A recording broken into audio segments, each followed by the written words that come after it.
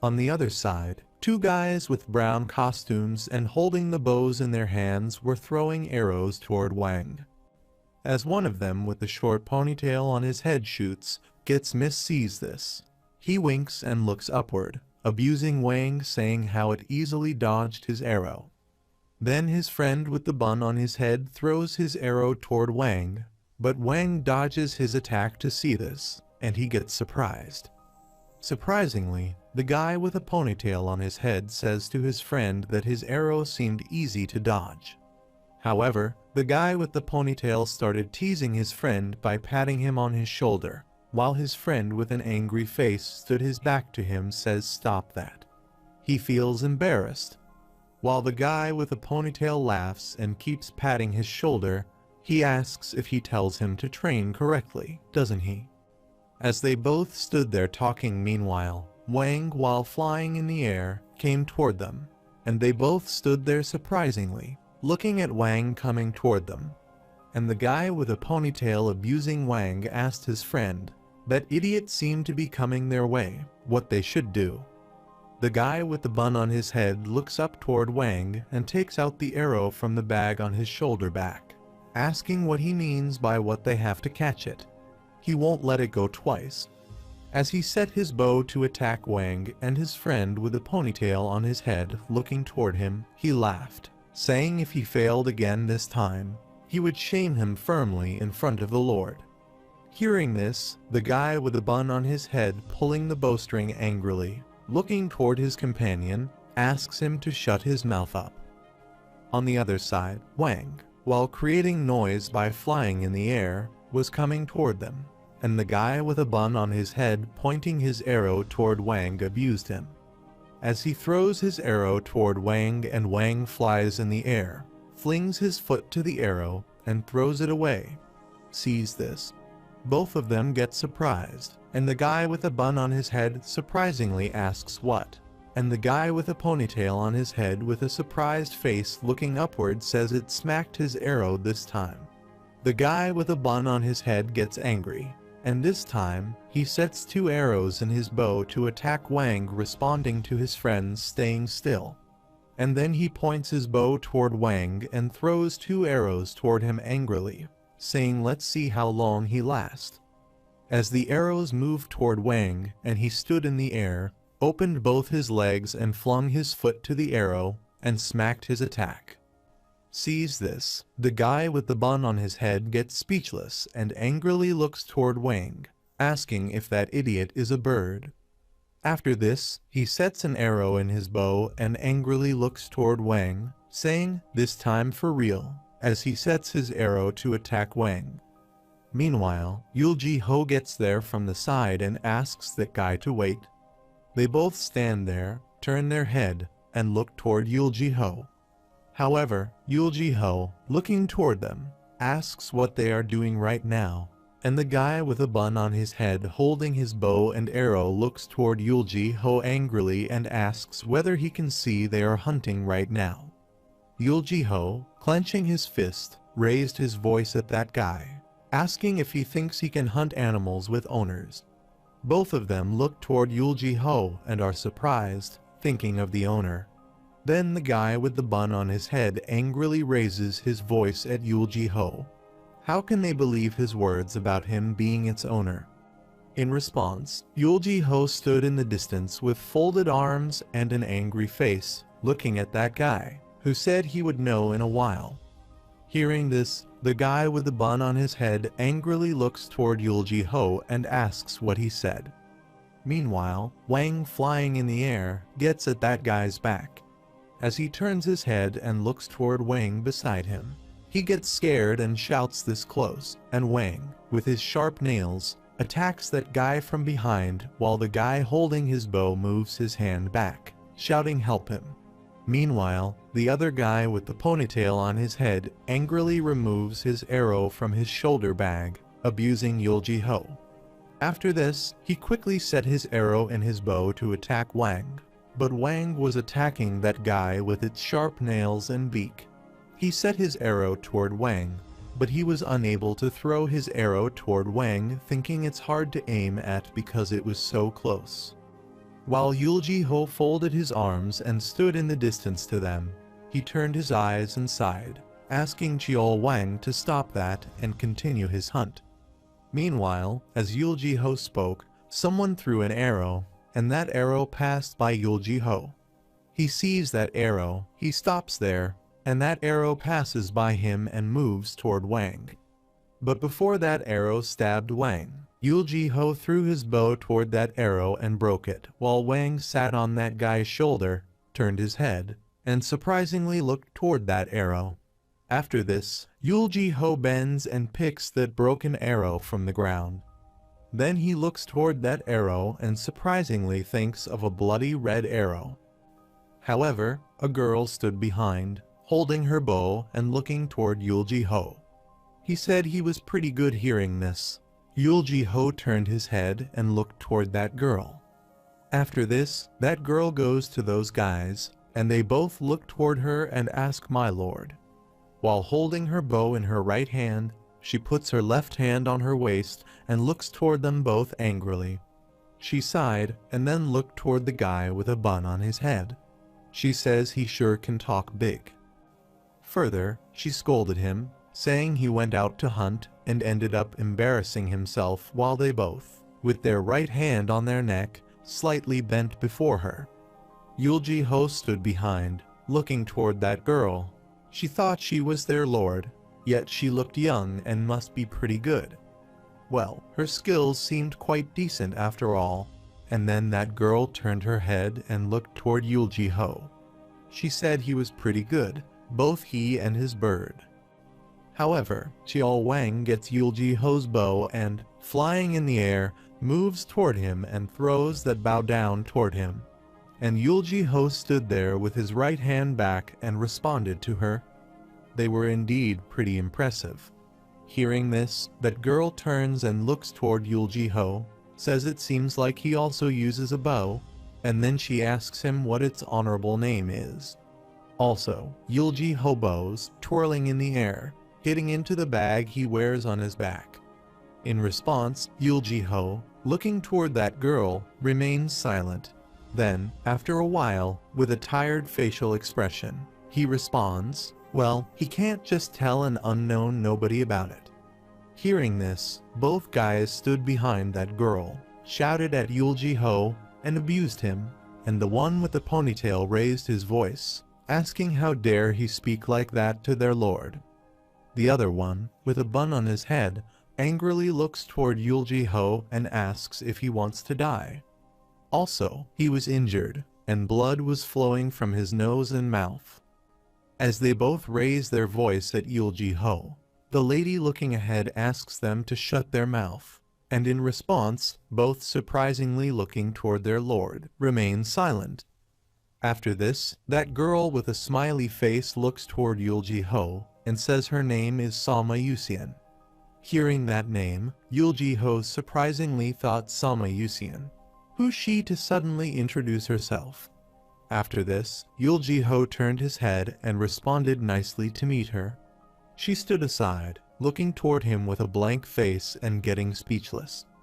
However, Sama Yusian put her hand on her chest near her neck and shouted at Yulji-ho. Mean she said that she was Sama Yusian?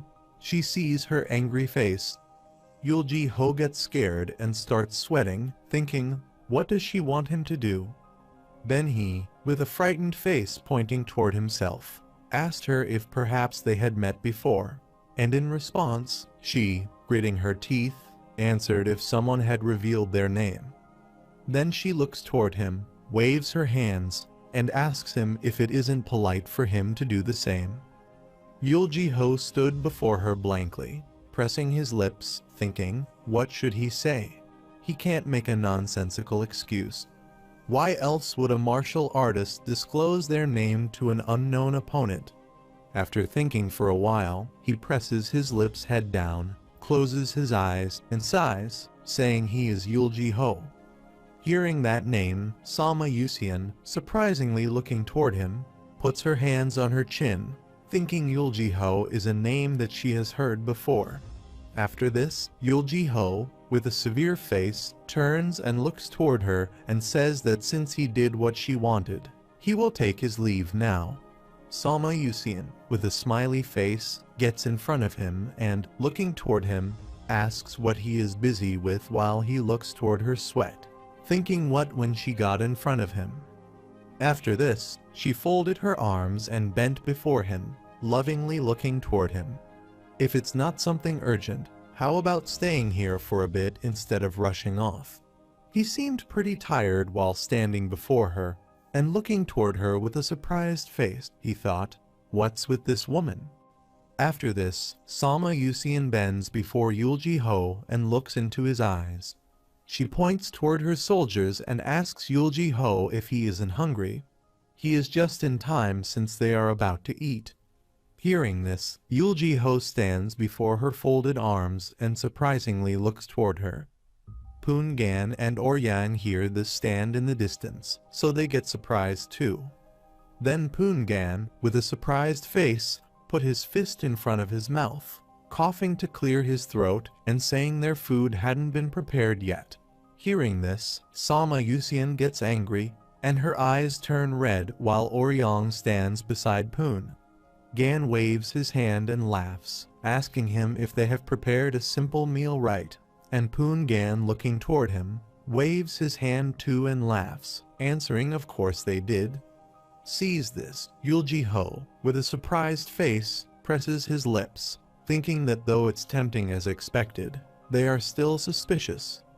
After this, Yulji-ho responds that he appreciates her offer, but will graciously accept only her goodwill. Saying this, Yulji-ho, with a severe face, turned and stepped ahead, saying that he would be on his way while she stood behind, turned her head, and, with a suspicious facial expression, asked him if he was heading south. Hearing this, Yulji-ho angrily turns and, looking toward her angrily, waves his hand, asking what she is curious about, then answers her. He is sure there is no need for her to know. While she stood behind, looking toward him, she remained silent. Then, Yulji-ho turned and stepped ahead and waved his hand, saying he was leaving so they all should continue with what they were doing. That's all. However, Sama Yusian stood behind, looking toward him, smiling, and Yulji-ho folded his hands back step ahead toward his horse, angrily gritting his teeth, thinking this was quite a weird accident. Then while stepping toward his horse, he asks Chiol Wang to let go, and Chiol Wang flies up in the air to follow Yulji-ho's order. Also, Yulji-ho's horse was standing near the tree grazing, and she stood behind, looking at him, leaving her bow and taking out her red arrow from the quiver. After this, she shoots a red arrow toward Yulji-ho from behind, and as soon as the arrow passes by his shoulder, he angrily grabs that arrow and raises his voice, asking seriously if she is real. Then Yulji-ho quickly took out his bow and set that same red arrow in his bow to shoot her, thinking, let him show her how ruthless he is. He set that arrow to shoot her while she, with a smiley face, stood before him stepped toward him. Yulji-ho surprisingly looked toward her, thinking, why isn't she showing any signs of fear? After this, she stepped toward him, smiling, saying to let her introduce herself once again. She was the Bloody Palace's chief, Sama Yusian. Hearing this, Yulji-ho angrily looks toward her annoyedly, asks what the heck, and lowers his bow.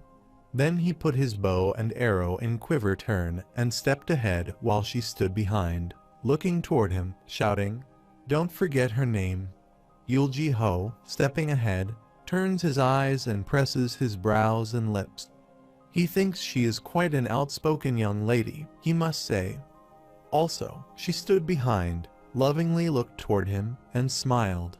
Then she stood her back to her soldiers, asks Poon-gan to go and make a call that she would be hunting like the rest of them. Poon-gan hit the fist of his right hand with his left palm and bent his head before her, responding yes, chief. After this, Sama Yusian looks ahead and says she will give him enough time to prepare himself if he is late. Then Poon Gan jumped up and flew away from there, and Oryang stood there with a bleeding nose, clenching his fist, and looked toward Poon Gan, flew away from there. Then Sama Yusian turned her head and asked Oryang to go back first and have their men get ready. They will be leaving soon. He also flew away from there, responding, "Yes, chief." While Sama Yusian stood there clenching her fists, looking ahead toward the area where Yulji-ho goes, she thought they would see each other again soon. Further, she lovingly smiles, feeling the descendant of the ghostly archer on the other side, Yulji-ho speeding toward his destination on his horse, and Chiol Wang flying in the air following him. However, in the meantime, the leaders of each faction gathered in the Righteous Coalition Reminiscence Palace, where the heir of the Righteous Coalition is staying to discuss the current situation. The Righteous Coalition elder, Qing Jian's Taoist master, sits on the chair and, looking toward others, lifts his hand from the table and waves it, asking several sects and factions that have already collapsed, why are they hesitating right now in the face of an ongoing attack? A guy who is the beggar's sect lord, Jiangso, sits on the chair with the wine pot in his hand and angrily looks toward Qing Jian's wink, responding to him that they shouldn't be hasty in their judgment and actions this time. Hearing this, Qing Jian looks toward him angrily, grits his teeth, and asks him what the haste is. Further, he asks if he is okay with being caught without countermeasures, an even hastier course of action. While he is there hesitating, a countless number of their comrades are losing their lives. Could it be that he is scared? Jiangso is holding the wine pot to his mouth. Hearing this, he gets red with anger. Then he hits that wine pot on the table. The pot breaks and the wine spills there. After this, Jiangso angrily gets up with the pot head in his hand and, looking toward Qing Jian, asks if he is done talking. In response, Qing Jian also gets up from his seat and slams his hands on the table, angrily looking toward Jiangso and asking him if he is done. They glared at each other while the other members silently sat there, didn't notice them, and folded their arms. However, the master, sitting there in the red gown, got up from his seat and waved his hand, asking both of them to sit down, priests. Qing Jian looks toward the master, but the Righteous Coalition's palm master, Qingzhang's Taoist master, sits beside Qing Jian and angrily looks ahead, asking him to sit down. Qing Jian angrily clenched his fist on his seat, squeezing his eyes, and turned his head. After this, Qingzhang hits his left-hand fist with his right palm, and, looking ahead, adds that he will apologize for his priest's rudeness on his behalf. The beggar's sect should understand that it wasn't his original intention, and in response, Jiangso sits on his seat, closing his eyes and responding if the palmist says so. Moreover, Qingzhang adds that they still have some time before the main force of the Peichin Palace gets directly involved in the battle. But that's just for a short time, and if their response is even slightly delayed, not only could Hubei be taken away, but the worst-case scenario is that they might need help to thwart their momentum. The members sit in the meeting silently listening to Qingzhang, but Jiangso sits there and waves his hand, adding that this is not just about sitting idly and waiting.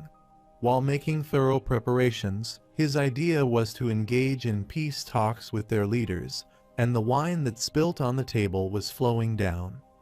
After this, the superior of Fei Zion Moon Kai Diayao sat there in that meeting, adding his point and asking Jiangso on what grounds they came up to start this battle.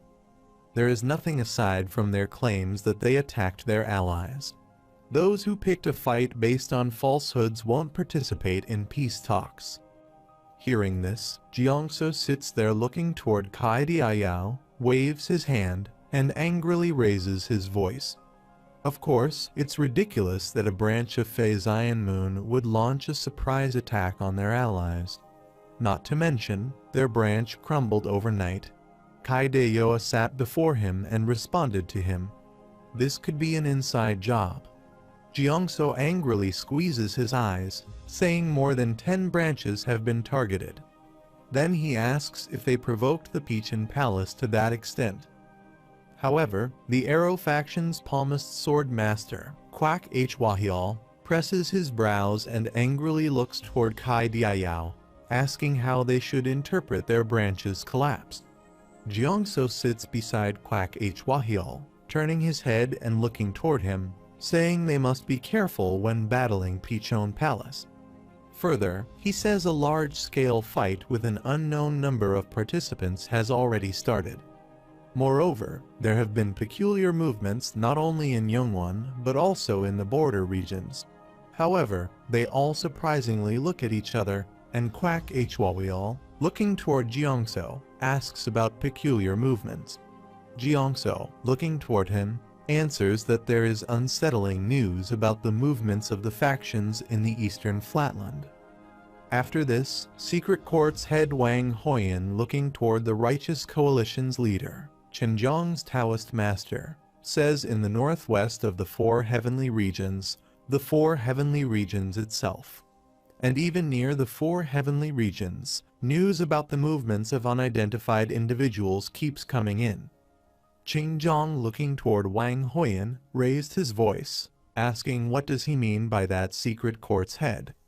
If there was news like that, he should have told them about it.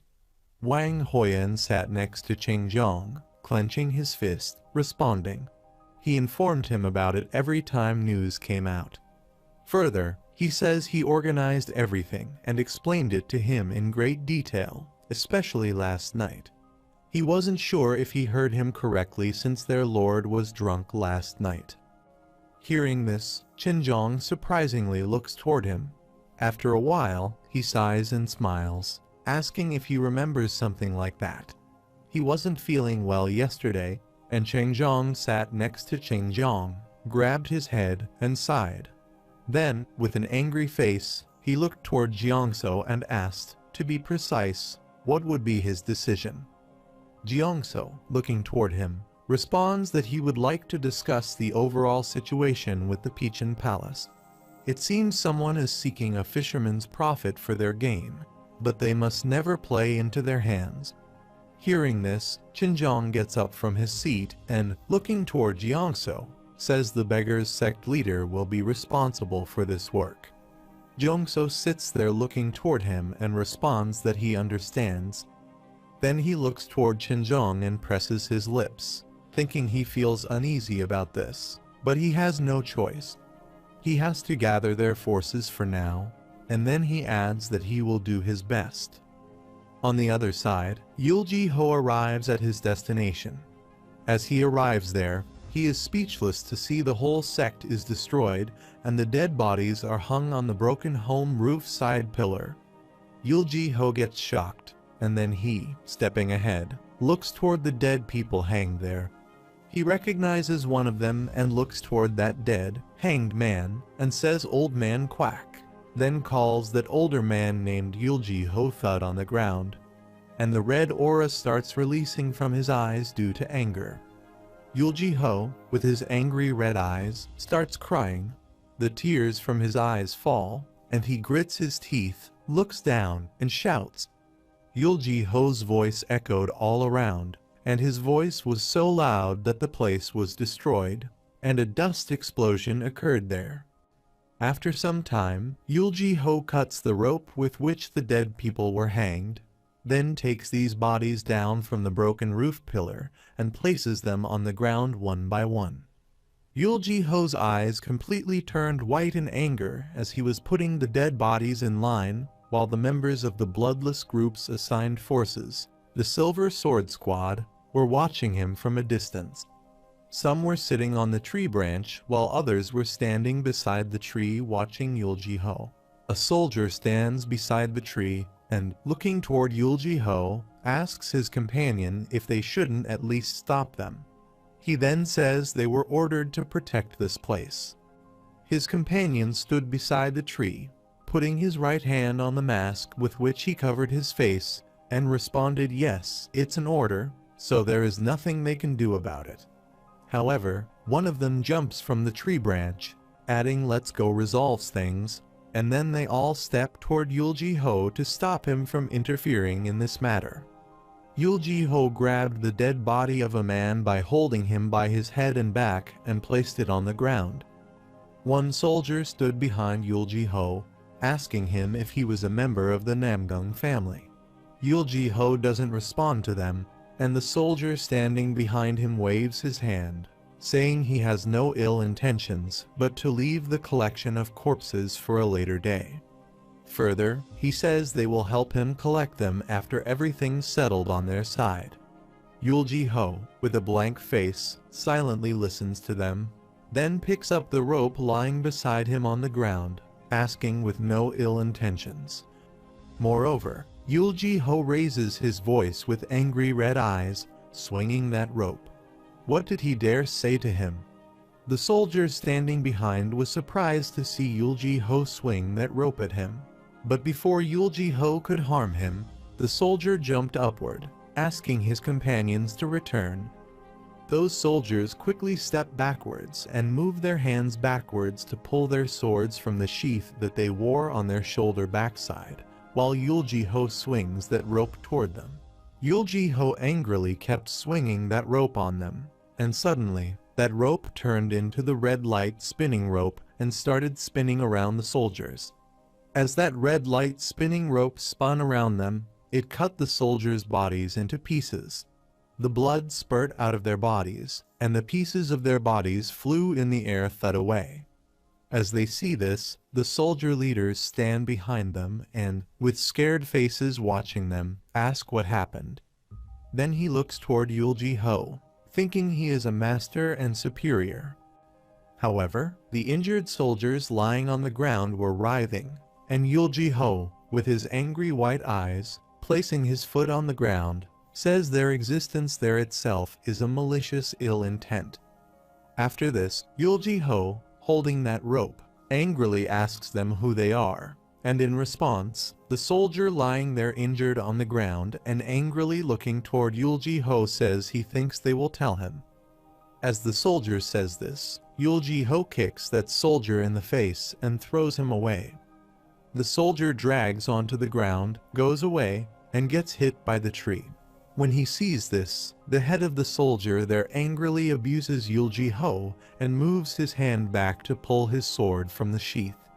Yulji-ho, with his angry red eyes, turns and asks him. He will ask once more where they have come from, and in response, the soldier remains silent. Also, the soldier holding his sword activates his powers. His eyes turn red in anger, and a red aura emerges from his sword. After this, the soldier, swinging his magic sword, moves toward Yulji-ho to attack him. But Yulji-ho, holding that rope in his hand backside, silently stands before the soldier moves side to side and dodges his attack. As the soldier swings his sword at him, Yulji-ho grabs him by hand, hits him on the head and arms, and throws him ahead. The soldier holding his sword thuds face down on the ground, thinking he has hit his vital points. As the soldier is lying on the ground, Yulji-ho grabs him by his head and lifts his head, asking if he will give him one more chance. After this, Yulji-ho sits beside the soldier and, grabbing him by his head, angrily asks him if he is from the Peachin Palace, isn't he? In response, the soldier angrily looks toward Yulji-ho. Answer, don't ask and just kill him already. Hearing this, Yulji-ho gets furious and slams the soldier's head into the ground. After this, Yulji-ho gets up and steps ahead, then stands there, activating his magic powers and asking if he will answer instead. As he activated his magic powers, the rope he held in his hands got cut into pieces and moved into the air surrounding him. However, Yulji-ho, with his angry red eyes, clenched his hand and shouted, "Stop hiding and get over there." Hearing that voice, the soldiers hiding behind the trees jumped out and landed on the ground. Also, their faces were covered with masks. After this, the captain of the bloodless group, Saw Jung-myung, covers his face with the masks and looks toward Yulji-ho so he knows it. Yulji-ho stood before them and angrily looked toward Jun-myung. Isn't he the bloodless group? The captain and his team stood before Yulji-ho and looked toward him, responding that he was being quite careful and impressive. However, Yulji-ho angrily pressed his eyes and looked toward Jun-myung, saying that this would no longer be impressive if he knew who he had spent his days with. Jun-myung looks toward Yulji-ho. Surprisingly, he thinks it's who he thinks it is. This man is Yulji-ho.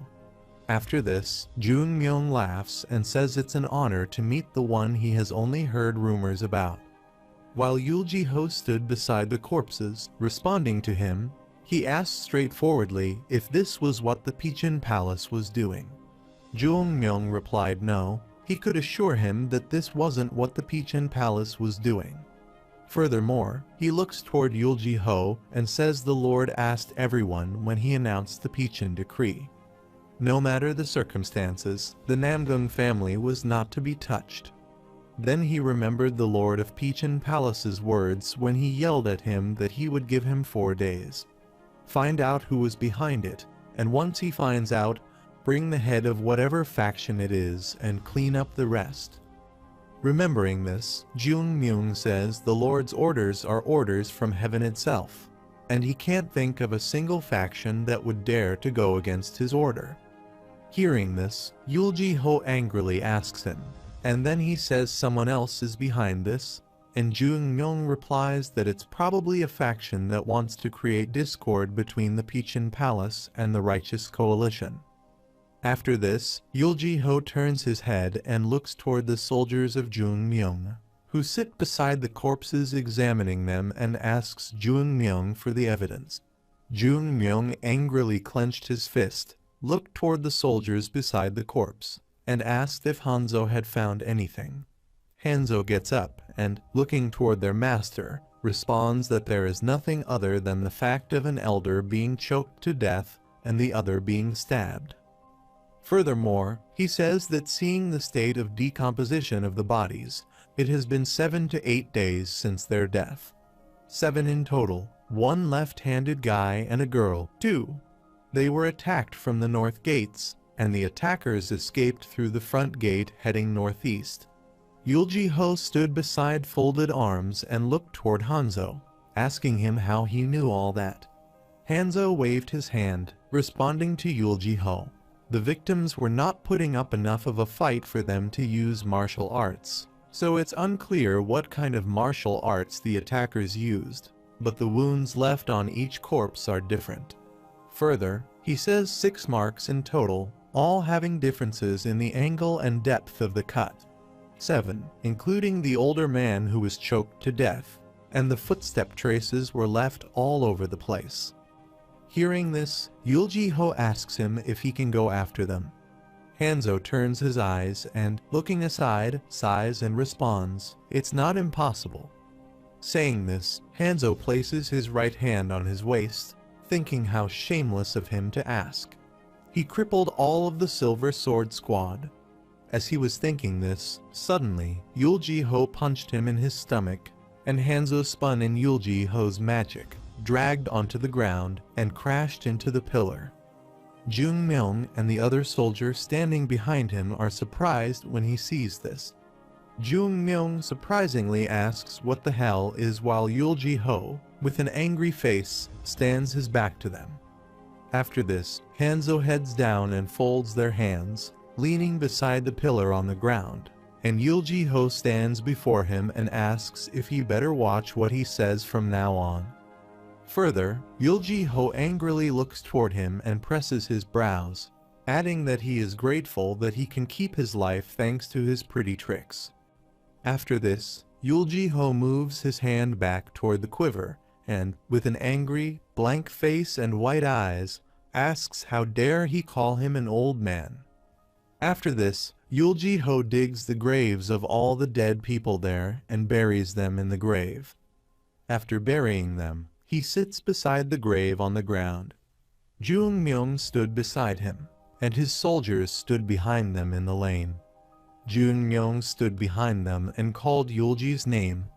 Then he put his hand on his shoulder, asking him if it would be best to leave now. The longer they wait, the harder it will be for them to chase them down. And in response, Yulji-ho, with an angry face, sits his back to Jun-myung and remains silent. Then, after a while, Yulji-ho angrily pressed his lips and brows and, looking ahead, responded that if he failed to chase them down, the Peachin Palace would have to take responsibility. Jun-myung, with a surprised face and looking toward Yulji-ho, responded that he would keep that in mind while Yulji-ho, sitting ahead of him, looked ahead angrily. And then he, looking toward the graves, thought he couldn't bring the dead back to life.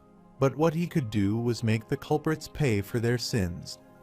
After this, Yulji-ho stands before the graves, saying he promises he won't have to wait long. Then he pressed his lips and said he would send those idiots to him. Jun-myung stood behind him silently, listening to him clenching his fists. However, in the Jihua Mountains, the 4 Heavenly Blood Alliance Superior Elder and his team arrive there.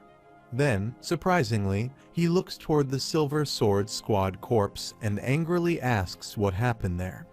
Shindu stood behind him with a surprised face and responded that they were all wiped out.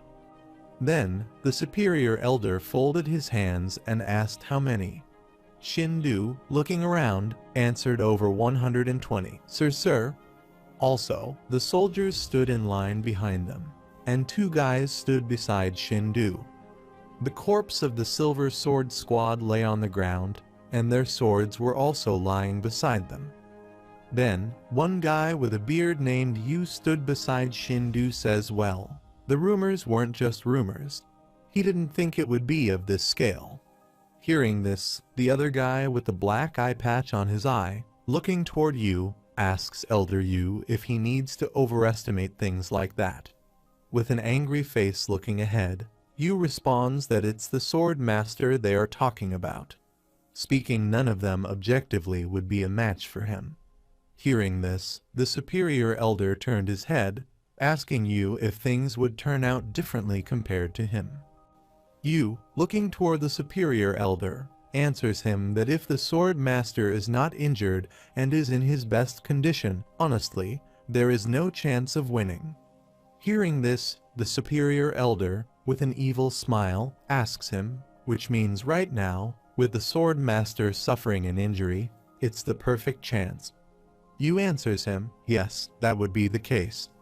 Here's this, the Superior Elder smirks, responding alright, that's great. After this, the Superior Elder turns his head, and, looking ahead, asks Shindu to go and chase after him. In response, Shindu hits his left-hand fist with his right palm, and bends his head, responding yes, sir.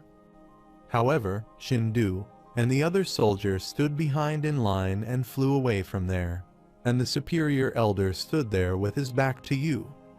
The other guy said they would know once they were facing him. Moreover, on the other side of the stream, Elder Fei Sheji was injured and stood beside the tree with his sword. His clothes were torn, and the blood was flowing from his stomach, and he stood there with a bloated breath, saying to think he would be this exhausted only from running that much. Then he sits beside the tree, places his sword on the tree, and closes his eyes. Gu Yang would laugh if he heard that the almighty Fei Sheji was in this state. After this, he sits beside the tree with folded legs, closes his eyes, makes a fist of his right hand, and grabs his fist with his left hand, saying he should prepare himself. However, he used his magic to create his mana, and the red aura started releasing from his body upward. Meanwhile, the Superior Elder got there. He stood at a distance from Fei Sheji and looked toward him, laughing, saying Kai and breathing concentration technique at a time like this.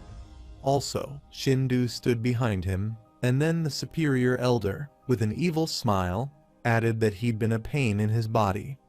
But it's great that they can get rid of him so quickly that the soldier stands behind him.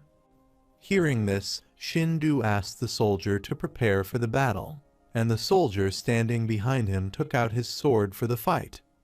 As the soldier prepares to attack, The superior elder stands ahead, extending his left hand and asking them to wait before moving ahead.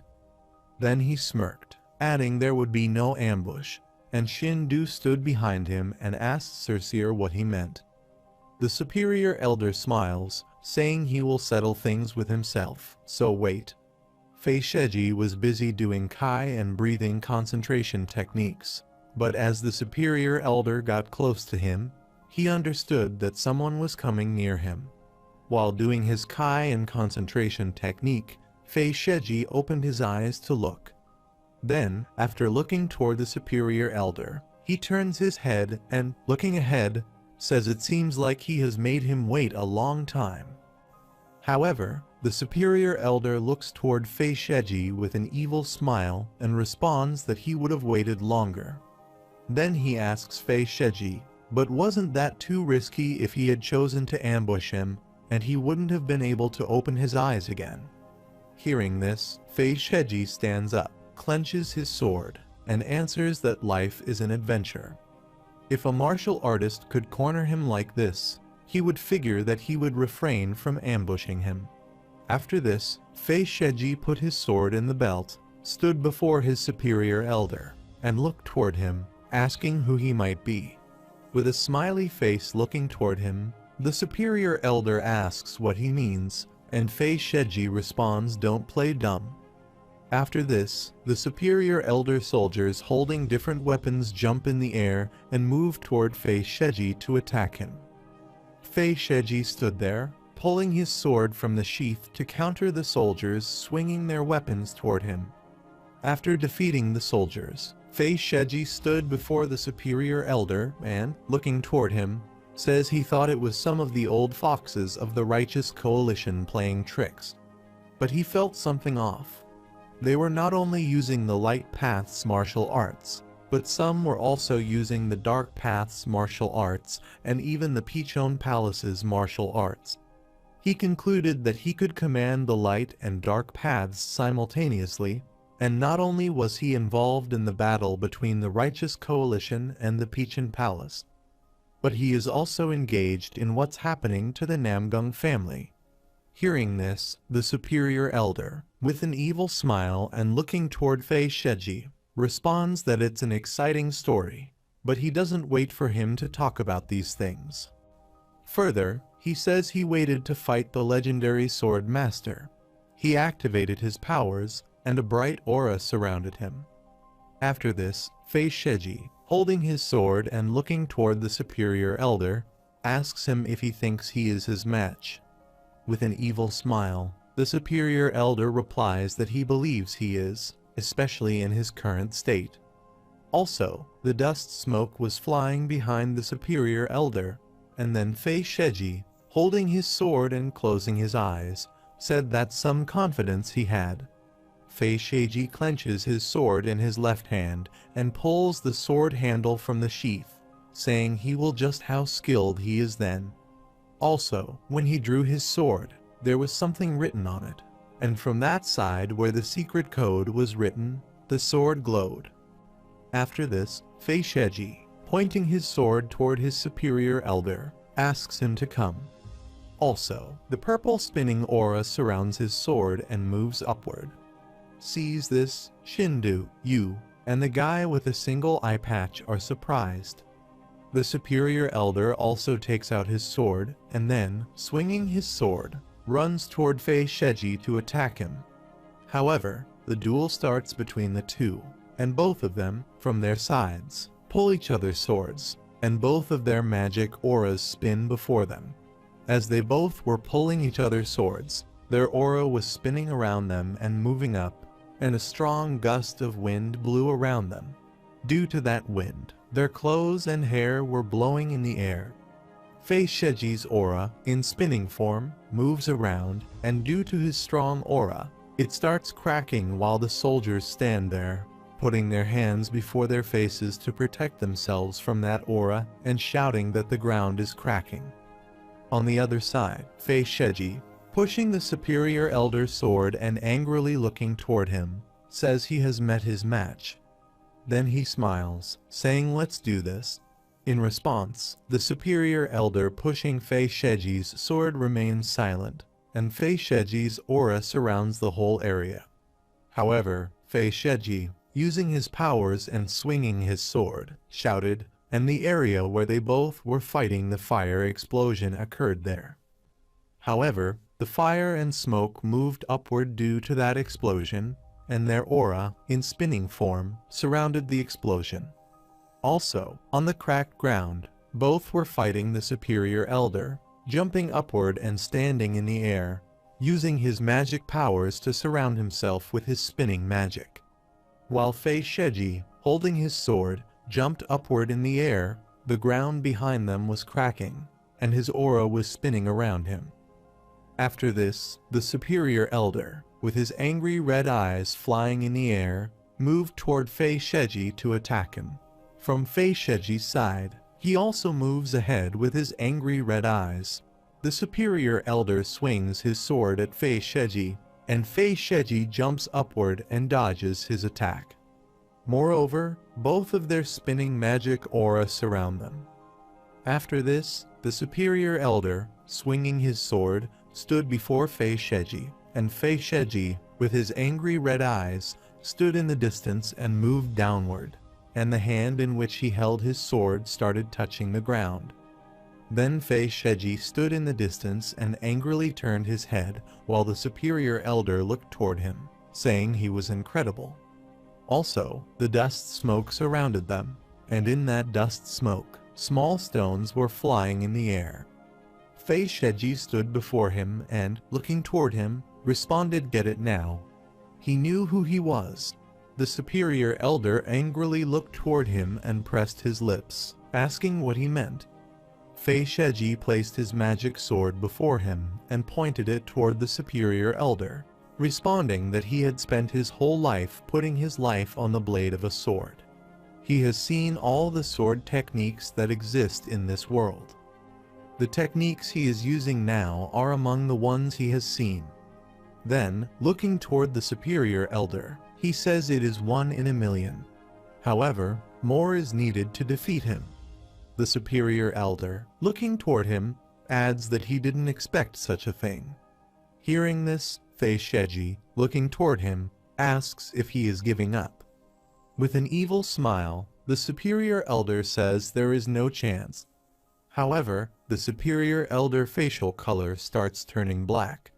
The cracks start appearing on that black face color, and with his angry white eyes gritting his teeth and looking toward Fei Sheji, he says honestly he didn't think he would use this, but this is only the start. Fei Sheji is pointing his sword toward him and, surprisingly, looks toward him and feels his kai has changed. The superior elder's body color turned black, too, and he pointed his sword toward Fei Sheji, smiling, saying that once he started using this martial art, it would not be able to stop until the opponent fell. However, the superior elder's eyes turned silver, and the silver aura emerged from his eyes and spread on his face. He was angrily looking toward Fei Sheji, and he asked him to be careful.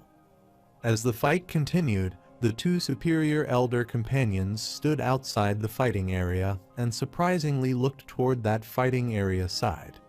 Also, the strong wind with its spinning magic spread around there, and waves of the spinning magic moved toward them, and they all stood on the other side of the rock, placing their hands before them and watching that fight. Also, the soldiers sitting behind were looking around, and due to that strong gust of wind, the tree leaves were falling from the tree on them.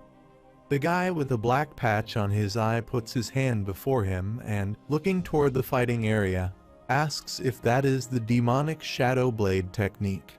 Yu, with a surprised face looking ahead, responded that he had heard it was incomplete, but thought he would set it there.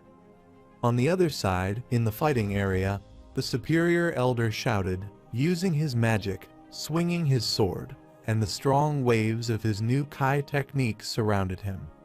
Fei Sheji, also using his spinning magic, held his sword and stood before him, and the dust explosion occurred behind him. Fei Sheji presses his brows with angry eyes and, looking toward the superior elder, thinks, "Here it comes." Then, with his magic, he created the self-protection aura before him. His self-protection aura in circular form was created before him, and under his feet, he stood before his aura, pointing his sword in the vertical side. Steps ahead, and from his self-protection circular aura, his spinning magic was occurring from that circle.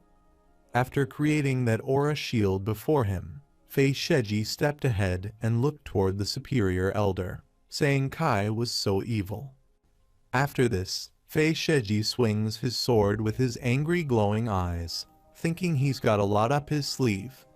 On the other side, the superior elder stood before him in his Kai magic technique, swinging his sword, too. However, the duel starts between the two again, and both surround themselves with their magic and push each other's swords, and the ground beneath them cracks. During the fight, the superior elder shouted with his angry silver eyes, and the black aura was released from his body.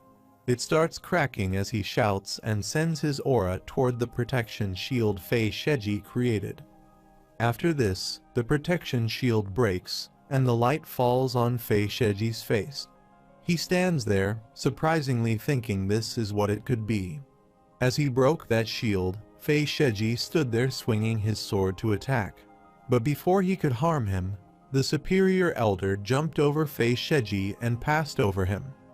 Sees this, the superior elder companions sit there surprised, and the elder stands there and turns his head to look at the superior elder, while the superior elder stands his back to Fei Sheji, turns his head, and smiles.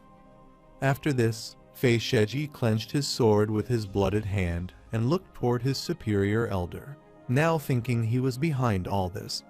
However, the superior elder stood there with glowing red eyes and an evil smile, clenching his sword. Also, the dark aura was released from his sword. Fei Sheji, looking toward him, thinks of the martial arts of the Silver Castle's Lord's demonic shadow blade technique. Moreover, 600 years ago, a faction bathed the world in blood with a power not seen before. They were Yun Xiangjang of Zongyuan, Han Bingok of the North Sea, and Hai Yujiao of Nanman. Talimu's iron-blooded horsemen all allied under the name of the Four Heavenly Blood Alliance. After remembering this all, Fei Sheji, with a bloated breath, looks toward the superior elder and says he is them, isn't he? He has been hiding in sheep's clothing for a long time. In response to the superior elder with an evil smile looking toward Fei, Sheji responds that it was a time of enduring hardship. Also, the dark aura released from his sword spread at his back, and due to his evil power, the tree leaves also turned dark and fell. Furthermore, the superior elder looking toward Fei Sheji laughs, adding that there is another reason why he will die there. Hearing this, Fei Sheji put his sword back in the sheath and, looking toward him, responded that it wouldn't be so easy. After this, Fei Sheji opens his right hand and activates his spinning magic purple aura. His aura starts turning into the circle form and moving up, and Fei Sheji, with his angry red eyes looking toward the superior elder, says he should also put his life on the line. Then, while using his magic power, Fei Sheji clenched his hand and activated his almighty divine arts. However, a bright light spread there, and that light in spinning form surrounded Fei Sheji, and he, with his magic, created the invisible sword. After this, he, while holding his sword, angrily looked toward the superior elder. Fei Sheji's aura spun around him, and the area on the ground where he stood with his magic was cracking and turning purple like his aura. Sees this, the guy with a black eye patch sits beside the stone, and says it looks different from the sword. Surprisingly, Kai and Yu sit beside him and ask about the sword's aura. After this, the superior elder, using his magic, swings his sword and laughs, adding that he gave his respect to his sword master to think he would see the sword's aura. Fei Sheji stood before him holding his magic invisible sword, thinking he could bring out the essence of Heaven Kai. But there were limits to what he could do with his body in this state. Further, the glowing aura was released from his eyes, and he looked toward the superior elder, thinking he only had one chance. Thinking this, he ran toward the superior elder, raising his voice. Here he came. The superior elder released the flame aura from his sword toward Fei Sheji, and from Fei Sheji's side, his invisible sword released the spinning magic toward the superior elder. Fei Sheji's spinning magic surrounds the superior elder flame aura. Both of their magic collide and then explode. However, a vast explosion occurs there, and both magic breaks and spills away in the air. The bright light from that explosion occurs, and the dark black and purple aura collides with that light. This was the main point where both swords collided, and the dark and purple aura in spinning form surrounded them. As their swords collide and both push each other and stand in the air, they move backwards, and the bright light where both of their swords collide, the red and white aura in a circle form appears. After this, they move toward each other to attack the spinning aura surrounding them, and the dust explosion is occurring around them. Fei Sheji, with his angry red eyes holding his magic invisible sword, runs toward the superior elder, shouting that this will be the end. From the superior elder's side, he has his dark magic sword with angry red eyes and shouts at Fei Sheji. Both swords collide, and a vast flame explosion occurs. However, in the Juhua Mountains, where they were fighting, the hill began to crumble, and rocks spurted from it and fell to the ground. Also, water began to fall from that crumbled mountain, and on that mountain, the superior elder and Fei Sheji stood before each other. And the dust spread around them, and in that smoke, the dust particles were flying, and the stones were lying on the mountain around them. The superior elder companions sit beside the rocks, watching that fight. Yu, looking toward the fighting area, says what's going on, and in response, the guy with the black eye patch on his eye gritting his teeth remains silent. As the dust and smoke faded, the superior elder stabbed his sword into the ground, kneeling on the ground injured before Fei Sheji. The superior elder heads down and kneels there, then coughs, and blood spurts out of his mouth. He sees this. Shindu and others run toward him, raising their voices.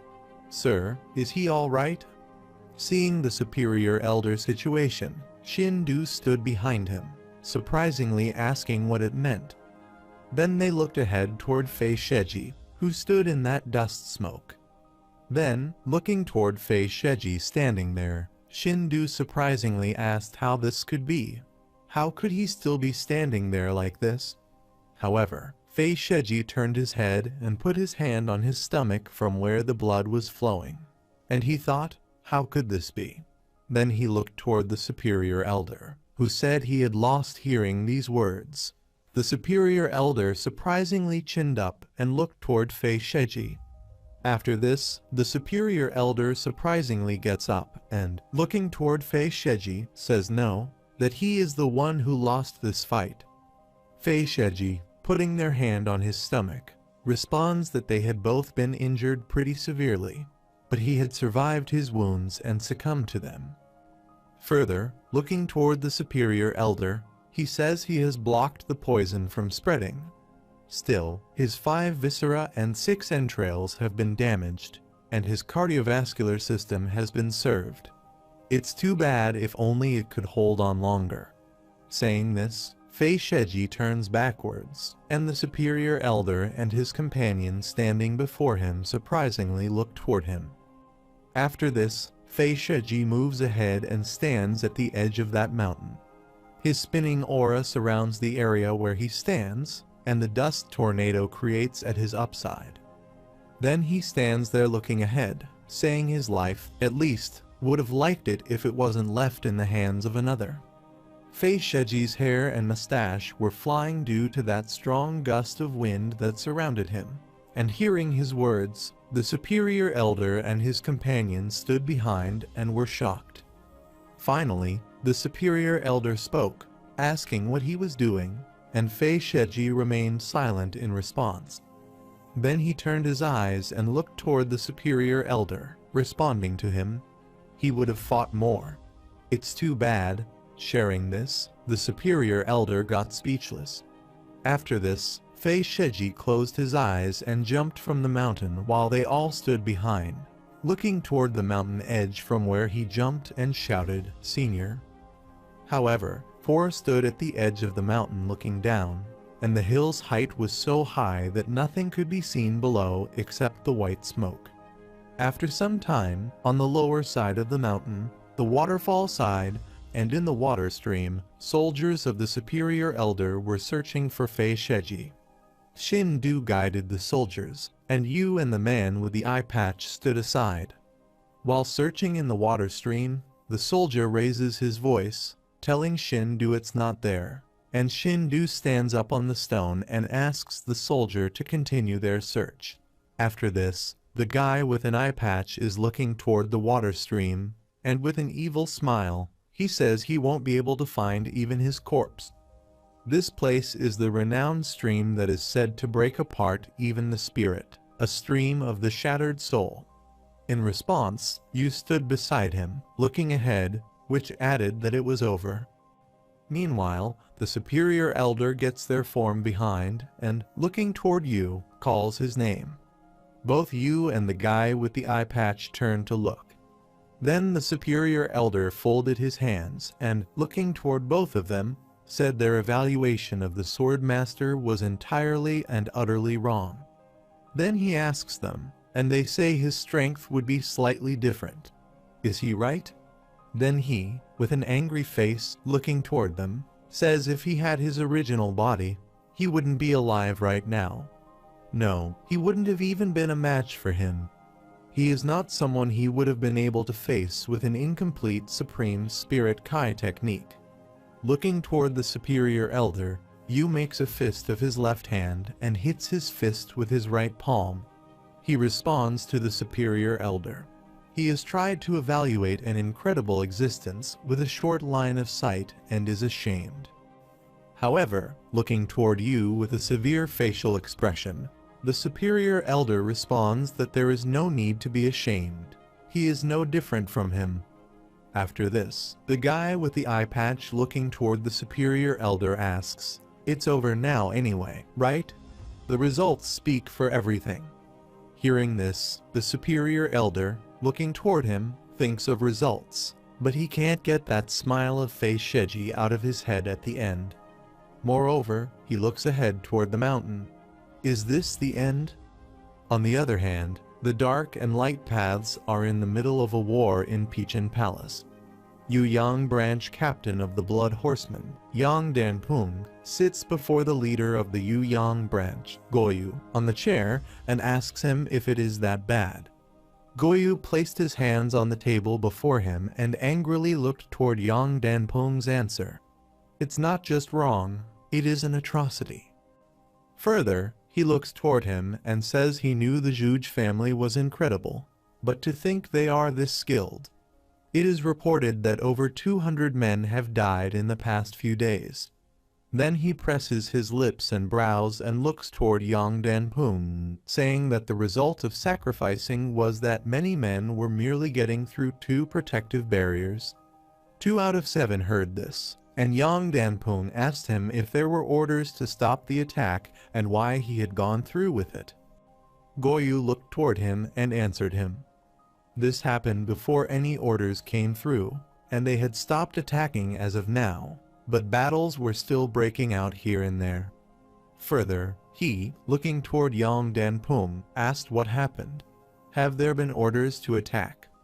Yang Danpung, chin up and looking toward him, responded, yes, just a moment ago, the Lord gave them orders to start attacking again.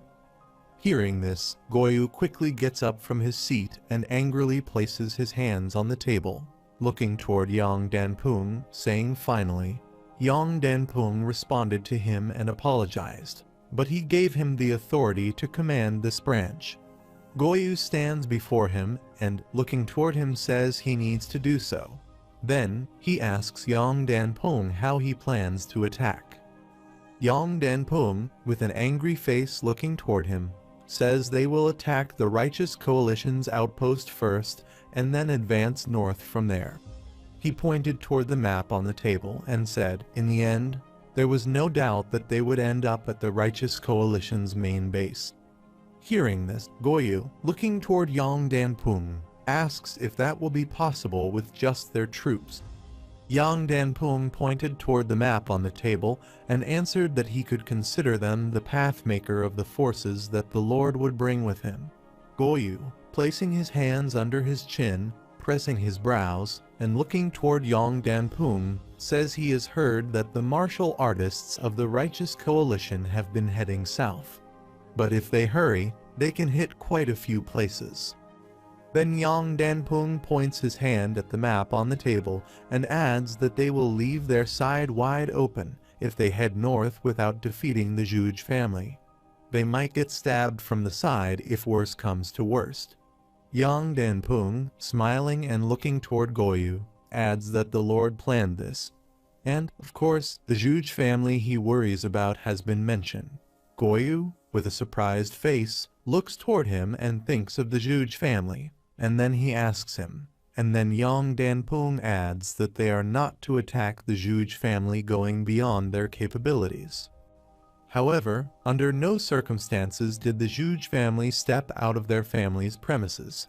He said that if they stuck to defense rather than attack, they will be able to hold them off until the main forces arrive.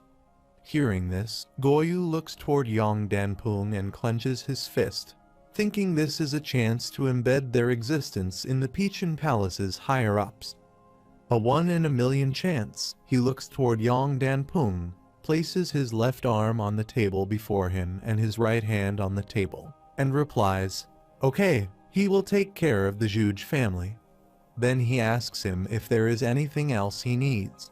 Yang Danpung, placing his hand on the chair arm, replies, "Gather the individual faction leaders. They need to inform them of the plans." After this, he asks Yang Danpung when he plans to begin, and Yang Danpung answers that he will set the plan into motion right now if he can. Goyu adds that he will try his best to be quick. After some time, the eldest son of the Zhuge, Zhongzhu Jiang, riding on his horse, reached the Righteous Coalition Reminiscence Palace. His horse was running too fast, even in the area of the ground where the horse was passing the stone and dust smoke spurt from there, and he pulled the reins of his horse and asked the horse to run faster.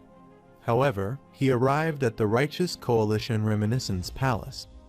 There, the soldiers were standing outside downstairs for security, and seeing Wang Heian coming so fast, they were surprised.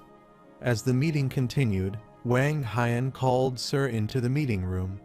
Everyone in the meeting room turns their heads to look, and then Qing Jian, sitting on the chair, angrily turns and looks.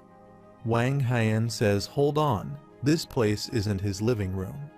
Then he asked him if they had guests and what this rude behavior was. Yang stood beside Qing Jian, who didn't respond. Then he turned and went to Qing Jiang, the Taoist master, telling him something terrible had happened. Also, Wang Heian was nervous and sweating. Then, the palm master, Qing Jiang, looked toward Wang Heian and asked what it was. In response, Qing Jiang looks toward Wang Heian, remaining silent. Then Wang Heian responds to Qing Jiang, replying, "Those idiots are moving north. 1 faction and 3 families have already fallen." Hearing this, Qing Jiang asks him if the central forces have joined the battles already, and Wang Heian stands before him and responds, "No sir, but the ones leading the troops at the front are the Blood Horsemen." Hearing this, everyone sitting there in the meeting is surprised. Qing Jian surprisingly turns his head and looks toward Yang. He asks the Blood Horse Riders, even though they are not the primary forces commanded by the Peachin Lord, they are still one of the leading forces of the Peachin Palace, aren't they? Further, he says he heard their numbers reach 300, and Wang Heian stood beside him, looking toward him. and answered that's not the only thing. Also, thousands of martial artists followed him as he told this. Kai Dao Yao quickly gets up from his chair, and then, looking toward Jiangso, adds that he knows this will happen. They have bought them time, and the casualties will only rise. Then he asked what he planned to do. In response, Jiangso sat before him, squeezed his eyes, and remained silent. Then Kai Dao Yao stood there with folded arms and looked toward Young, asking the secret court leader if he had gotten a reply from them. Wang Haiyan stood there with folded arms, looking toward Kai Dao Yao, who then stood beside the table and said it was best to see it themselves. After this, he opens the page on the table he holds in his hand, and every member sits there on the chairs and moves forward to look toward the page.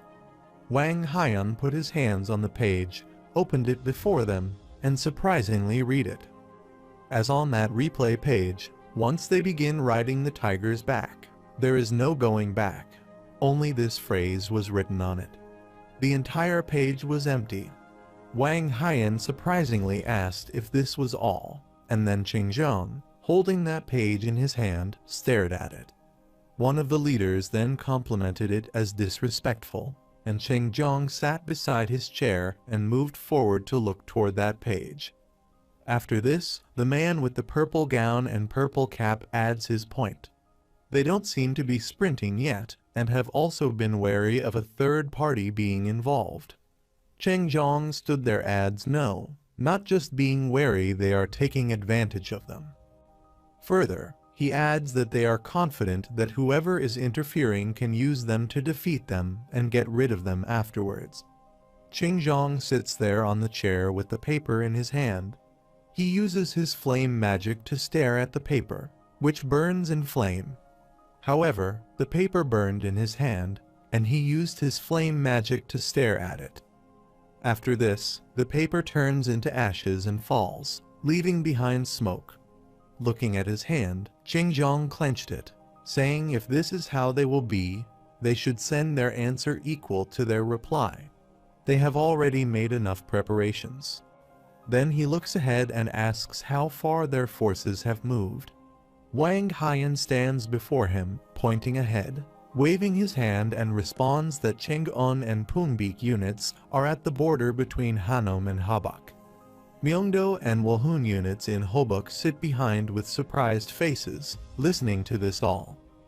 Further, Wang Haiyan says that if they contact enemy forces, it will be in MTD Hong. However, their forces are weaker than the potential of war. Qingzhong asks him what would happen if they got Chengyan and Pungbik units moving faster. Looking toward him, Wang Haiyan answers that they will still be late by a day. After this, Qingzhong puts his left hand under his chin and looks toward the table, saying it will be better than not having them.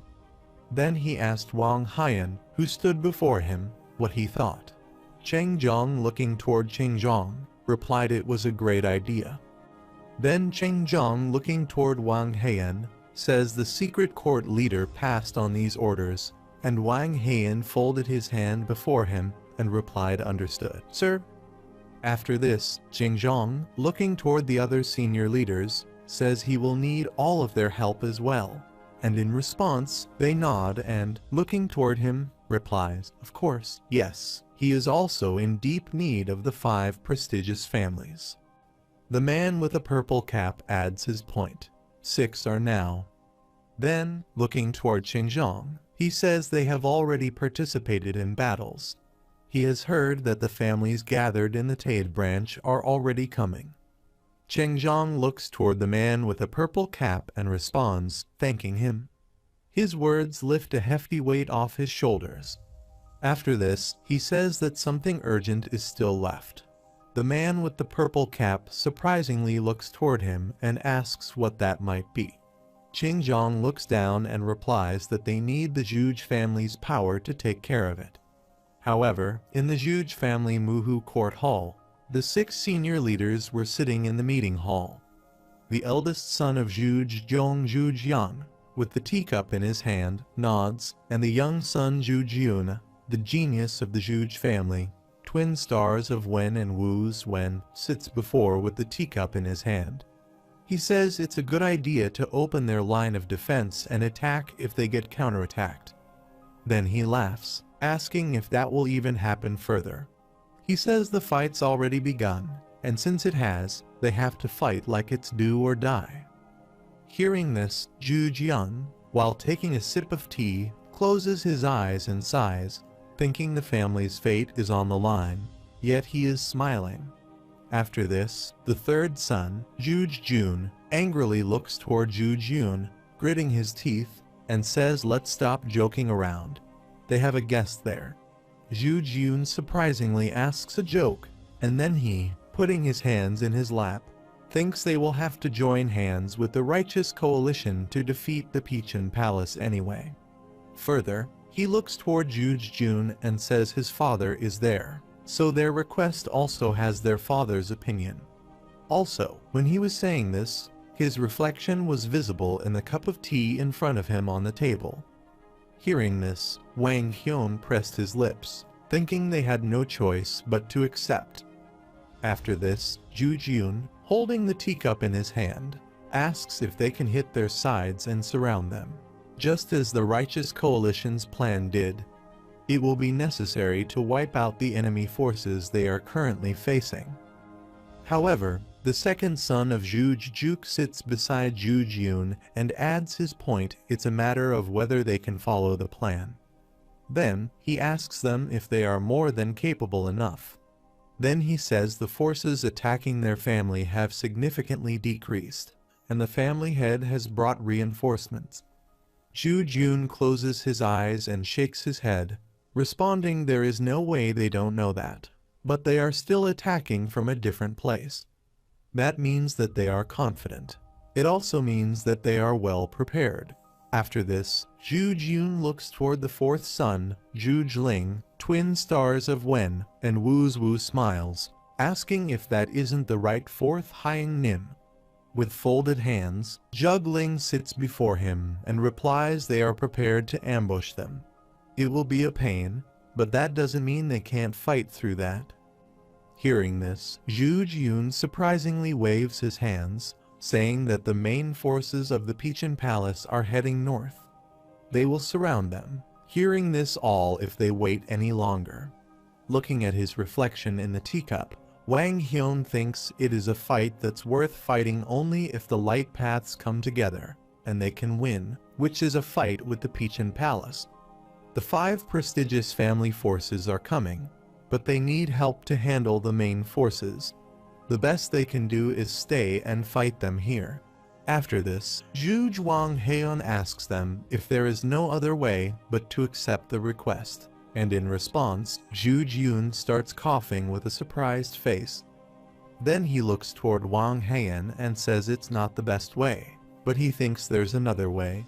Zhu Jiang, looking toward Zhu Jun, asks what it is, and Zhu Jun, looking toward him, replies to go through with it. They need the fourth Hyang Nim's power. Zhu Jling sits silently, looks toward Zhu Jun, and then adds his point, saying he is always ready.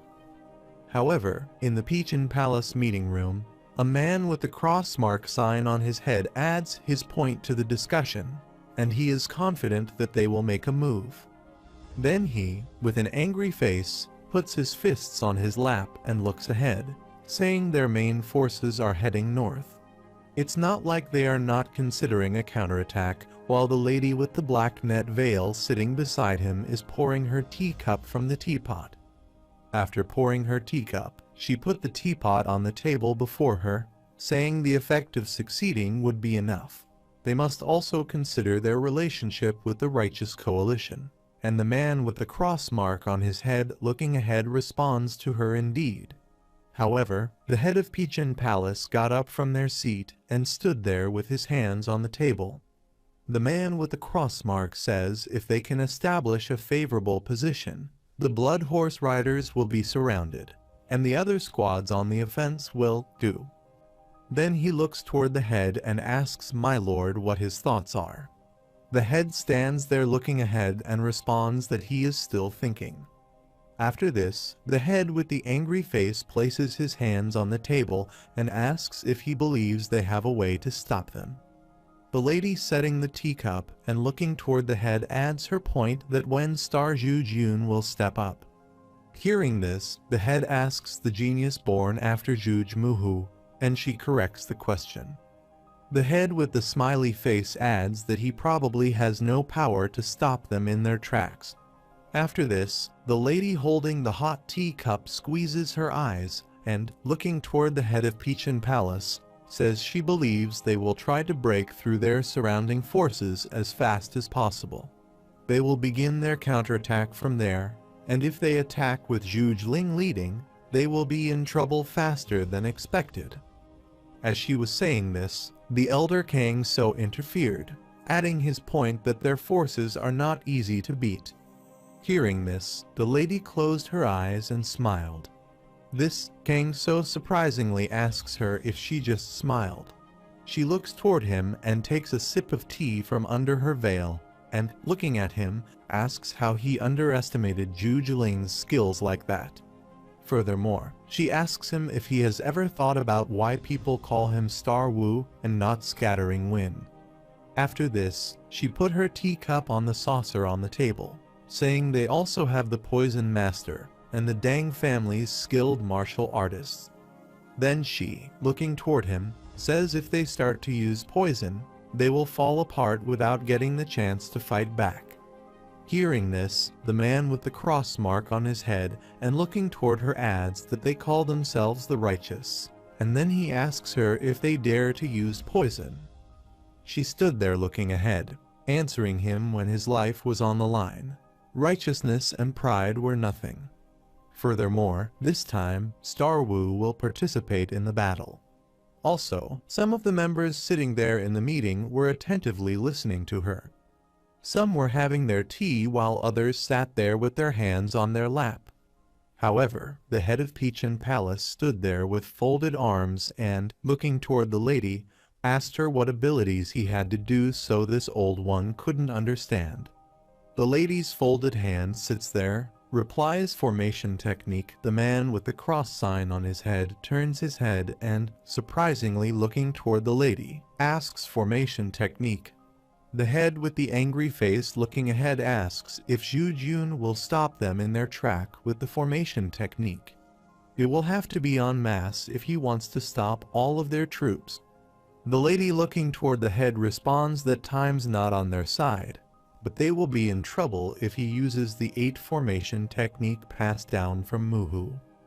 Hearing this, the head with the angry face brushing his beard adds that if it's Muhu's 8 formation technique, then he turns his head and, looking toward the lady, asks if they can destroy it right. The lady looking toward him responds, but it will take time, and that will be inevitable. After this, the head sits on his chair, putting his hands on the table before him and looking aside, saying it can't be helped. It's the Zhuge family, after all. Elder Kang So turns his head and, looking toward the head, waves his hand, asking how they will go ahead and attack the Zhuge family lord. The lady sits before him and, looking toward him, responds not. There is no reason to waste energy on an opponent curled up in their shell. Then she says she also stops there and doesn't speak, and Kang So looks toward her to get to know her further. Then, the lady tells him to stop the martial artists from heading south. The Supreme Leader's guards are on the move. 10,000 Poison Faction's martial artists and Vice Lord Yi Sakang have joined the surrounding forces, and they mustn't make a hasty move. On the other side, the Lord held the meeting in the Tang family sect, and the senior elders sat there on the stools to attend that meeting. Also, the map, scroll letters, and sword were lying on the table before them. The senior guard rushes into the meeting hall, calling Sir the Lord of that place with the wand in his hand. Surprisingly, looking at the senior guard, he asks why he is dashing. Then the guard kneeled on the ground, hit his right hand fist with his left palm, and, looking toward the Lord, replied that the Black Star faction blocking them from the front had fallen. and the Devil Head faction and Sunseal unit are both about to be wiped out. Also, the senior guard's costume was torn, and he was sweating profusely. Hearing this, the Lord set his belt and raised his voice, asking, "It's only been half an hour since the fight started. Both the Devil Head faction and the Sunseal units have capable leaders yet have fallen so quickly." The senior guard responded that the Devil Head's commander was killed 5 seconds into the battle. The Sunseal unit's leader tried his best to fight, but then he headed down and gritted his teeth, which also couldn't last more than 10 or so seconds. Hearing this, the Lord angrily raised his voice about who killed the commander. With a scared facial expression and bloated breath, the senior guard looked down and responded that it was Star Wu Zhuge. Hearing that name, everyone sitting in the meeting gets speechless, and there is silence for a long time. After a while, the Lord folded his arms, looked ahead, and said so. He took things into his own hands. Meanwhile, as they all talked, the 10,000 Poison Faction's Vice Lord Gi Sakang gets there from the aside, adding that there is no need to fear. Further, he looks toward the head and says it's a mountain they must overcome when they decide to stop them. They, the 10,000 Poison Faction, will take care of him. Hearing this, the Lord smiles, responding if he does so, there is nothing more they can ask for. However, the family head, Sang, with an olive cap on his head, sits beside the stool next to the Lord and looks toward the Lord. Still, the opponent's star, Wu Zhuge, is a monster who instantly kills the two commanders. It's not that he doesn't trust in the 10,000 Poison Faction's abilities. Then he looks toward Gi Sakang and says, "But if he fails?" In response, Gi Sakang, with an evil smile looking toward Sang, asks him if he is daring to compare them to the Devil Head faction. Sees Go Sakang's behavior. Sang angrily gets up from his seat and shouts at Gi Sakang, saying he is a rude idiot. However, the Lord stands beside him angrily, looking toward Sang, and tells the family head, "Sang, it's the 10,000 Poison Faction they are discussing. Didn't he forget that?" Sang, surprisingly looking toward the Lord, asks him what he means. Suddenly, Sang's right hand started burning, and the black aura and white cracks began appearing on his hand. Surprisingly, he looks toward his hand and shouts about what he did. Gi Sakang, with an evil smile and looking toward Sang, says it's nothing serious, so wipe that surprised look off his face. While Sang, holding his hand, was shouting, the Lord stood beside and ignored Sang. Looking ahead, he asked if they were fighting on the same side. "Isn't this too much?" Gi Sakang stood beside them and, looking toward the Lord, told him he had toned it down a bit because of his senior lord. Hearing this, the Lord says, "But still," Gi Sakang points toward his guard, who stands behind him, holding the bag in his hand. Then, pointing toward the guard, he says to the Lord anyway, as he said, "They will take care of Zhuge." After this, Gi Sakang opens the bag on the table before them, and all the tiny white bags fall out. Gi Sakang stands beside the table, then asks the senior lord and tells all his disciples to take these. The senior lord, looking toward those small white bags, asks what these are. Gi Sakang replies with antidotes. Then he holds and knots the ribbon of his shelter wooden hat and looks toward the senior lord, saying they will be cautious, but poison doesn't discriminate against fried and for so. After this, Gi Sakang and his soldiers turn toward the exit door. But before he leaves, he stops there, turns his head, and, with an evil face, says to the senior lord and tells them to stay away from them. If they get too confident because they took the antidote, they might lose their lives in an instant. While the elders sit there, turn their heads, and, with annoying faces, look toward him, the Gi Sakang soldiers leave the meeting room and stand outside waiting for their master. Gi Sakang stood at the door and, looking toward them and holding his wooden hat, said he would be off then, and they all silently looked toward him. While Sang stood beside the senior lord, holding his burning hand, he angrily pointed toward Gi Sakang and shouted at the guy. Meanwhile, the senior lord threw the antidote bag aside, saying to take the antidote. Sang stood with a greedy face, running to catch the antidote bag. After this, the senior lord stood beside the table and looked toward the antidote's bag, thinking his mood was ruined, but what could he do? Then, with an angry face looking ahead, he felt he had no choice but to trust him. However, the forces surrounding Peachin Palace, near the Yuyang branch, were using their spinning magic to fight. The soldier with the brown costume swinging his sword on gun, raises his voice. Don't stop, don't rely on luck, and don't let his nerves get to him. As the fight continued, the soldiers with brown costumes looking behind their backs suddenly ran away, calling for help. The soldiers were running, and the circular shield was moving after them, while the man with black hair and brown costume, Gun-Ah's father, and Gun-Ah were ahead of the soldiers, swinging their swords. Gun-Ah's father, pointing his sword ahead, runs, saying they need to end this quickly, and then while fighting with his magic sword, Gun-Ah's father turns his head to look, thinking screams are coming from the south. Suddenly, the soldiers with orange and skin color costumes were falling, and Gun-Ah's father, holding his sword, ran toward the soldier, asking what it was. The soldier with a scared face pointing toward the tree says it's a monster. Also, the soldier was bleeding from his head. Gun-Ah's father moves ahead to check.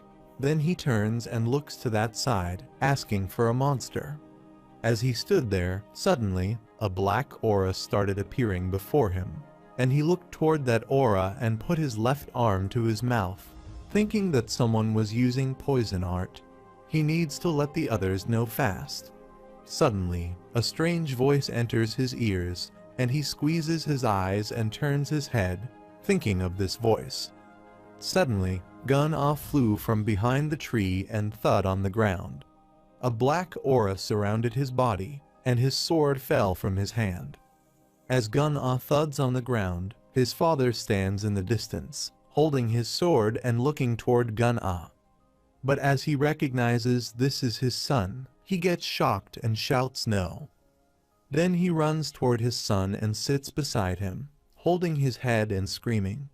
After this, he grabs his son's face and cries, calling his name while Gun-Ah is lying there injured, trying to speak. But he is in terrible condition, and he hardly calls his father. He sees his son's condition, and with teary eyes, he shouts, "Don't say anything." Gun-Ah mustn't close his eyes while Gun-Ah's face, nose, mouth, and head are bleeding, and his face is turning black like that poison aura. Gun-Ah's father looks toward Gun-Ah with teary eyes. He has to hold on no matter how much it hurts. This father of his will treat him. Gun-Ah's eyes were slowly closing, and he could hardly speak that the monster's father ran, and then he died in his father's arms. Gun-Ah's father, with teary eyes, shouts no. Gun-Ah wakes up and opens his eyes. Gun-Ah. The tears dripped from Gun-Ah's father's eyes, and he cried, calling his son. However, losing his wife, who couldn't make it through the birth of his son, he raised his son by himself his whole life. Gun-Ah caused some trouble for his father when he was young, but he became a mature and supportive son growing up. Gun-Ah's father sits there holding his son in his arms, trembling, shouting Gun-Ah, his precious son. After this, Gun-Ah's father gets furious. His eyes turned red, and he sat there looking ahead, screaming he would kill them. His eyes were burning with revenge, and he cried he would kill all of them. Then he angrily got up, raising his sword as he stood there shouting, the red spinning aura surrounding him and spread behind him. Also, the veins of his body swell in anger, and his gown rips and separates from his body in pieces.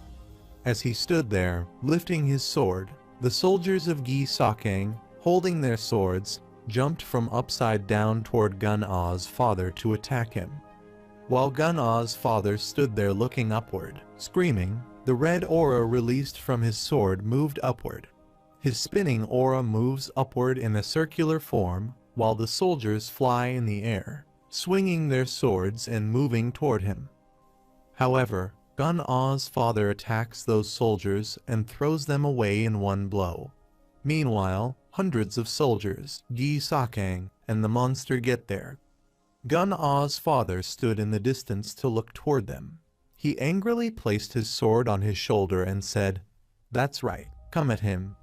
Then he angrily swings his magic sword and shoots at them. He will kill every one of them. Moreover, with its angry red eyes, the monster stepped toward Gun-Ah's father while Gi-Sakang, with his army, stood behind and silently watched this. As the beast steps toward him and looks toward the monster, he thinks it's dangerous, and he calls to tell him he is the one who killed his son. Thinking this, Gun-Ah's father gets furious while the beast, with his angry red eyes, steps ahead and stands before the monster, swinging his sword using his dancing blades of wind technique. Further, he uses his magic to use his first movement wind gust technique, swinging his sword and running and passing by the monster.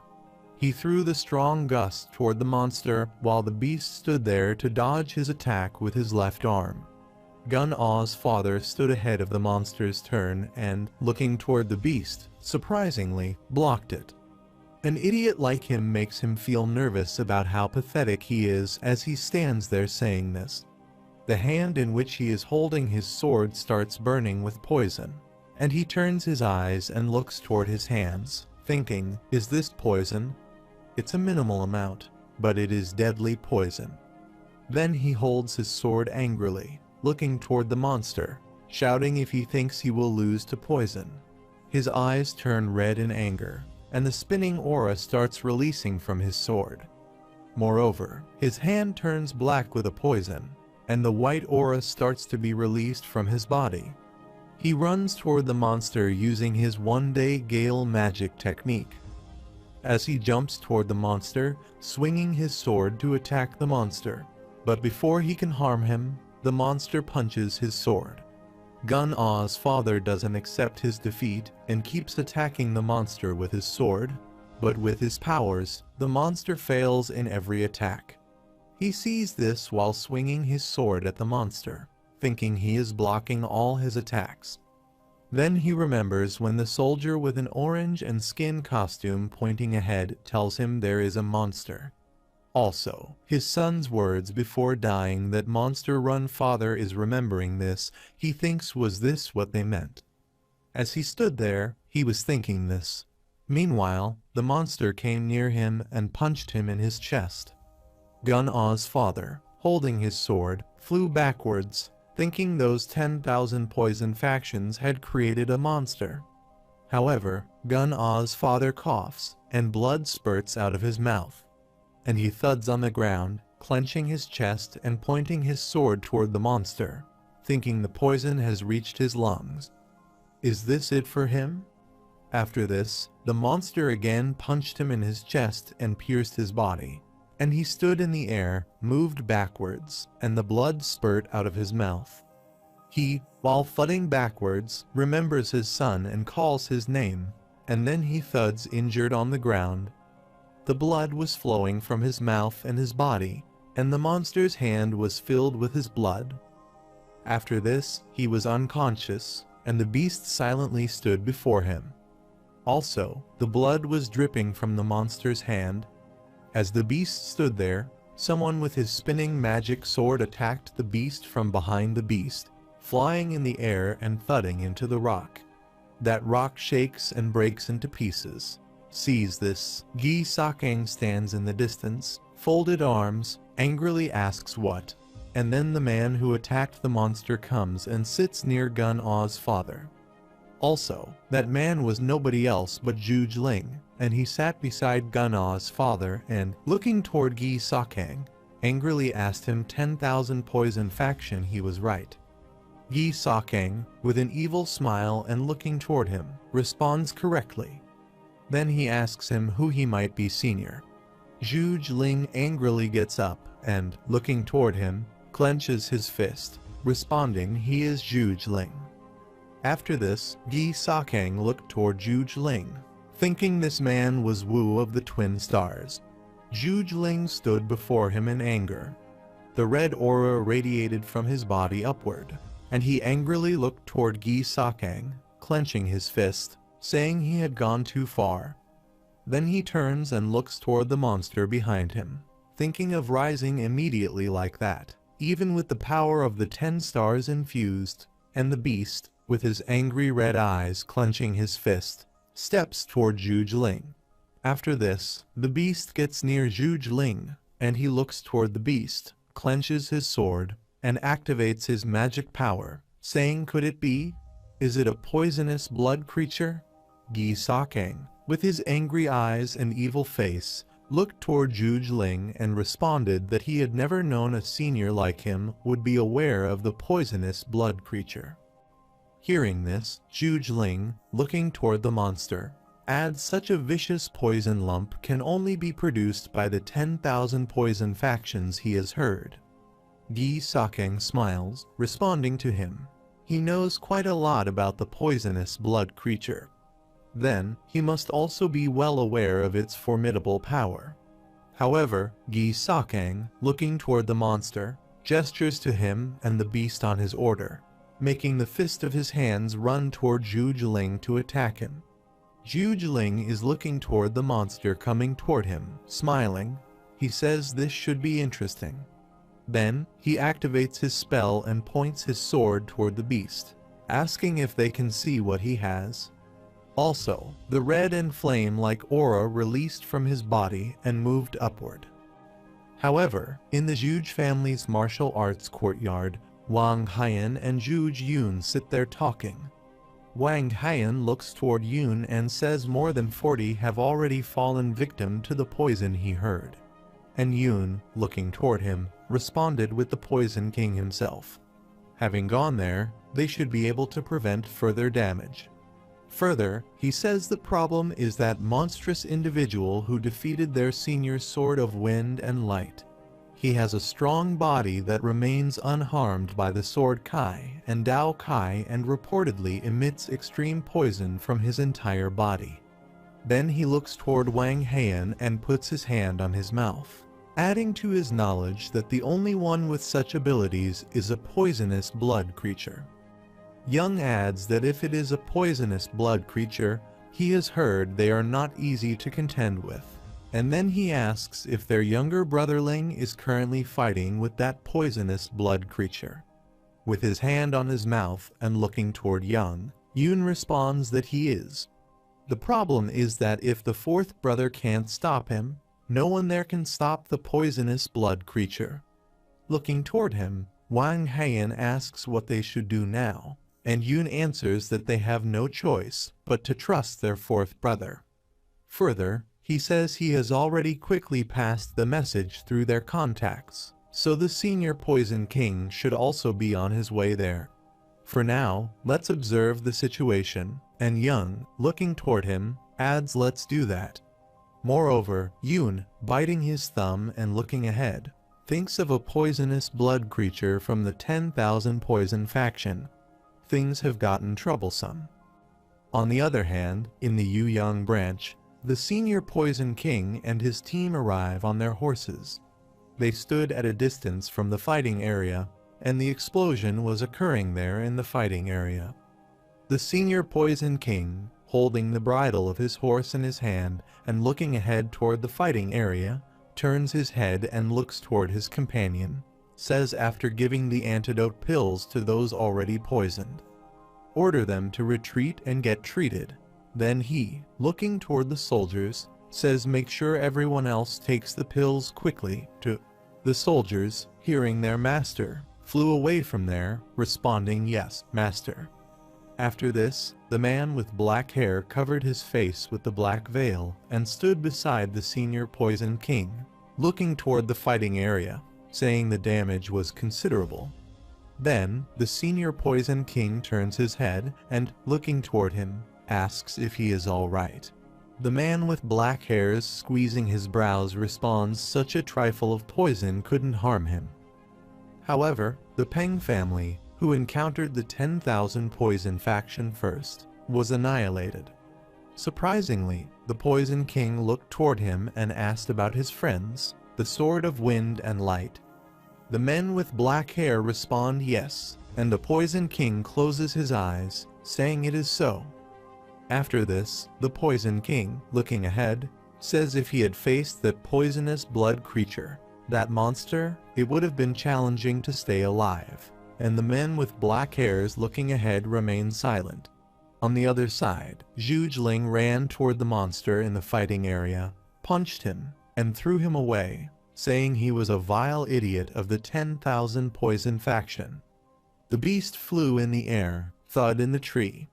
The tree broke into pieces, and then the monster jumped down on the ground, making a fist of his hands. As he jumped down the tree behind him, he hit a thud, and the dust smoke spread at his back. After this, the monster got up and angrily ran toward Zhuge, who stood before him in his flame magic aura, holding his sword. With his angry red eyes, Zhuge shouts and moves his sword toward the monster, while extending his fist toward Zhuge from the monster's side. However, the monster's fist is hit by Zhuge sword, and a bright red aura emerges from the point where the fist and sword collide. Also, Zhuge red spinning aura circulates him and his sword. After this, Zhuge again swings his sword to attack the monster, and from the monster's side, he extends his fist to punch him. Zhuge stood in the air, swung his sword at the monster, and cut his shoulder. The blood spurted out of his shoulder and dripped in the air. Also, this was that hand's shoulder with which the monster swung his hand to punch him. The monster fist stabbed the ground because he turned his fist to attack him. But before the monster attacked him, Zhuge cut his shoulder. After this, the monster got up and extended his fist toward Zhuge to punch him. In response, he stood there and swung his sword, and the monster's fist again hit the sword. However, both sides attacked each other and dodged each other's attacks. Zhuge swung his sword at the monster to attack, and in response, the beast extended his fist to dodge his attack. Gisakang stood in the distance, folded hand in hand, watching that fight, smiling, saying to Zhuge, as expected, his reputation is well deserved.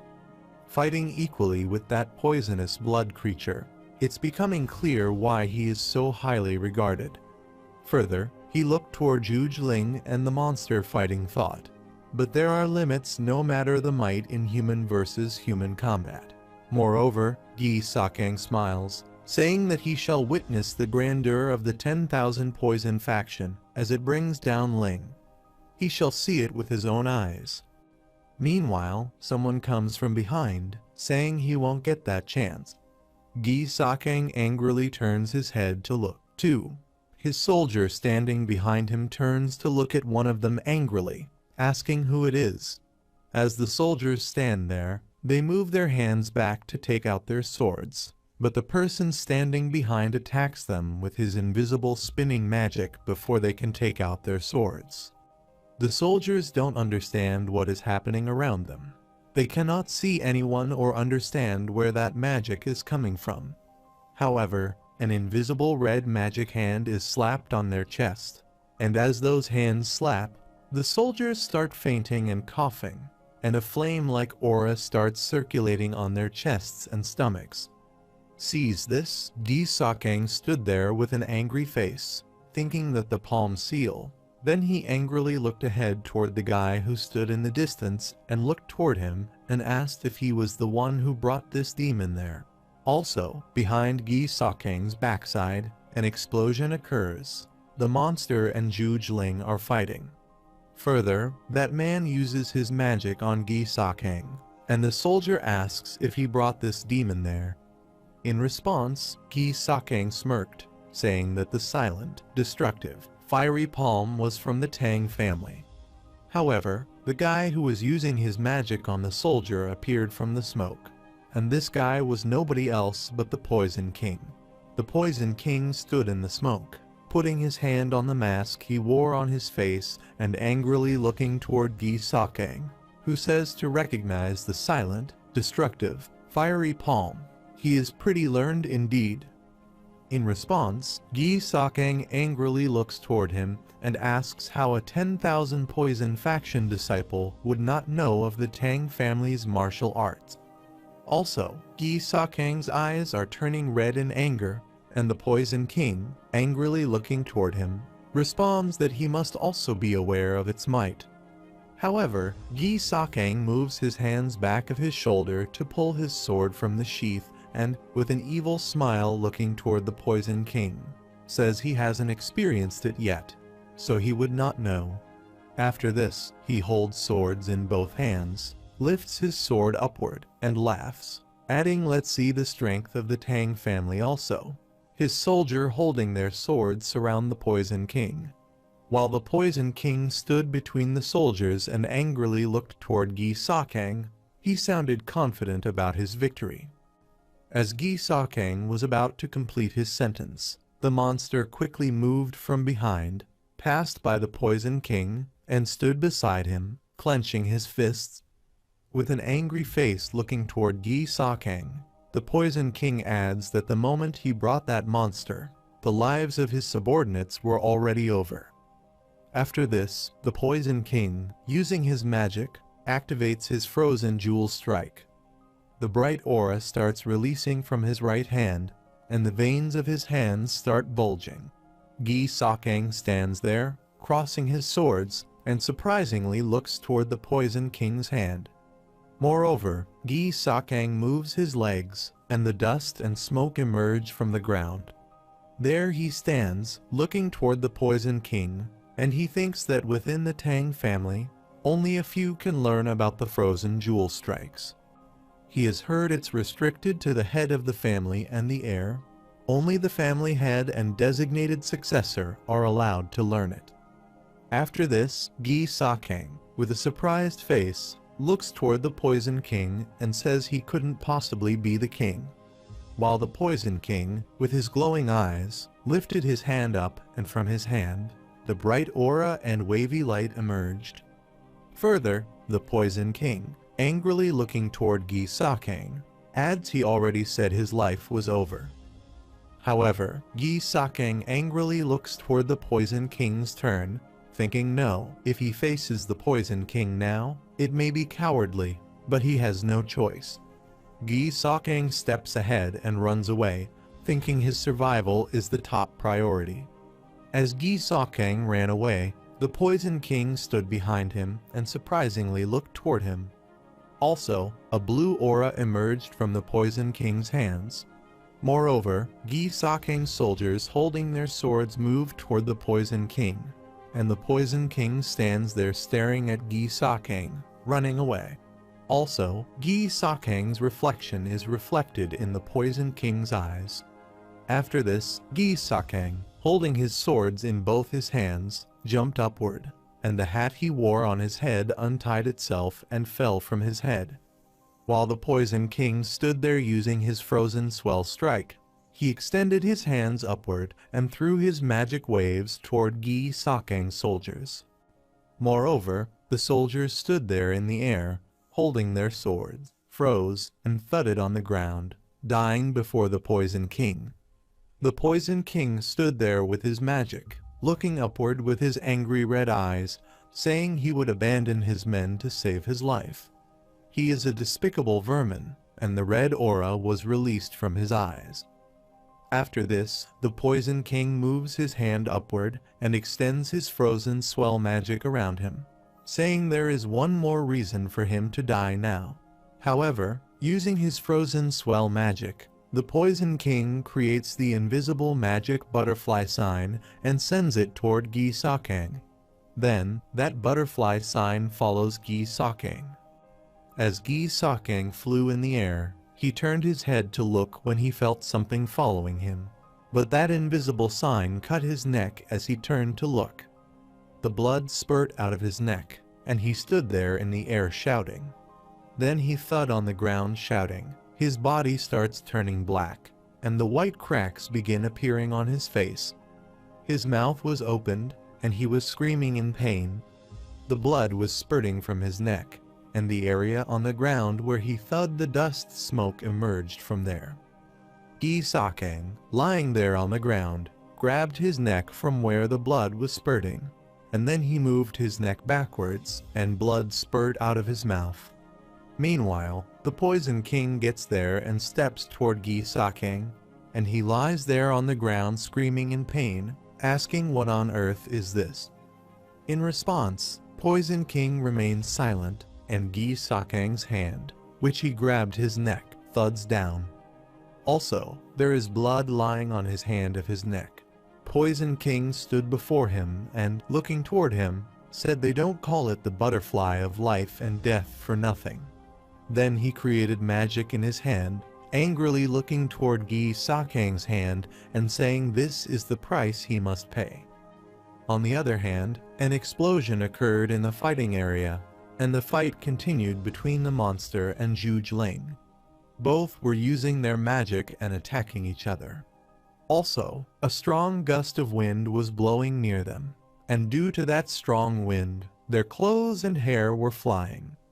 Zhuge-Ling swung his sword at the monster, and as he swung his sword, the red-colored glowing magic exploded in bullet form. After swinging his sword, Zhuge-Ling moves backwards, and his spinning magic surrounds him. The ground scratches when he moves backwards. After this, with his angry red eyes toward the monster, Zhuge-Ling says he is stubborn. Let's see how much more he can take. However, he swings his sword, runs toward the beast, gets near him, and swings his sword at him as he moves his sword to attack. The beast moves his fists before him, and the sword hits with his fists. The monster pushes his sword with his fists, then swings his fist at Zhuge-Ling while Zhuge-Ling jumps backwards. After this, the monster makes a fist angrily, shouts, and runs toward Zhuge-Ling to attack. From Zhuge-Ling's side, he extends his sword and runs toward the monster.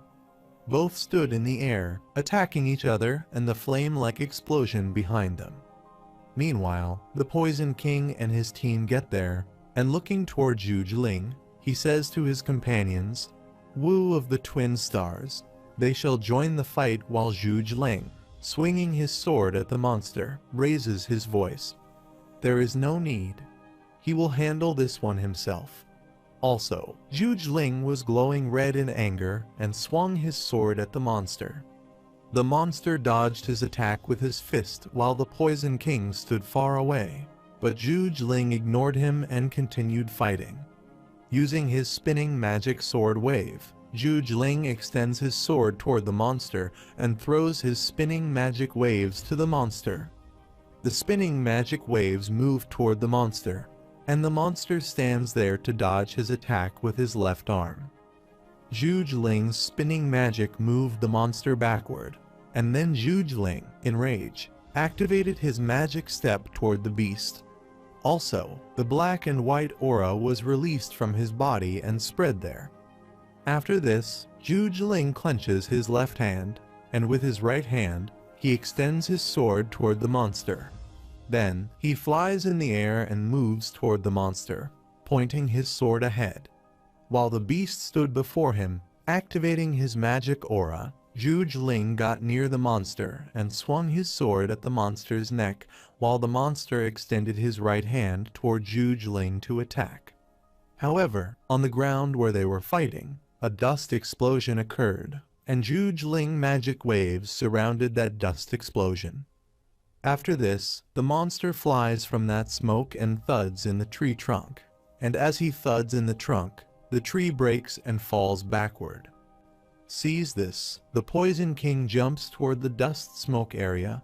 They both are fighting, raising his voice to Wu of the Twin Stars.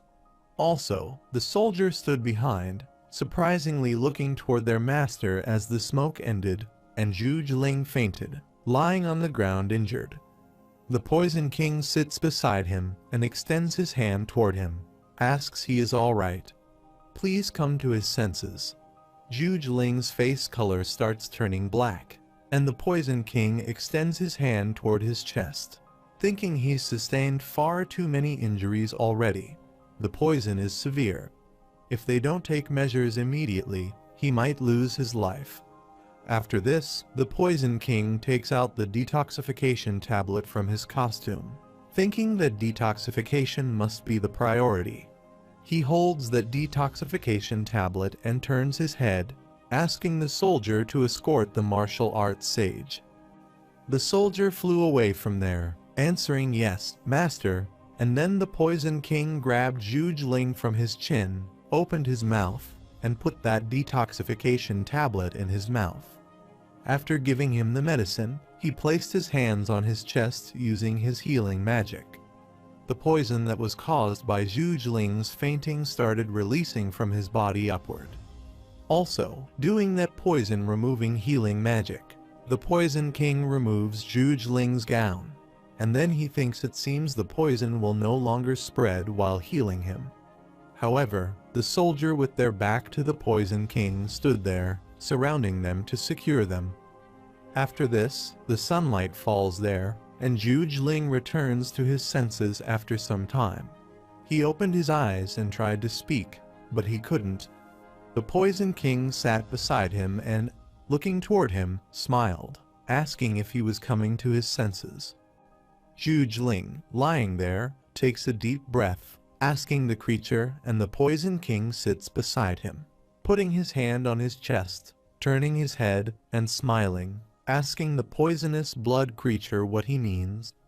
Then he looks toward the monster who stabbed in the tree trunk and says, "Worry not." It seems he took care of it quite thoroughly. Further, he asks Zhuge Ling how he managed to muster such strength from a body that seemed ready to collapse. Then he looked toward Zhuge Ling and laughed, adding he was so anxious about treating him, not realizing that the brute was finished. Zhuge Ling sat up. His body was bandaged, and he looked toward the Poison King and smiled, responding, "That's a relief indeed." Then he grabs his chest, and the Poison King asks him if he mustn't overexert himself yet rest a bit more like this, and Zhuge Ling responds yes.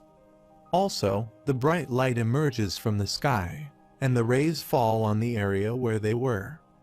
However, the Phoenix Spike Inn is located on the border between Hunan and Sichuan. In the morning, the birds were sleeping on a tree branch, the cats were yawning, and the horses were grassing. And in the Phoenix Spike Inn, a man wearing a maroon costume, covering his face with a maroon veil and holding a wooden object in his hand, stood before the owner of the Phoenix Spawns Inn, Wang Gak. Wang was scared and placed his hands before him, slightly bent before that maroon costume man. The man, angrily looking toward Wang, says it must be precisely correct if he is spouting nonsense. He won't let it slide. Wang was trembling with fear and responded by standing in front of that man, asking if he would, of all people, spout nonsense. Further, he, with a scared face, gritting his teeth, closing his eyes, and putting his hands in front of him in fear, says he is telling him it is undoubtedly them he is asking about. Also, Wang's nose was running in fear. Saying this, Wang thinks he has already beaten the crap out of him anyway, while that maroon costume man looking toward him worriedly think it's already been 5 days since the pursuit began. This lack of progress is troubling. Then he looks toward Wang and asks him where the day they are heading, and Wang scratches his head and, with a surprised face, responds that he doesn't know. Hearing this, the maroon costume guy gets scared and presses his brows in anger, and Wang stands there and adds Sichuan. They said they were heading to Sichuan. Hearing this, the guy with the maroon costume kicked on Wang's leg. Wang thud on the floor, holding his leg and lying there. He squeezed his eyes in pain, saying he swore he told him exactly what he heard. After this, the guy with a maroon costume stood there angrily, asking them why they come this far to go to Sichuan. They should head to Shandong instead. He wanted to know exactly where they went. Yulji-ho sat behind him on the sitting table with his hand on his lap and was looking toward that guy. Further, Yulji-ho surprisingly looked toward him, twirling his eyes, then angrily looked toward him and squeezed his brows, asking if he hadn't said he was an expert in this field. This doesn't inspire any confidence. At the same time, another man with a maroon costume sits beside Yulji-ho and is having his tea. Hearing this, he, while taking a sip of tea, surprisingly looks toward Yulji-ho. While that maroon costume man stood before Wang, turning his head to look when Yulji-ho said this, while Wang was lying on the floor, and with his finger, he was writing on the floor the word culprit. As that maroon costume man turns and looks toward Yulji-ho, Yulji-ho sits behind looking toward him, waves his hand, and smiles, saying he means not that he is mainly asking him to listen. Also, the man sits before Yulji-ho, puts his teacup on a saucer, and looks toward that maroon costume guy with an angry face. Additionally, he also thinks this one has no more information for them. Since it's clear they are being adequately pursued, he continues the chase, and then he throws the small golden bag toward Wang, saying and compensates that fellow for the injuries he's received. While Wang was lying, there was writing on the floor that culprit Hano, and then he held that small money back and fainted. Also, the blood was flowing from the one side of his nose, while his nose was already running from the other. While that maroon costume guy, before reading those words that Wang wrote, he turned and stepped ahead toward the exit door. While Yulji-ho sits behind, pointing toward the maroon costume, the guy angrily shouts, "Look at that utterly cheeky one." The man sitting before him overlooked Yulji-ho and kept sipping his tea. After a while, he sips his tea and looks toward Yulji-ho, saying someone's been following them. Hearing this, Yulji-ho angrily turns his eyes, asking what he meant by that. However, the guy sitting before him gets up from his seat and pours his tea up, responding that it is not definite yet, but he sees them watching. Yulji-ho, with a surprised face, looks toward him and says he hasn't sensed any such signs. Then, that guy looks toward one of his soldiers, Yang, and asks him to come there momentarily. Yang, looking toward his master, put his cup of tea on the saucer, answering yes, boss. Also, another soldier sits beside Yang with a nervous face and looks toward their boss. As their boss moves the bed, the smell is released from his body, and Yulji-ho sits behind, waving his hand to make an annoying face. After this, the boss, taking his tea, sits on the table, and, looking ahead, says to Yang, who stands beside him, that if someone is secretly trailing them there, find out who it is and wait for half a day. If there is no sign, follow them immediately. Yang hits his right-hand fist with his left palm and bends before their boss says he understands. After having his tea, the boss gets up from his table and, putting his hand on the table before him on which the teacups were lying, says let's see if they discover anything. Then he asks no harm in being cautious. Right then, he stands before Yang and looks toward him, saying to be thorough and better safe than sorry. Yang, covering his face with the mask, leaves it to him, while Yulji-ho sat behind was silently watching them. Moreover, the boss stepped ahead toward the exit door, adding well, and then letting them continue their pursuit. Yang stood behind, making a fist of his left hand and hitting his fist with his left palm bent before him, while Yulji-ho sits behind, pressing his lips to scratch his face, thinking everything will be all right. On the other side, 5 senior members sat in the Zhuge family's martial arts courtyard for a meeting.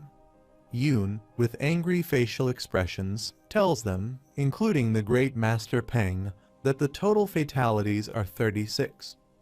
Then he heads down, squeezes his eyes, presses his lips, and hits his fist on the table before him, adding there are slightly more injuries and showing signs of poisoning. Significantly, the Peng family, which has been nearly wiped out save for 2, hears this. Wang Haiyan sits before him, places his fist on the table before him, and, with an angry face, adds his point: the losses are more significant than anticipated. They have wasted too much time hearing this. Zhu Jun sits there and asks the Poison King how his younger brother is doing. The Poison King, with a worried face, replies that, fortunately, his life doesn't seem to be in danger considering the extent of his injuries and his fight for life. He truly is a person of substance. He owes it to the head of the family's care. Then, looking toward Yun, he asks him if it is possible to advance with the remaining members. Yun, with an angry face, gritting his teeth and looking ahead, responded to him that would put the main house at risk, and they could force an attack. But there is a limit to what the formations alone can hold off. Further, he heads down and closes his eyes, adding its oversight not to have realized the existence of the 10,000 poison faction. It's his fault. Zhu Jun sits beside him with a worried face, looking toward Yun, extending his hand toward him, patting his shoulder, and adding, younger brother, it's not his fault. Now, they need to devise another plan, and he asks Yun their options. Looking toward Zhu Jun, Yun gets emotional. He turns his head, squeezes his eyes, and presses his lips, thinking what clever plan they should devise. Suddenly, he opens his eyes and quickly gets up from the chair, placing his fist on the table. Looking ahead, he raises his voice to the elite forces of the 5 prestigious families. Surprisingly, the Poison King looks toward him to get to know more, and then Yun, with an evil smile looking ahead, says they must move into action. Zhu Jun asks him, but they are already on their way there. On the other side, the heads of the prestigious families were on the way with their soldiers as they passed the forest side. Meanwhile, a guard sitting on his horse was moving toward them very fast.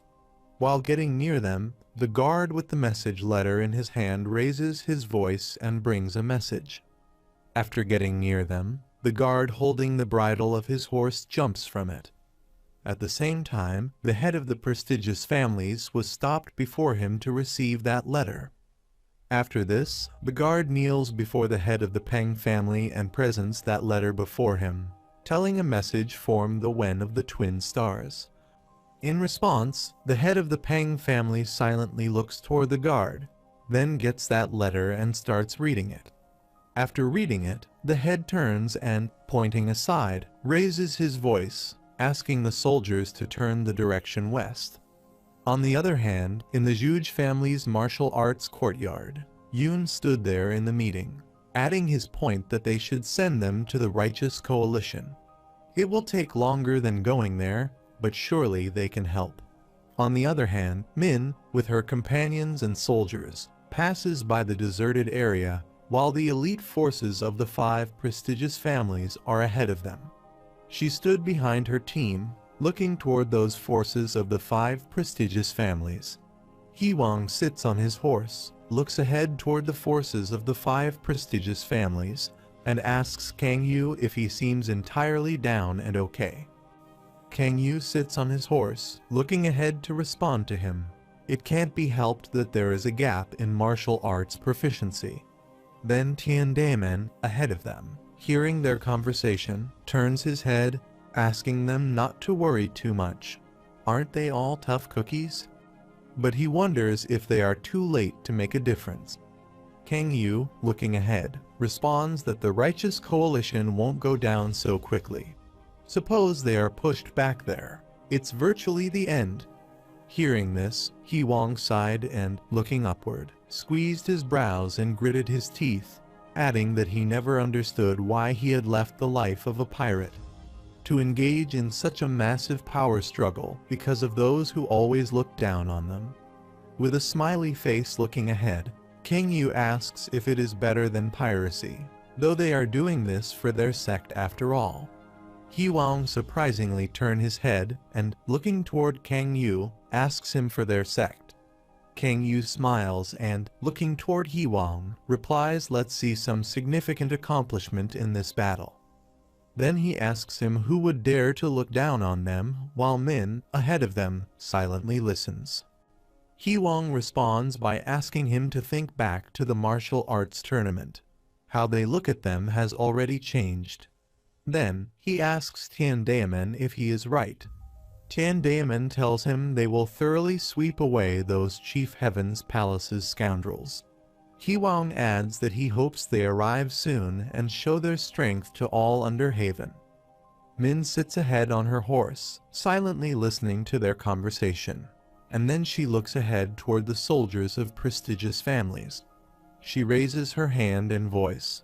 Everyone stops while her team members and soldiers behind him surprisingly look toward their heads. Then Min points ahead and says, "Look ahead," and they all surprisingly look ahead to know what is there.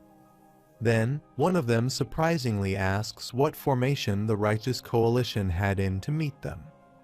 Then that guy looking ahead says, "Wait a minute," then one of them, looking toward their flag, asks, "Could it be Min?" Looking ahead, he responds, "Yes, that's the flag of the Chief Heaven Guard." It seems like they won't have to wait too long. After this, the head of the Fang family sits on his horse and looks toward the Lord of the Chief Heaven Guardian Forces, HWH in Myung. He says he never thought they would meet in such a place and has heard that he usually doesn't stray from the Palace Lord's side. Also, the head of Pang and other prestigious families are with him, who sit on their horses at his back, and their soldiers stand behind them. HWH in Myung was on the cliff with his team members, and he sat before them on his horse and, looking toward him, responded, "Indeed, they weren't supposed to meet there." Catching up after a sudden change of direction was quite the ordeal. Hearing this, the head of the Fang family raises his voice, asking if he thinks he can obstruct their path. In response, HWH in Myung smiles, asking him why they couldn't. In response, the head of the Fang family angrily raises his voice with insolence. HWH in Myung smiles, adding that the military advisor has highly appraised the power of the 5 prestigious families. Then HWH in Myung pointed toward his companions on their horses beside him and said they had no chance but to bring some elders along. Hearing this, the head of the Fang family, holding the horse bridle in his hand, chin up and looking toward the Blade King, Dong Fangxing surprisingly says that person is the Blade King. The Blade King looks toward the head of the Fang family and smiles, asking if he knows this older man. The head of the Fang family answers him. He has seen him from a distance. It was long ago, but he remembers clearly.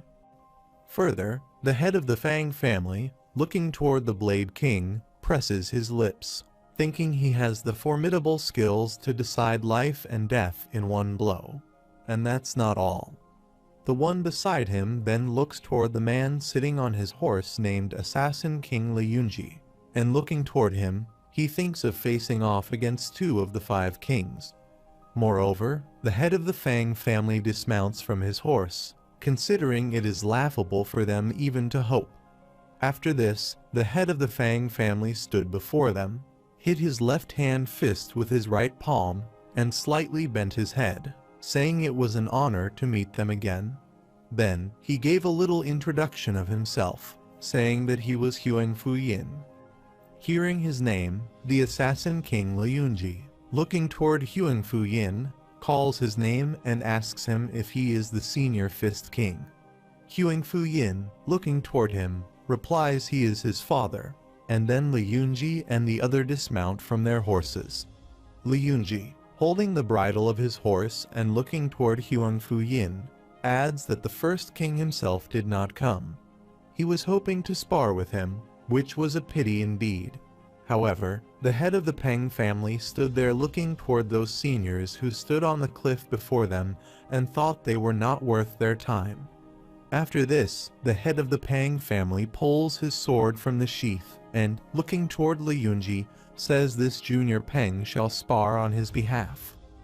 Hearing this name, Dong, looking toward the head of the Peng family, surprisingly asks Peng, and then he, with a surprised face, adds he must be the head of the Peng family. No wonder his Kai feels unique. And then he clenches his sword with an excited face, adding he would make an adequate opponent for him. He doesn't mind, even if it is a combined attack. Hearing this, Peng, holding his sword, raises his voice. A combined attack. Meanwhile, Dong, holding his sword, jumps toward Peng and sees him approaching him. Peng, with a surprised face, says this is not necessary. Dong swings his sword to attack Peng, but he, on time, jumps back upward. Dong's sword hits the stone, which cracks into pieces. Also, the red flame aura emerges from his sword when it hits the stone. Peng jumped down and stood in the distance. Duanji angrily looked toward him, saying he had not fought honorably. Dong looked toward him, placing his magic sword on his shoulder. He laughed and asked whether the Peng family's head could withstand an attack. Further, he wondered if they should start in earnest in response. Peng stood before him and angrily looked toward him, responding that it wouldn't be so easy. As they stood before each other to fight, Huang Fuyin turned and looked toward his companions, raising his voice. They had to assist their family head. It's not about pride. Then he raises his sword, asking if they could all be buried there if they don't act. Also, his soldiers stood behind him, raising their swords and flags, and Qin Myung stood before them, laughing and taking out his sword from the sheath, saying get ready.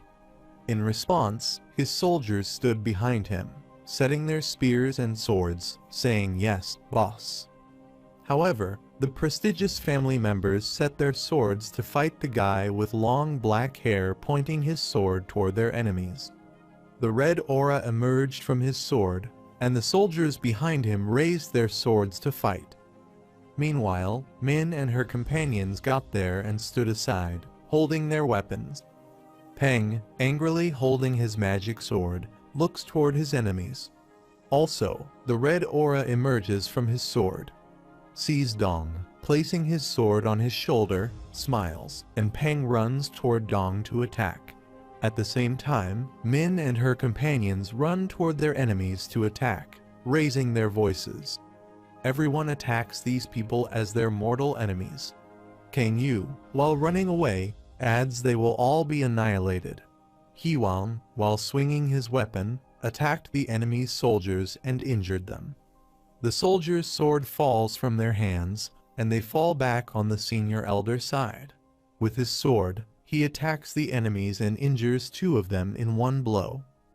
As the fight continued between both parties, the elders of prestigious families attacked the soldiers and injured them. However, from Huang Fuyin's side, he attacked the enemy soldier with his sword and sliced his body. Also, in that fight, the elders of prestigious families and Min and her companions defeated the enemy soldiers. When he sees this, Li Yunji sits on his horse on the cliff and watches the fight from the upside. He says it is quite formidable, as expected of the prestigious families. Then he turned his head and looked toward his companion, an elder, smiling, saying it seemed like it was time for them folks to step in. In response, those elders stood behind and smiled, and one of them, placing his sword on his shoulder, added they had been itching for a fight and could hardly stand it. Then the other one stood ahead of him, putting his axe on his shoulder, and smiled, saying it had been a while since they had genuinely flexed their muscles. After this, Li Yunji stood there, folded his arms back, and his companion flew away to the ground to fight.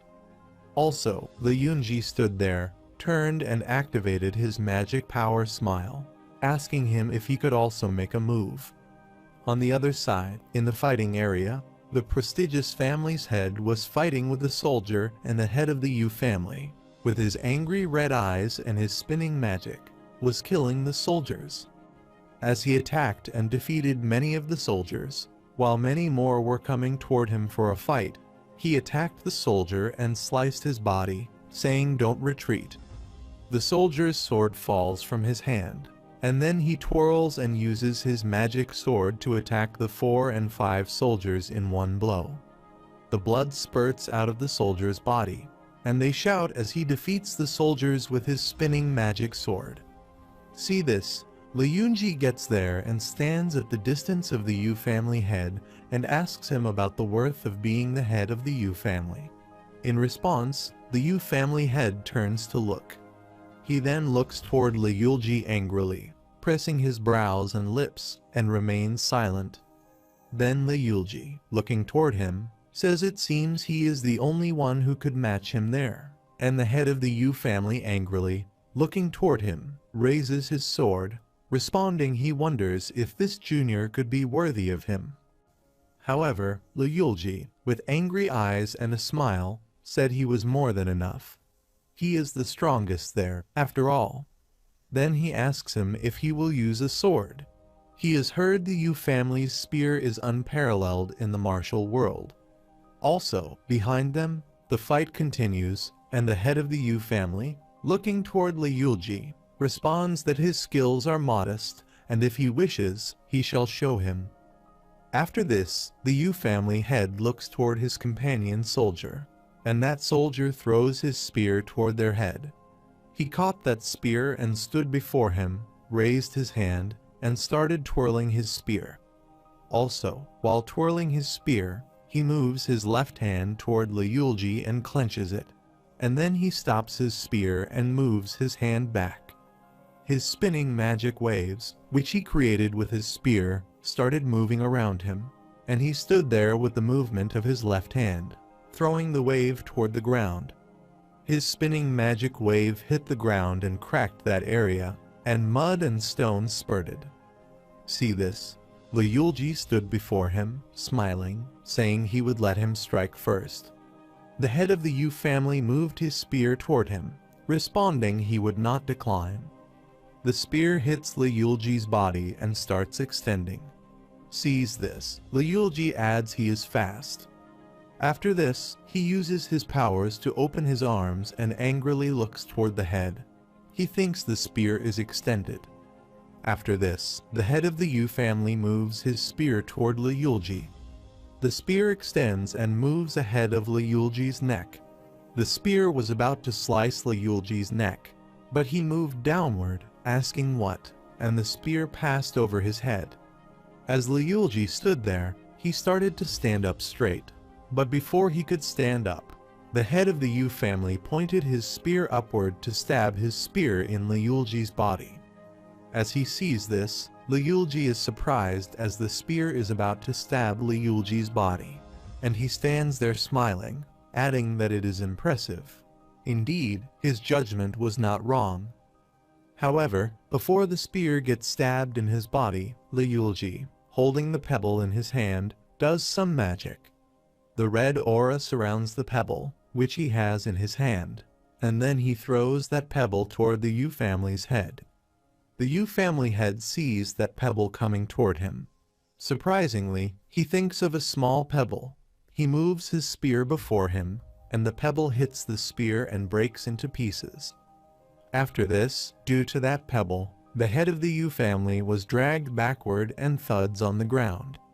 Holding his spear, Liyulji stands before him, thinking the crisis is at least averted for now.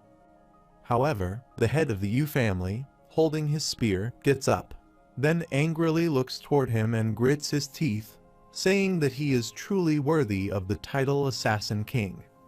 In response, Liyulji twirls more pebbles in his hand and, with his angry face and evil smile, looking toward the head of the Yu family, says his attack was no less extraordinary. After this, he clenches those pebbles in his hand, and the light pink aura starts releasing from his hand. And he, with an evil smile looking toward him, says now try to withstand his attack. Also, his red spinning wave aura surrounded him, and the place of ground where he stood. The light spread there, and the stones were spurting from there. Then Liyulji, moving his hand before him, clenching the pebbles, and looking toward him, says he is curious about his defensive capabilities. The red spinning aura surrounded his hand, and the head of the Yu family stood before him, holding his spear silently, listening to him. Also, the golden wave light surrounded him, too. Liulji smiled and threw those pebbles toward him. The head of the Yu family looked toward the pebbles coming toward him in the air, thinking, "Here they come, exactly 12 stones, and they are flying towards each vital point." He stood there with angry red eyes, silently looking toward the stones. Also, the ground where he stood started cracking, and the rocks spurted from that cracked side. After this, the head of the Yu family angrily looks toward stones and moves his spear ahead. His spear extends, and the glowing aura surrounds his spear. However, his spear divides into numbers this time, destroying all the stones in one blow. The stones explode, and the red and white aura emerges. They see this. Liulji, with a surprised face, thinks it's imposing. After this, the head of the Yu family angrily looks toward Liulji, starts twirling his spear, and says it's all thanks to the trust he placed in his hands. Moreover, Liulji creates more stones in his hand, and then he clenches the rocks in his hand and looks toward the head of the Yu family, saying his abilities are exceptional. The bright aura surrounds his hand, and he clenches those stones further. He looks toward the head and says, "Good. Now that they have a rough idea of each other's capabilities." The head, silently listening to him, kept twirling his spear, and then Liulji activated his magic power with an evil smile and clenched the stone in his hand. Also, the smoky aura was released from both his hands while the head angrily looked toward him, moved his spear and placed it before him, saying he looked forward to it. "Senior, no?" Conversely, the fight continued between the senior soldiers and the people and soldiers of prestigious families. Both parties were attacking each other using their spinning magic and weapons. Hwhin Myung swung his sword at the soldier and cut his body. The blood spurted out of his body, and his sword fell from his hand. After this, he turns and looks toward the fighting ground, thinking they are fighting better than he expected. This will be challenging. Then he turns his head and raises his voice. "Don't fall back. This is a matter of the Chief Heaven Guard's honor." Suddenly, Kang Yu gets before him, and surprisingly, looking toward him, he asks who he might be.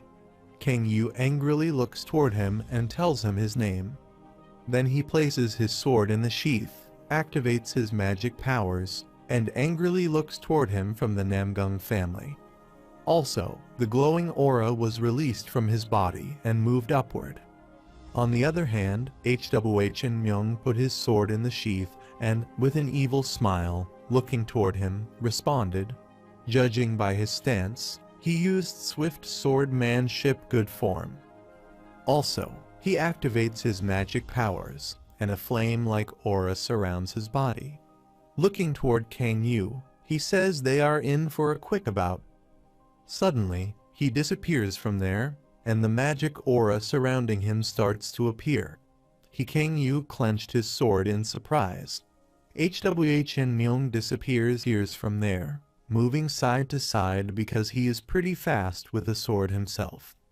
With a surprised face, Kang Yu clenched his sword to pull it from his sheath, thinking he was a considerable elite and couldn't afford a single misstep without shaking and moving. Further, Hwhin Myung, moving toward him, clenches his sword to pull it from the sheath and looks toward him, thinking he is so silent that it gives him goosebumps. Kang Yu runs toward him, clenching his sword, considering he has improved significantly, but the world is vast.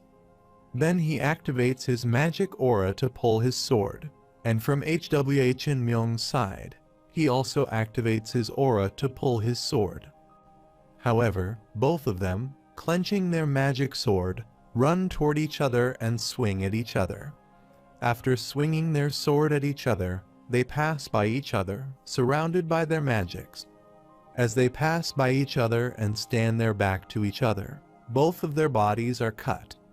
Kang Yu, pointing his sword ahead, clenches his chest, and the blood spurts from his chest. Then he thuds down, stabbing his sword into the ground. The blood was flowing from his body and his mouth, and he sat there thinking he had lost. but why he couldn't read his movement while on Hwa Chin Myung's side. He stood his back to him, turned his head, looked toward Kang Yu, and sat there thinking it was a close call. Then he grabbed his neck from where the blood was flowing and pressed his lips. He think he indeed seized the opportunity and was faster. But even a slight mistake would have cost him his head as he stood there feeling this. Meanwhile, Hwang, holding his axe and abusing Hwa Chin Myung, ran toward him. Hwa Chin Myung angrily turns his head to look and looks toward Hwang, thinking he could also be from the Namgung family. Hwang jumped toward him, swinging his axe, and Hwa Chin Myung stood before him holding his sword and looking toward him coming to him, he thought. Despite the war given the command from the palace lord, he cannot recklessly take the lives of the Namgung household. Then, he also points his sword and runs toward Hwang, thinking he will inflict enough damage to end it. However, Hwang swings his axe at Hwa Chin Myung, and in response, he also swings his sword. Hwang swung his axe and knocked his sword, and he moved backward, surprisingly thinking his sword was knocked aside. Hwang abused Hwa Chin Myung, ran toward him, then grabbed him, pushed him backward, and threw him away. Hwa Chin Myung thuds away, and the dust and smoke spread there. After throwing his away, Hwang turns and looks toward Kang Yu, who sits on the ground behind him, and asks Kang Yu if he is alright. Kang Yu, clenching his heart, responds to him well more and less, and Hwang, holding him by his arm and shoulder, says if he is hurt, say it. Meanwhile, Captain Yon and Vice Captain Yum get to them, running toward them and asking Hwang how he is. Hwang, grabbing Kang Yu, turns his head and responds to the captain, raising his voice and wondering if they need to get him to safety first. On the other hand, the dust and smoke end, and Hwa Chin Myung sits on the stone, placing his sword before him on the ground and looking toward them, saying he has a rigid body. Hwang angrily turns his head and looks toward him, gritting his teeth, says already, and Hwa Chin Myung, holding his sword angrily, steps ahead toward Hwang. Hwa Chin Myung, with an evil smile and looking toward Hwang, says it hurts quite a bit. Vice Captain Yum places his sword ahead toward Hwa Chin Myung, points his hand back to his companion, and says hurry and escape. He will stop him. Meanwhile, Captain Yon gets there with his companion and says he can't do it alone. He will join him and see them all there. Kang Yu, head down, says he is sorry. Vice Captain Yum turns his head and looks toward Kang Yu, and Hwang says they are strong too, so he gets treated first. Kang Yu responded he understood he would leave it in his hands for now. Then Hwang held Kang Yu in his, saying from there that he would return shortly. However, three stood there, and Hwa Chin Myung, looking toward them, sighed, adding now. Vice Captain Yum, pointing his sword toward him, raised his voice to let them be his opponents. Also, the other two stood behind him, and hearing this, Hwa Chin Myung smiled, clenched his sword and activated his magic aura. Responding sounded good to him. Let's see their opening move. While the three of them stood before him, they also activated their magic. The bright aura started releasing from their body, and they angrily looked toward him. Their face and skin color turned black in anger. However, the three of them looking toward him asked, let's see how good they are. Shall they? Meanwhile, Min and her companions were fighting with the soldiers.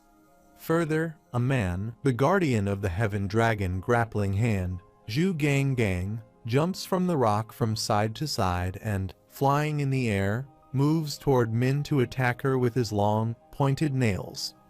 Also, he passes by the Min companion, who moves toward him, holding their sword to attack him and kill them with his pointed nail.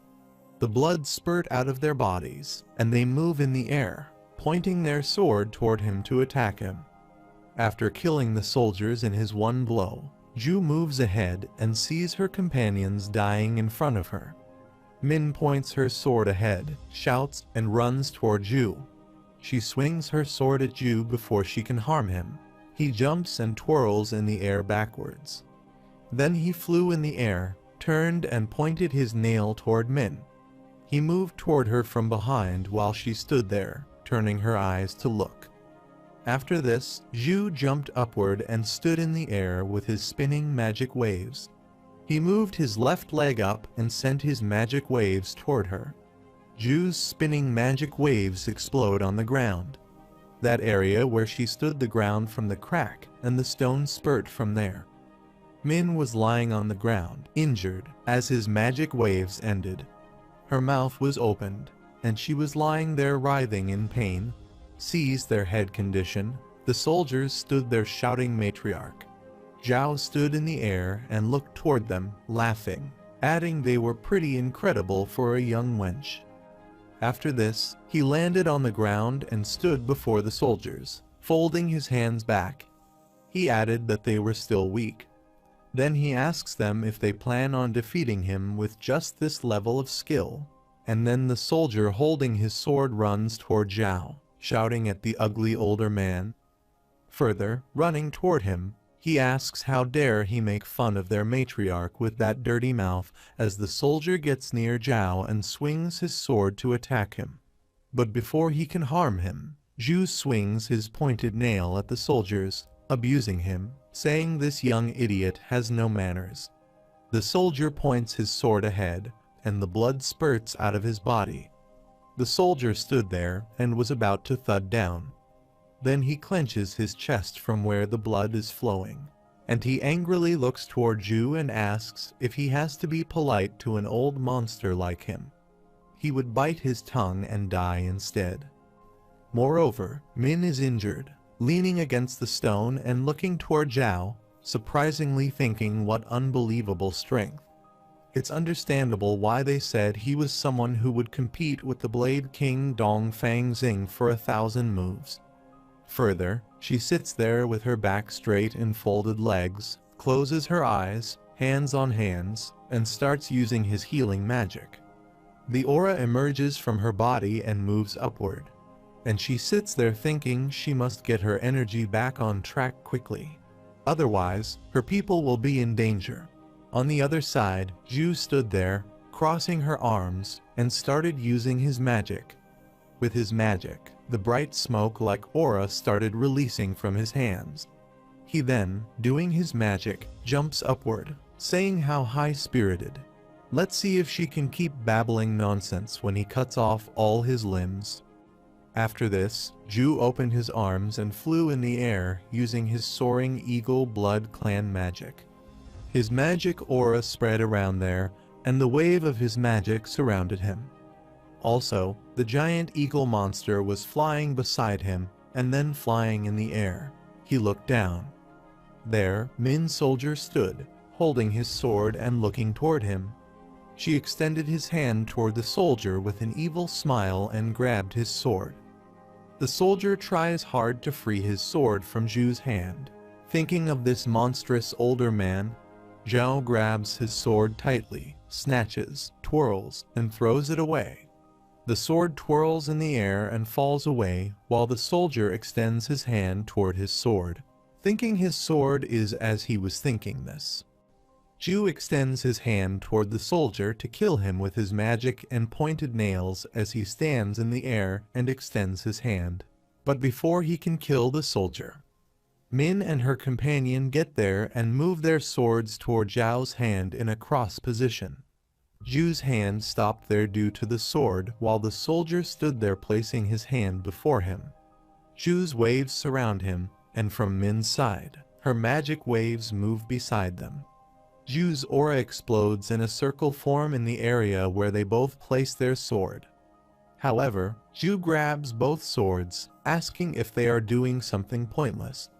Min and her companion try their best to free their sword from Zhu. While Zhu stands in the air and starts twirling this, Min and her companion are surprised.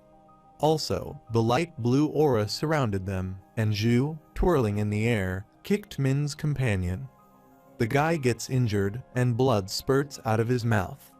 After injuring him, Ju attacks Min and injures her, too. Min shouted in pain, and blood spurt out of her body. Her clown fell from her head and thudded away, and after injuring her, he kicked the third guy who stood there holding his sword. As Ju hit that third guy, he stood his back to Min, and she sat on the ground on her knees behind him, and with the help of stabbing her sword into the ground, she sits at his back angrily, looking toward him, and raises her voice. Lei Quan Chu Fanju, with an angry face, turns to abuse her. He then looks toward her injured companions lying there on the ground and says there is no one left to protect her. What's more, she has internal injuries while Min kneels on the ground with her sword on the ground and sits there angrily looking toward him, gritting her teeth. Further, Ju, with an evil smile looking toward her, asks now what he will do while Min, with an injured face, stabs her sword into the ground and clenches it, thinking although she is not entirely recovered yet, she can't back off there. After this, holding her sword, she gets up and activates her magic aura. Her aura surrounds her, and Ju stands before her angrily, looking toward her, and moves his hand, saying all right, suitable, he will take her on. However, both of them, flying in the air, jump toward each other. Min points her sword ahead and sends her magic wave toward him. While from Ju's side, he stood in the air, moved his hand up, and sent his magic wave toward her. Both of their magic collided with each other, and Zhao's magic wave destroyed Min's magic wave. After this, Min jumped toward him, pointing her sword toward him. Also, both of their aura in wave form surrounded them, and the area of the ground where they both stood. It was cracking from there, and the Zhu magic was exploding near him.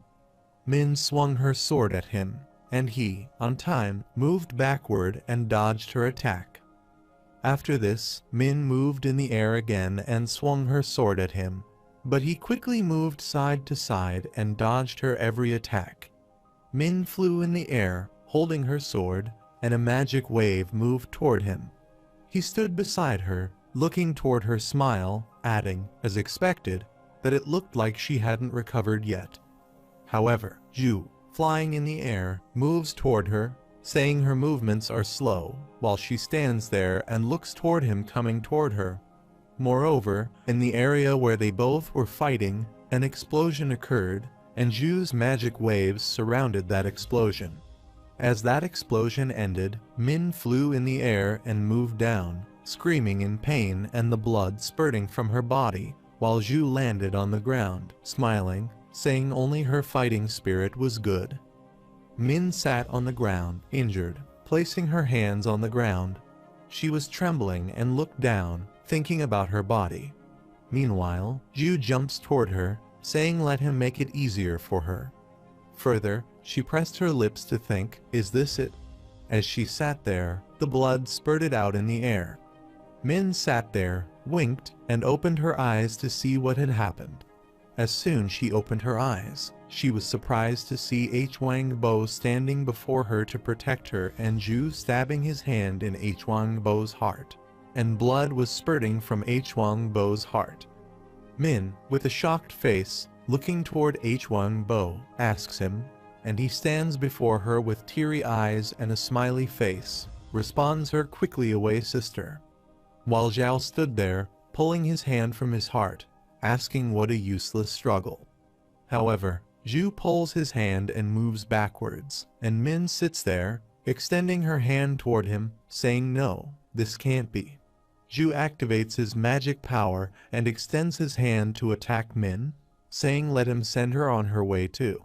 Meanwhile, someone threw the arrows toward Zhu, and he stood in the air, turned his eyes, and looked toward the arrows coming toward him in the air. However, the arrows were coming toward him, and he stood there using his magic wave to move from side to side. The arrows stab into the ground, and that's how he dodges their attack. After avoiding the attack, Zhu smiles, asking if this is it. Where are they, instead of cowardly hiding and attacking, coming out? Tian Daemon, holding his sword, jumps toward Zhu while Zhu surprisingly looks toward him coming toward him. Still, before Tian Daemon harms him, Zhu grabs his face and clenches it, then lifts him upward and says this small fry. Zhu, clenching his face with his right hand, extends his left hand toward him to attack, saying he is hastening his death. Then he will kill him for sure this time. But before he can attack, Tian Daemon, a guy with black hair and a mark on his face, injured lying on the ground, stabbed the knife in Zhu's foot, saying, "Stupid older man." The blood drops spurt from Zhao's foot. Zhu stops his hand there, then angrily turns and looks toward his foot, while that guy with the angry face looks toward Zhu and grits his teeth, asking if he thinks it is over. Their reinforcement is there when Zhao turns his eyes and looks toward him, says this idiot, and Tian Daemon, with a smiley face, looking toward Zhu, says what perfect timing. Also, the blood was flowing from his nose. Moreover, the man who stabbed the knife in Zhu's foot raises his voice.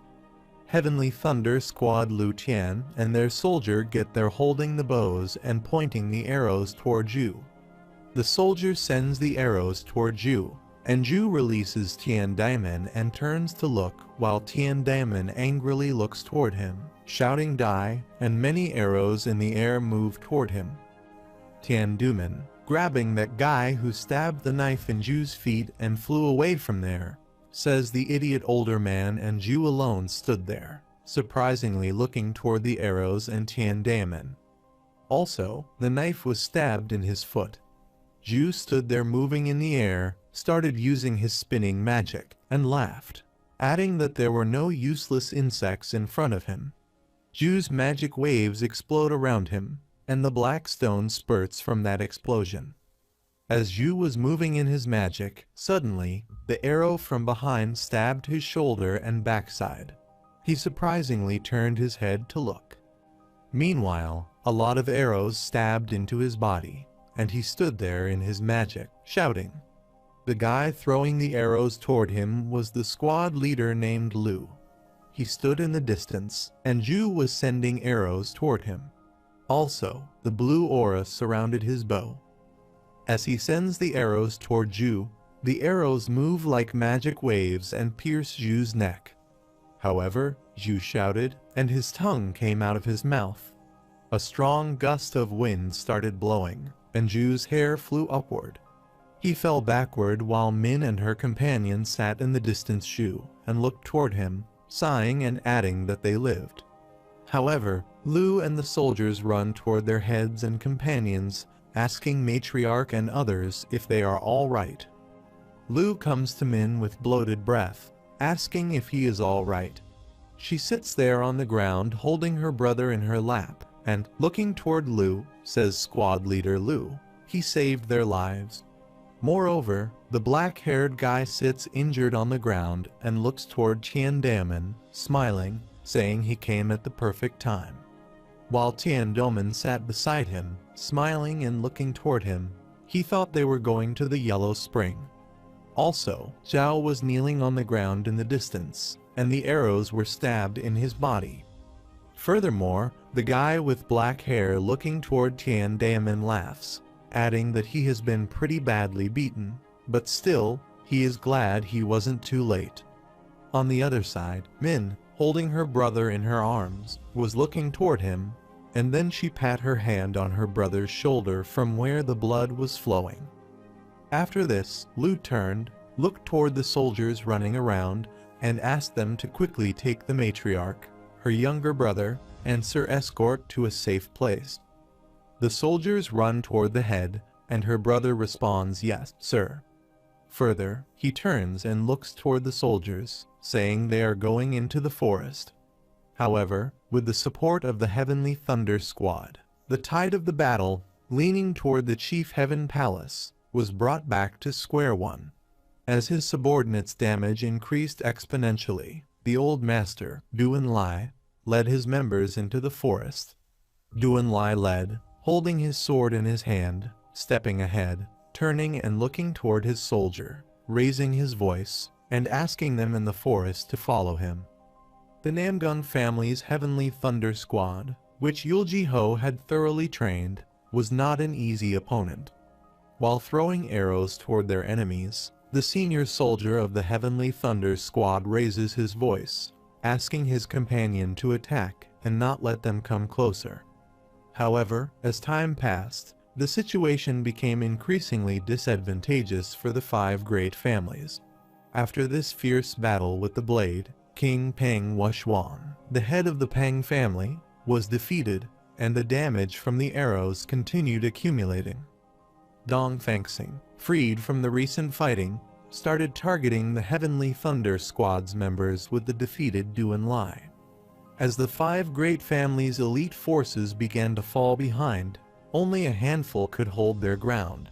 Yu Weijun, who had been fighting incredibly against Li Yunji and Huang Fuyin, who had just won against two guardians called Poing Dual Killers and only a few others.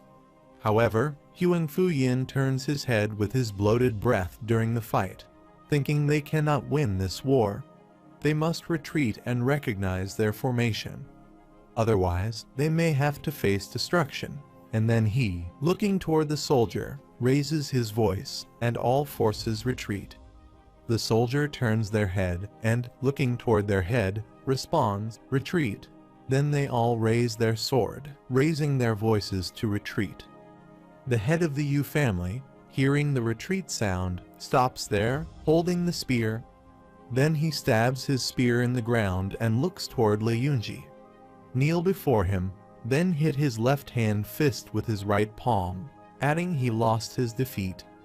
In response, Li Yunji stood before him and remained silent, looking toward him with his hand folded back. Also, his soldiers stood behind him at a distance, and then Li Yunji, looking toward the head of the Yu family, thought he hadn't used all his power, yet he already accepted defeat. After this, he turns and steps ahead, responding to the head of the Yu family, "Let's decide the victor next time." The head of the Yu family kneels behind him and looks toward him, leaving a smile. Then he takes his spear and turns to leave, while Li Yunji stood stepping ahead, thinking the war against the White Path wouldn't be easy. On the other side, Hwa Ching Myung puts his sword in the sheath and, looking toward the members of the Namgung family, says, "Disgusting idiots. Their fight is over now." Also, his soldiers stood behind him holding their weapons, and members of the Namgung family, including the captain, He Wang, and others, angrily looked toward the soldiers. Sees this, Hwa Ching Myung's soldier, holding their weapons and gritting their teeth, step ahead, but Hwa Ching Myung raises his hand to stop them, asking them to let them go. He Wang, with an angry face, turns his head and looks toward the captain. He asks him to let's retreat, and then they all turn to leave. Hwa Ching Myung stood behind, looking toward them, and exhaled, thinking he had already expected this, but their damage was too great. Then he clenched his sword, thinking they should declare their victory anyway. After this, he clenched his sword and raised his fist, raising his voice. They won, and the soldiers stood there holding weapons, sighing, saying it was their chief Heaven Guardian squad's victory that they had won. The soldiers were exhausted. They thud on the ground to rest, saying finally, they won. Thus, the battle among the best elite of both Dark and White Path, because of the war between the Dark and White. A bloody storm swept through the entire Murim. However, the second large-scale skirmish between Chief Heaven Palace and the Orthodox Path Alliance occurred at Mount Dahong. Due to countless sacrifices, the forest of Mount Dahong turned red like autumn leaves, and the leaders of the White Path decided to retreat. They judged preserving forces for the future would be better than suffering damage through a pointless struggle. As a result, the White Path retreated to the Yellow Dragon sect about 100 kilometers north of Mount Dahong and recognized their formation. Meanwhile, Chief Heaven's Palace, who gained a valuable victory at Mount Dahong, began to ride on the momentum to advance northwest, but was stopped at the valley in front of Mount Wudang. Moreover, the joined forces of disciples from the manhwa sect, Zhongnan sect, and Shaolin Temple Wudang sect led by the Sword King Guo Huiyu. 5 days passed, but the fight was still not over. However, in the Four Heavens Blood Alliance, the leader sat outside the bridge area in a chair and, wiping his sword, asked his soldier to ascend to heaven. Further, he looks toward the sword and asks when he said they should start. Are the four heavens moving at the same time? The soldier stood before him, holding the letter in his hand. Responding, he said to move 3 heavens first as to when to start. Then, the leader placed the sword before him on the table. Also, the teacup was lying on the table beside the sword. Then he gets that letter from the soldier and unties it while the soldier stands before him, looking toward his leader's hand and saying he said to do it as soon as he receives the message. Then the leader starts reading the message, responding all right, he understands. Moreover, the soldier looking toward the leader says, however, since the fight is still taking place, I wait just a little longer. They will be able to take full advantage of their battle, though. Then he asks them if they are rushing it too much. While reading that message, the leader remains silent, and after a while, he says that's what he hates. Hearing this, the soldier adds, asking pardon. The leader nods the letter and looks toward the soldier, smiles, responding the sect leader wants to show their strength. He wants to rule by thoroughly trampling on those who oppose him. Furthermore, he says to carry out his orders without fail, and in response, the soldier hits his right palm with his left-hand fist, saying yes, sir, and he says he has found the divine item. Hearing this, the leader surprisingly asks if it is accurate, and then he asks the soldier if they didn't say that the divine item was in the hands of the Namgung family's patriarch. Further, he says he heard they would postpone looking for it for a while, and the soldier responds that he thinks they accidentally got it after the last clash with the Chief Heaven Palace. After hearing this, the leader laughs, picking his sword from the table, and looks toward the soldier, saying this is truly fortunate. To think they can retrieve it before the ascension to heaven's plan begins. Furthermore, the leader gets up, holding his sword, activating his spinning magic aura, and smiling toward the sword, saying he thinks he can complete the dark demonic sword with this.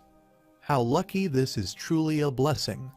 Then he created a voice, and with his voice, the pigeon sat on the roof and flew away from there, holding the message in his beak while they both stood there under the roof, looking toward the pigeon, flying away from there. After this, the pigeon gets into the forest side. There, he comes and sits on the Gale unit leader Huiquan's shoulder. The leader holding the message silently looks toward it, then reads it and tells his group of companions, 5 males and 1 female, and they all stood before him in the lane that the ascension to heaven's plan had been activated. Hearing this, one of his companions with the cross mark on his face asks for ascension to heaven's plan, sir. Then the lady with the mole over the side of her lips and looking toward their leader asks him what they should do, unit leader. Huiquan burned that message in his hand with his magic flame and looked ahead without expression to respond to her form. From now on, he thought they had to move on their own. Further, he says they say the Iron Blood demonic group has already made their move, while the pigeon flew away from there after giving a message to him. Hearing this, one of them surprisingly asks their leader already, and the leader looks toward his 2 companions, Qian Dong and Lu Sheng, and asks them if they too will be leaving for Mount Ame Mountain immediately. Both of them, looking ahead, respond yes, sir. And then he looks toward the lady and the soldier with the black eye patch on his eye and says Gu Ting. He will take Ran Roman 11 and go to Diankang. Both of them, looking toward him, hit their left-hand fist with their right palm and, looking toward their head, responded yes, sir. Then, one of the soldiers with twisted necks asks if they are going to King Cheng. Sir Huiquan responded yes, then looked toward them and said he would go to the Tang family. Further, he asks them if everyone knows what they have to do, right, as they all were planning. Meanwhile, Yulji-ho gets there from behind, asking where they think they are going. The guy who stood beside the man with a twisted neck named X Xiang Wujing threw his dagger toward Yulji-ho and abused him, asking which idiot dared to interfere. The guy with a twisted neck, surprisingly looking toward Yulji-ho, grits his teeth. However, Yulji-ho grabs the knife with his index and middle finger and looks toward him, asking if he is asking him a question yet, and he attacks him. Further, Yulji-ho abused him, asking without even checking who he was. Rude man X Xiang Wujing, looking toward Yulji, surprisingly thinks he quickly caught his flying dagger. Yulji-ho, with no expression on his face, is holding that dagger and looking toward Hu Wickwin. He says he wants to meet him. Also, the bright, wavy aura emerges from his body and moves upward, and his soldiers stand behind him. Yulji-ho's bright magic aura spread there, and Hu Wickwin and his companions surprisingly looked toward that aura. Hu Wickwin's eyes turned white, and he surprisingly looked toward Yulji-ho and the aura released from his body. He thought, what's with this increased Kai aura? However, due to Yulji-ho's aura, the strong wind starts blowing there, and his hair flies back into the air. He looks toward them and moves his hand, which he holds with the dagger. He angrily looks toward X Xiang Wujing and says that he will return to him since this isn't his fault. Saying this, he throws that dagger at him. The dagger twirling in the air moves toward X Xiang Wujing and stabs his forehead. X Xiang Wujing thuds on the ground backward, and the man with a twisted neck and other companions looking toward him step toward him, calling his name. While Yulji-ho angrily looked toward them, adding one left-handed idiot and one woman. A total of 7 all right, while they all stood before Yulji-ho took out their swords. However, Hu Wickwin, hearing Yulji-ho's words, surprisingly looks toward him, and then angrily looks toward Yulji-ho, abusing him and raising his voice. Who the hell is he? Yulji-ho responded, asking the ones who attacked the great Namgung family if they were adequately hearing this. Hu Wickwin squeezed his brows and pressed his lips, thinking he was a member of the great Namgung family. After this, Yulji-ho sits there on the ground on his feet and starts collecting the stones lying on the ground. Looking toward them, he says he wondered what he would do if he couldn't find them. They don't know how scared he was hearing this. Dong, pointing his dagger toward Yulji-ho, raises his voice and shuts up. What nonsense is he talking about? As he shouted at Yulji-ho, Yulji-ho threw a pebble at Dong. The pebble hit with his eye, and the blood spurted out of his sight. He is putting his hand, and his eyes shout in pain. While Yulji-ho sits there, pointing his hand ahead, he throws that pebble toward him and asks if he will still deny it. Hu Wickwin sees this all and gets furious and angrily looks toward Yulji-ho grits his teeth and says he told him it wasn't them. In response, Yulji-ho turns and goes to his soldier and pulls the sword from the sheath that the soldier wore on his shoulder. Surprisingly, the soldier looks toward Yulji-ho, pulling the sword from the sheath. Yulji-ho, after taking that sword, turns and steps ahead while the soldier stands behind. Surprisingly, he asks him why he has a sword. However, Yulji-ho, holding that sword, activates his magic, and the flash of light in wavy form surrounds him. After this, he, holding that sword, quickly passed the soldier, swinging his sword and cutting their arms, the blood spurt out of their wounded arms. Also, he moves side to side so fast that nobody stands there to understand what has happened. After swinging his sword at them, he, with his angry white eyes, stepped ahead while the soldier stood behind them on the ground, holding their severed arms. Also, the blood was spurting from their arms, and their sword fell their hands too and thudded beside them on the ground. After this, the strong wind blows in the forest, and Yulji-ho stands before them with angry white eyes. He says that until they confess correctly, he will ask them 100 no 1,000 times. Then he looks toward them and says he doesn't mind them speaking nonsense. Maybe that's what he wants. However, Hu-Wikwen, with his angry red eyes, looking toward Yulji-ho, grits his teeth and abuses him, saying he is a cruel idiot. Yulji-ho, with his angry red eyes looking toward Hu-Wikwen, asks him cruelly, then says he didn't expect such words to come out of the mouths of the idiot who brutally killed people who didn't know any martial arts. Hearing this, Hu-Wikwen activates his magic power and swings his sword, raising his up and raising his voice at Yulji-ho. After all, it is a world of survival of the fittest. They should blame their incompetence, and in response, Yulji-ho stabbed his sword into the ground, and the stones spurt out of the ground. He angrily looks toward Hu-Wikwen and responds, yes, that's right. He finally admits it. He should have done that a long time ago. Saying this, Yulji-ho activated his magic powers, releasing the white and flame-like aura from his body and spreading it around him. A strong gust of wind started blowing, and he opened his arms to step ahead. His hair flew upward, and the grass rose from the ground. Yulji-ho steps ahead with his angry red eyes, carrying himself with his magic. He sees this. Hu-Wikwen angrily looks toward Yulji. He is surprised. Yulji-ho's eyes lit up with a red flame-like aura. He looked toward Hu-Wikwen and said what survival of the fittest meant. After this, Yulji-ho stepped toward and stood before him, holding his sword silently, looking toward and coming to him. As he was stepping ahead meanwhile, the lady holding the sword in her hand jumped toward Yulji-ho from upside down to kill him. Yulji-ho silently steps ahead as the lady comes near him. He moves his left arm up and grabs the lady by her neck. The lady standing in the air was surprised and shouted in pain, while Yulji-ho, lifting his hand and holding her neck, clenched it so hard that the lady fainted, and the sword from her hand slipped and fell. After clenching her neck, Yulji-ho, with his angry face, steps ahead and throws her away back the lady thudway with the tree. Hu-Wikwen, with a shocked face, turned his head and looked toward the lady leaning beside the tree as he looked aside toward the lady.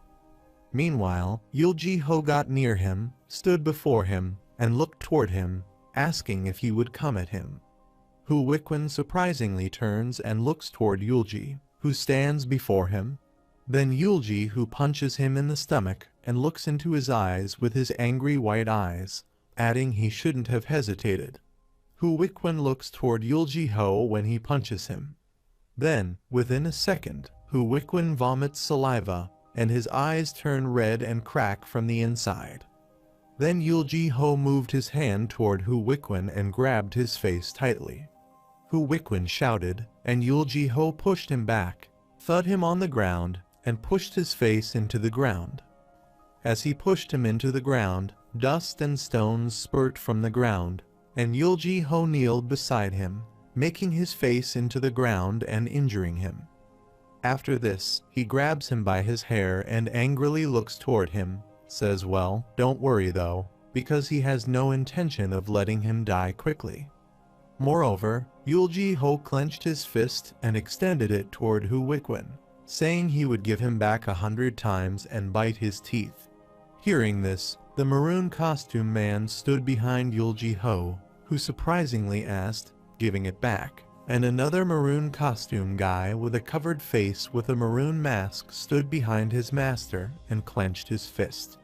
Looking ahead, he seems to have no intention of killing them quickly to avenge the great Namgung family. However, Yulji-ho sat on Hu-Wikwen and started punching him. The blood was spurting from Hu-Wikwen's face. The maroon costume guy with a surprised face sees what would have happened to them if they hadn't found them. Then he looks toward Yulji-ho, who, in a rage, is punching Hu-Wikwen and thinks it's scary to even think about it. Yulji-ho makes him worse by beating him. Hu Wickwin's teeth are broken, his eyes are swollen, his face is covered with blood, and his mouth starts foaming. Moreover, the maroon costume guy belatedly gained the spirit and stood behind Yulji-ho. He extended his hand, asking him to wait and stop momentarily. Further, he said that no matter how unforgivable the enemy may be, he didn't think this was right. Yulji-ho, with his angry red eyes, stops his hand there further. The maroon costume guy says, "Since they can still find out some information from that guy, please stop." Yulji-ho, holding Hu Wickwin's collar, extends his fist toward Hu Wickwin to punch him, and with an angry face, responds to the maroon costume guy he doesn't want to. However, it was getting dark, and a strong wind blew in the forest. Yulji-ho stood his back to that maroon costume soldier, and he wiped the blood on his face with an angry face. Looking ahead, he said he felt dirty now. Then he calls Han Zhao, asking him for alcohol. Han Zhao extends his hand, holding the alcohol bottle, saying here he goes. Yulji-ho snatched the alcohol bottle from his hand. He opened the bottle and started drinking it while Han Zhao stood behind and was looking toward him, gulping alcohol. After gulping the alcohol, Yulji-ho smiled and wiped his face, saying it was delicious. Then he turns and throws the alcohol bottle backward. Han Zhao stood behind to catch the bottle, and the guy with black hair and a maroon costume asked Yulji-ho. Yulji-ho, with a rude face, looked aside and responded he was sorry he couldn't fulfill his request. Further, Yulji-ho pointed toward Hu Wickwin and asked him if he wanted to ask that idiot. The guy with maroon hair turned his head, looked toward Hu Wickwin, and responded to Yulji-ho, "All right, he will find out who ordered them."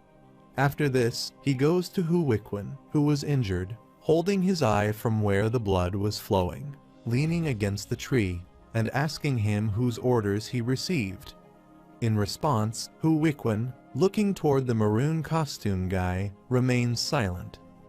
Further, the maroon costume guy asks him if he will keep his mouth shut as expected, so this is how it will be. Then, with an angry face, he looks toward Hu Wickwin and says he knows how to deal with people like him very well. There are dozens of torture methods he can think of. Of course, some of his subordinates are more capable than him. Han Zhao stood behind his master, clenching his fist and angrily looking toward Hu Wickwin adds, "Please leave it to him, master." After this, he steps ahead, goes to Hu Wickwin, sits on his foot, and, looking toward him, asks him what he knows. Hu Wickwin removes his hand from his eye, puts his hand down on the ground, and remains silent. Sees this, Han Zhao grabs him by his face and angrily looks into his eyes, saying, "If he takes out a person's eye, mixes them with saliva, and breaks them into small pieces, he has enough ink to write 4 books and 5 classics." Hu Wickwin silently looks toward him. Also, blood flows from his left eye and nose. As he doesn't respond to Han, Zhao begins to lose his patience, and then he points his index finger toward his left eye and clenches his face, saying that he only has one eye left, so it won't come out much. As Han Zhao moves his finger closer to his eyes, Hu Wickwin finally speaks, saying he is even worse than a beast. Han Zhao laughs, adding that this is the weakest method, though he would be in trouble if he had called him a beast already. While Hu Wickwin angrily looks toward Han, Zhao grits his teeth, saying just kill him instead, and the man with a maroon costume and black hair stands behind him. Hearing this, he adds they can't do that. Even if they do, they can't let him have an easy death. However, if he tells them what he knows, he can guarantee his life. Hu Wickwin angrily looks toward Han Zhao and asks him for his life, and the man behind him answers him. Yes, he promises him in honor of the Soaring Blood Squad. Hearing this, Hu Wickwin surprisingly thinks of a Soaring Blood Squad. Thinking about this, his eyes widen and start cracking in fear. Further, Hu Wickwin believes it will be useless no matter how much he keeps his mouth shut. Then the man with the maroon costume and black hair asks him now what he will do, and Hu Wickwin squeezes his eye, thinking it would be better to open his mouth here and live. After this, Hu Wickwin responds to them all right.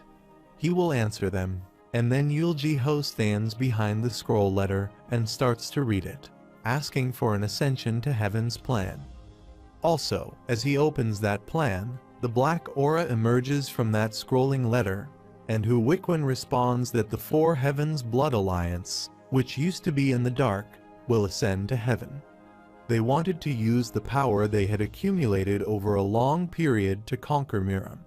What happened to the great Namgung family that desire resulted, and currently, the Old Ice Valley in the North Sea, the Dark Moon cult in the south, and the Iron Blood demonic group in the Tarim Basin have made their moves. Furthermore, he tells them the Iron Blood demonic group that moved first is probably already heading towards Imei, King Cheng, and Tang family. Both Yulji-ho and the guy in a maroon costume and black hair silently listen to him. And then the guy in the maroon costume, looking toward Hu Wickwin, asks, "But there is no way Midheaven Yin Cheng Zheng is still alive." Then he asks the center and leader of the old Four Heavens Blood Alliance. Midheaven should have disappeared a long time ago, right? If not, then that means they have transformed into other forces and have been working in secret. And in response, Hu Wickwin, looking down, says he can't tell him that.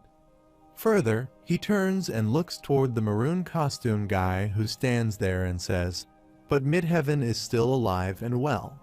Now, they call themselves the Heaven-abhorring sect." Also, the man in a maroon costume stood behind, holding the swords in their hands, surrounding one of Hu Wickwin's companions sitting on the ground, folding his hand back to his neck.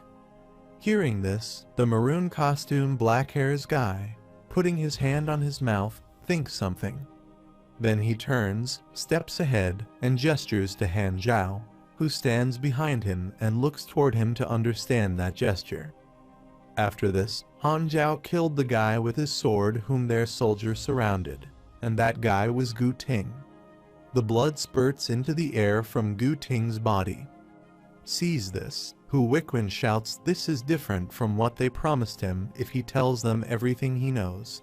The guy with a maroon costume and black hair stood aside, looked ahead, apologized to him, and added, asking what they could do. Further, he says Hu Wickwin thinks their lives will be in danger if they spare him from hearing this.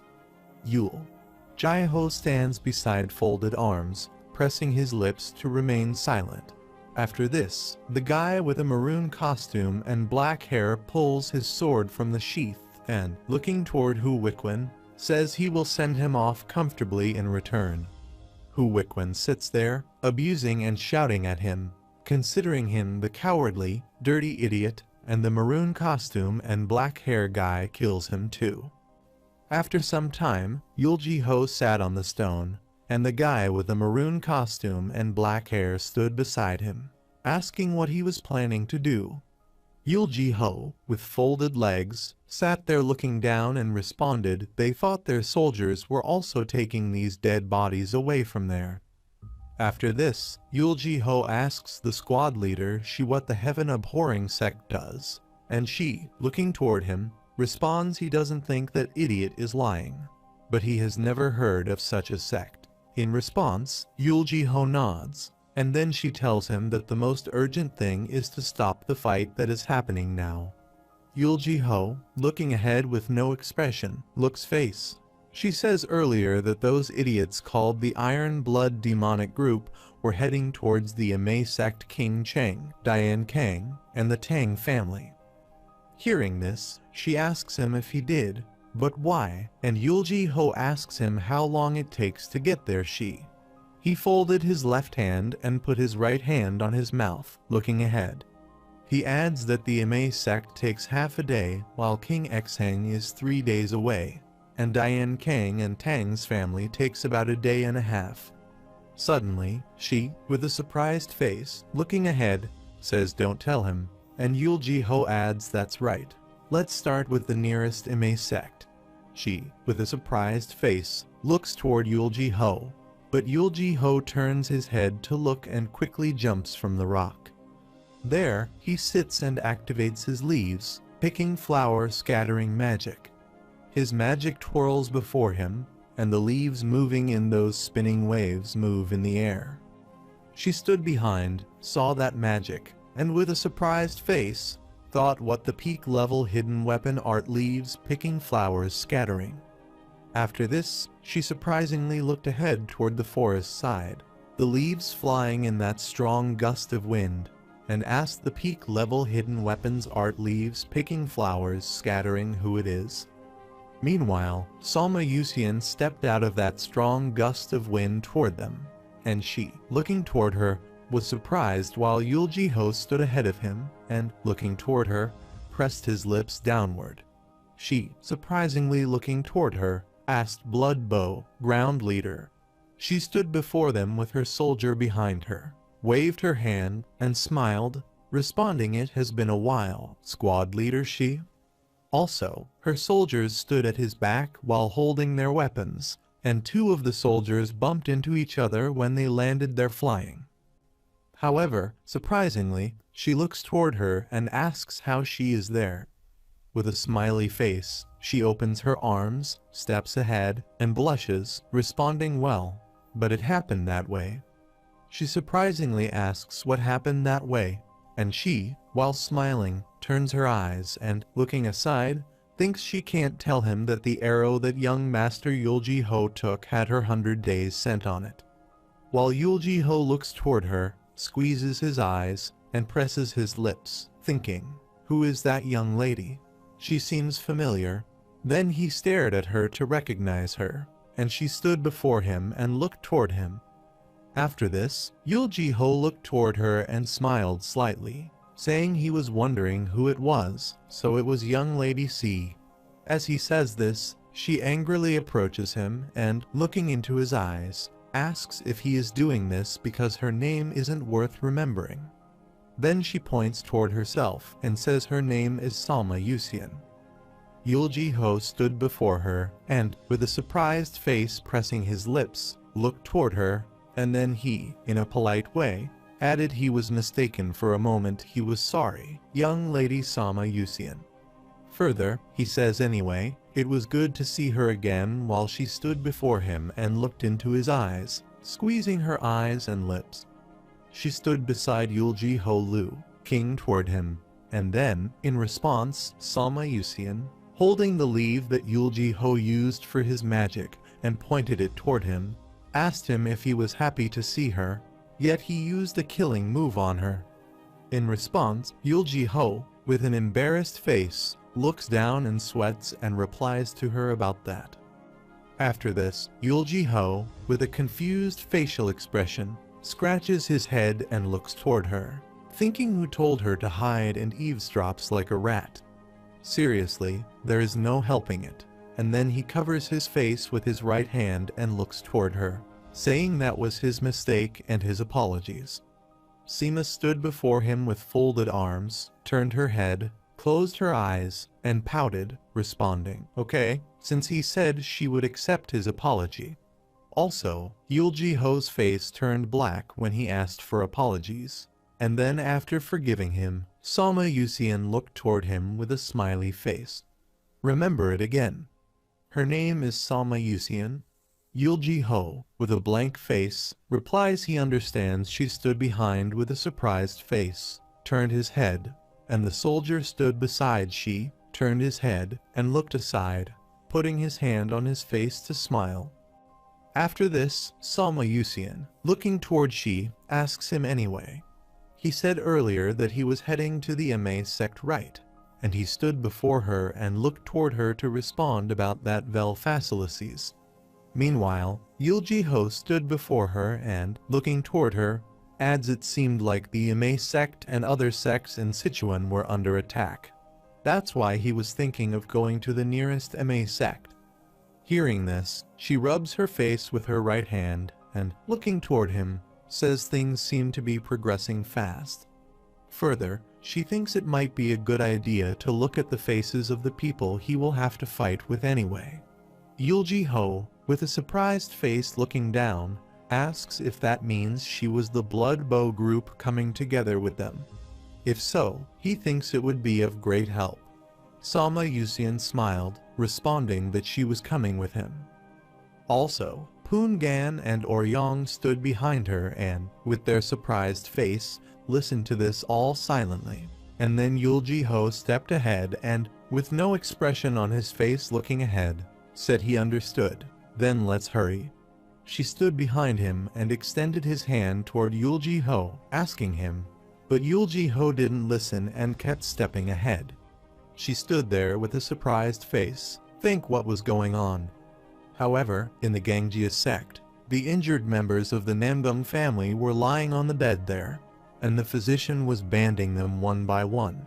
The guy with black hair was sitting on the wooden bed, and the physician beside him was bandaging his legs with a wooden scale. And he shouts in pain and says it hurts, so please do it more softly. While the physician tightened the bandages around his leg, responding, he understood. Sees this, Hwang sits on the wooden bed hanging leg and, with the alcohol bottle in his hand, smiles, saying to the black hairs guy stop exaggerating over a single broken bone. Hearing this, the black hairs guy shouts at him, asking for a single broken bone, not only his legs bones but also his arms. Hwang ignored him and started gulping the alcohol, and Kang Yu was sitting beside him with a bandaged body, and was looking toward that black hairs guy. Also, their other companions were lying on the wooden bed in the lane, and Hwang, after gulping the wine, laughed and put his fist on his mouth, responded to the black hairs guy, all right, he did well. Kang Yu sits beside him with the wine cup and looks toward Hwang, smiling, adding that he shouldn't tease him too much. Then Kang Yu holds the cup of wine to his mouth, saying their bodies are weak, unlike his steel body. Hearing this, Hwang clenches the wine bottle neck and, looking toward Kang Yu, asks him if his foot has ever seen steel break like this. Then Captain Yon, lying beside the bed with the bandaged body and looking toward Hwang, calls him Sir Guardian.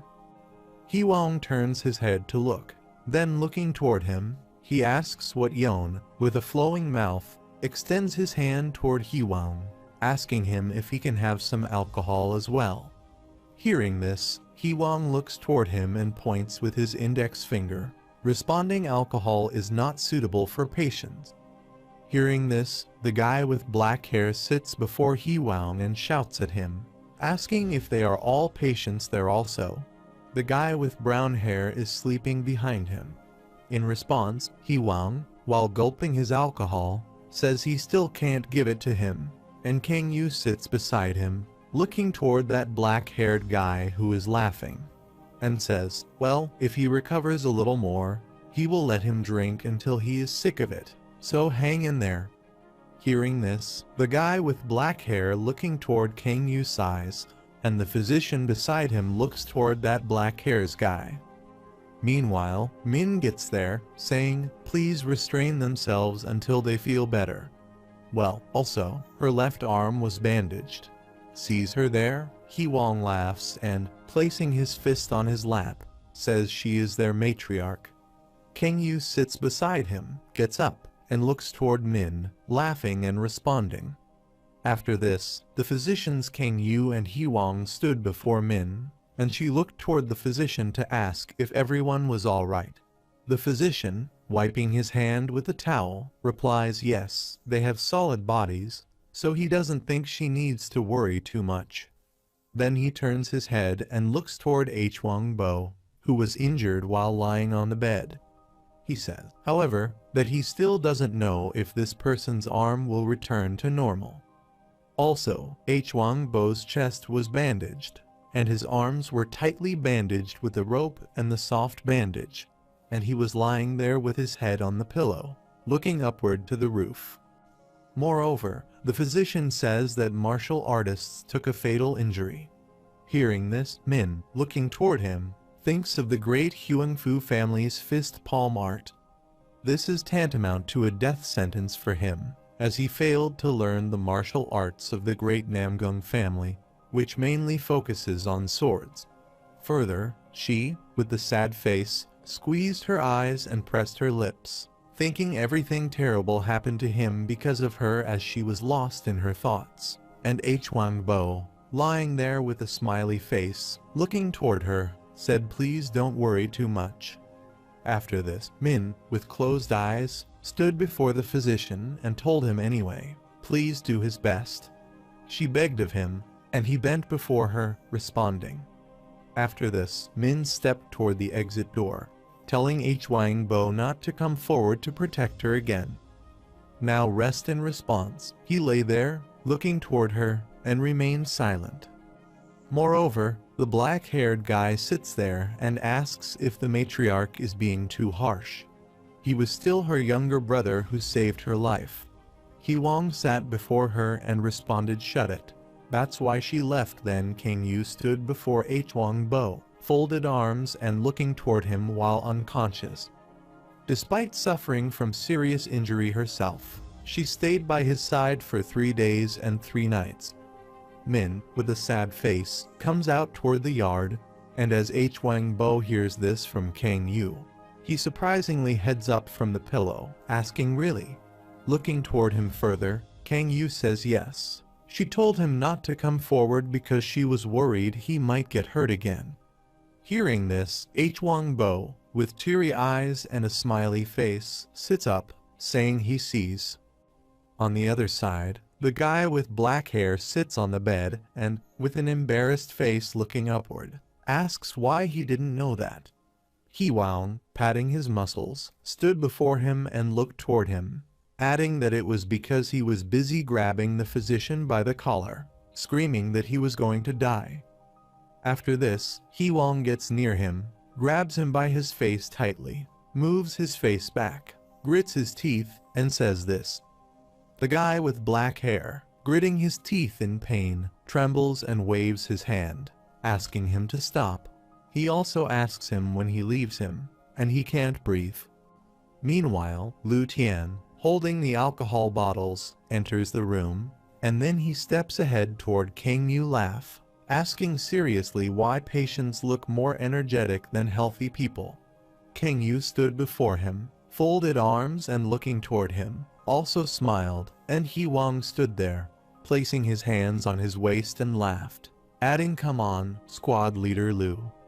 While the guy whose neck Huang squeezed was lying on the wooden bed, hanging his neck down to earth also. His eyes were spinning, and his mouth was foaming. After this, King Yu asks Lu how it's going. Lu gives the alcohol bottle to Huang and replies that it's complete chaos. It looks like everyone is fighting to the death. Further, he is holding the alcohol bottle in his left hand. Looking toward King Yu, says, especially after the 5 great families made up their minds and took action, it was a close match. Hearing this, King Yu nodded, and Huang stood beside him, gulping the alcohol, and Lu, with a surprised face, says they will soon be picking physically fit people from this place as well. Hearing this, King Yu asks how the other guy is doing. Lu laughed and waved his hand to respond, seeing they were making a fuss and asking for a drink. They seemed to be okay, and Huang, after gulping his alcohol and holding the bottle in his hand, wiped his mouth with his left fist.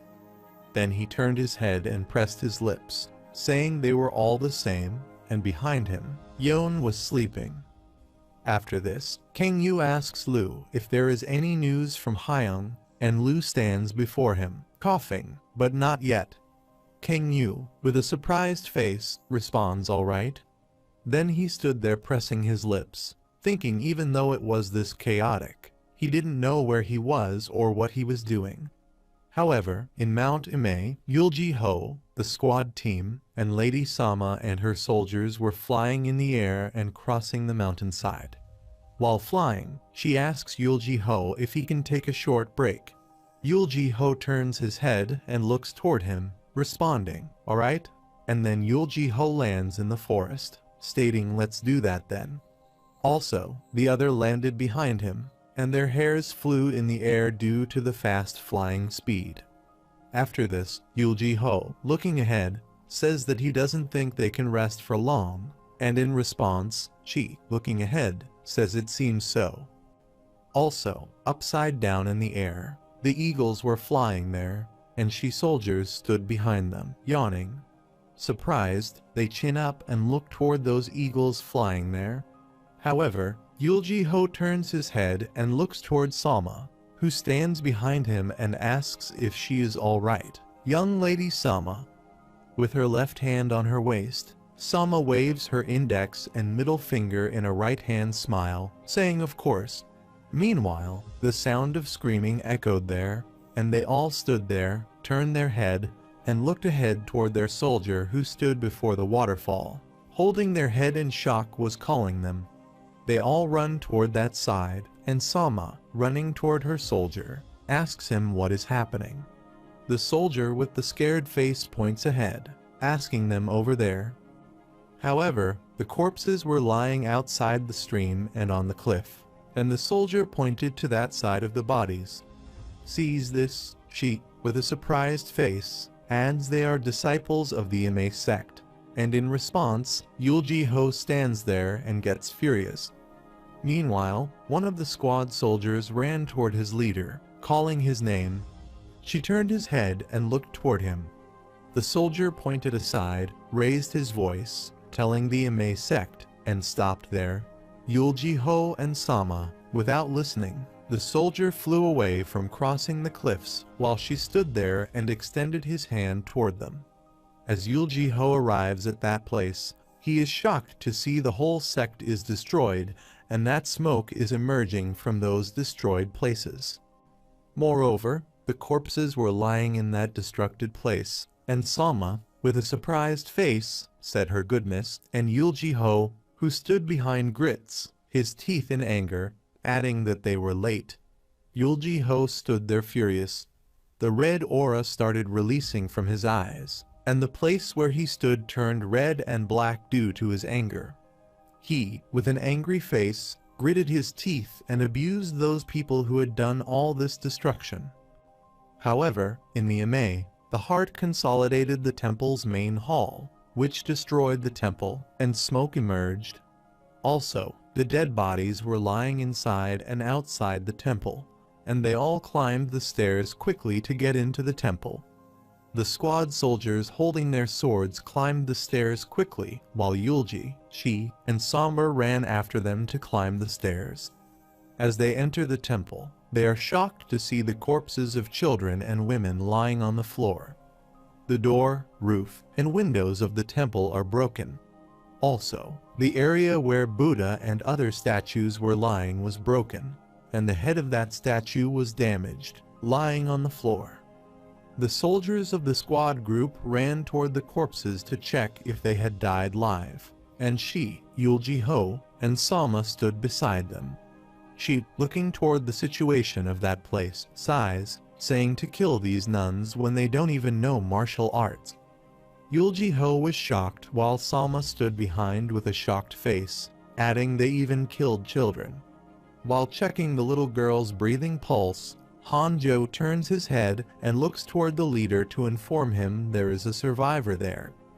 Then he looked toward that girl and activated his magic. The golden spinning aura surrounds him, and he raises his voice. Her injury is serious. He would transfer his true Kai into her to stabilize her breathing.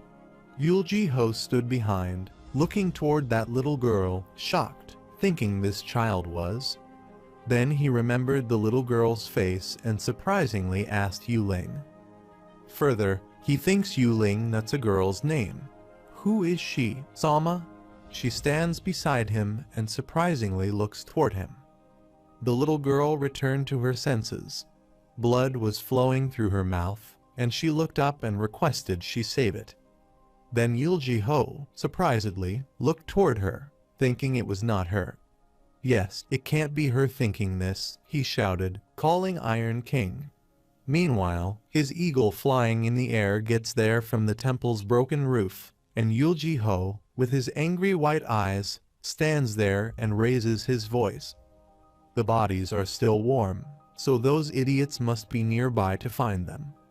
The eagle flies away from there, responding, "Got it, master." However, Yulji-ho stood there and quickly jumped toward the exit door, raising his voice.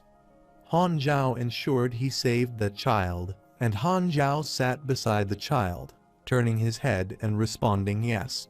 Sama also turns and runs after Yuljo and Ho, saying they should go too, and she follows her, waving his hand toward his son Eldir, asking them if they should go too. The soldier follows their master, answering yes. However, the Iron King flying found those people in large groups, and they sat on their horses and moved ahead to leave that area. While on the way, the guy with black hair and mustache sits on his horse, praising their leader, adding, as expected, that he made a great decision, squad leader. The leader sits on his horse ahead of him and, with a smiley face, asks him what he is talking about. The guy with a black mustache responded to the leader. Compared to Dian Kang and King Cheng, this place was much more accessible. With a proud face, the leader turns his eyes and laughs, responding that it's right. After all, the main force wasn't there. Further, the leader turned his head and looked toward that guy, adding that the time it took at the Ma sect was shorter than expected. They can go straight to their next target, the Tang family. Hearing this, the guy with the black mustache laughs, adding that he thinks they can get a lot of credit for this.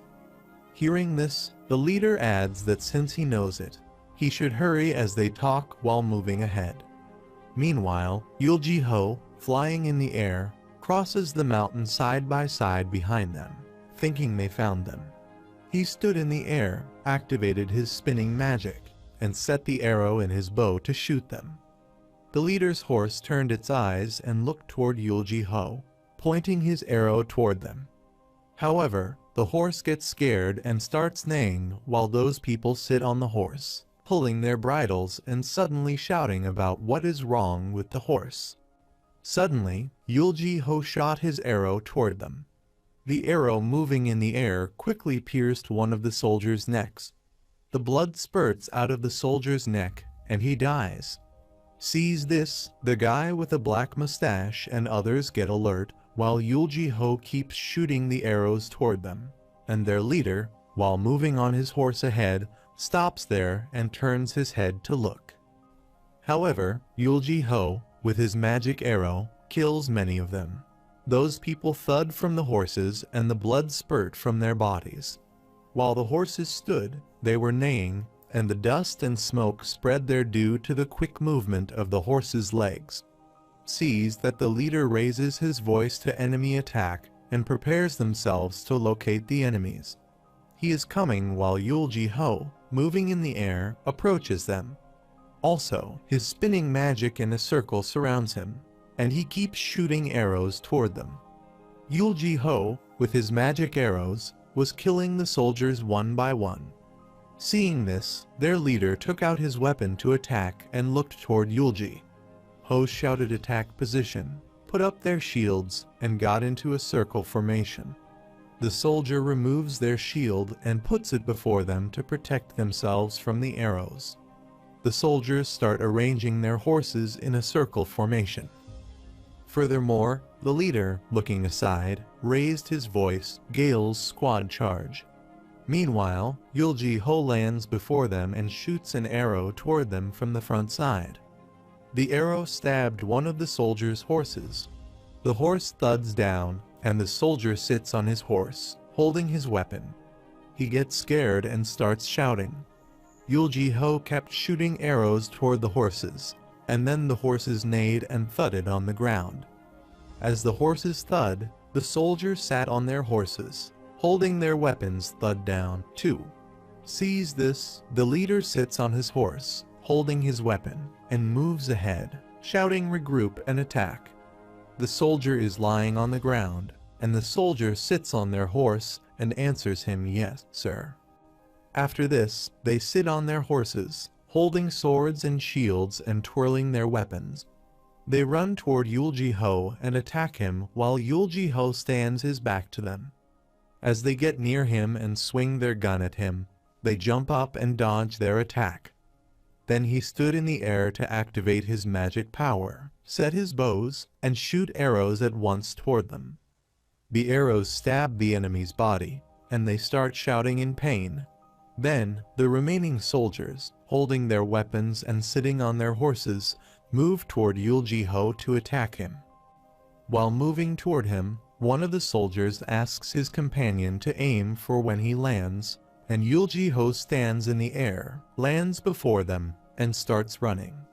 They also sit on their horses and run after him, shouting "Now attack!" all at once. However, before they can attack him, a spinning wavy magic surrounds the soldiers, and one of the soldiers swings his flail weapon at Yulji-ho, tearing his gown and breaking the string of his bow. Also, a little piece of Yulji-ho's gown stuck with the pointed weapon. While running away, Yulji-ho gets furious and stops scratching his foot on the ground when he sees this. Then he angrily looked toward him and abused him. Also, his eyes turned red in anger, and then he activated his aura and set his bow. The bowstring was broken, and he first put the string, then clenched the bow by folding the string tightly with his hand, saying he would kill him. The guy who tore Yulji-ho's gown places his weapon on his shoulder, and, with an evil smile, looks toward Yulji-ho, laughing, thinking he would undo his bowstring. Then he asks Yulji-ho if he thinks that will allow him to live longer.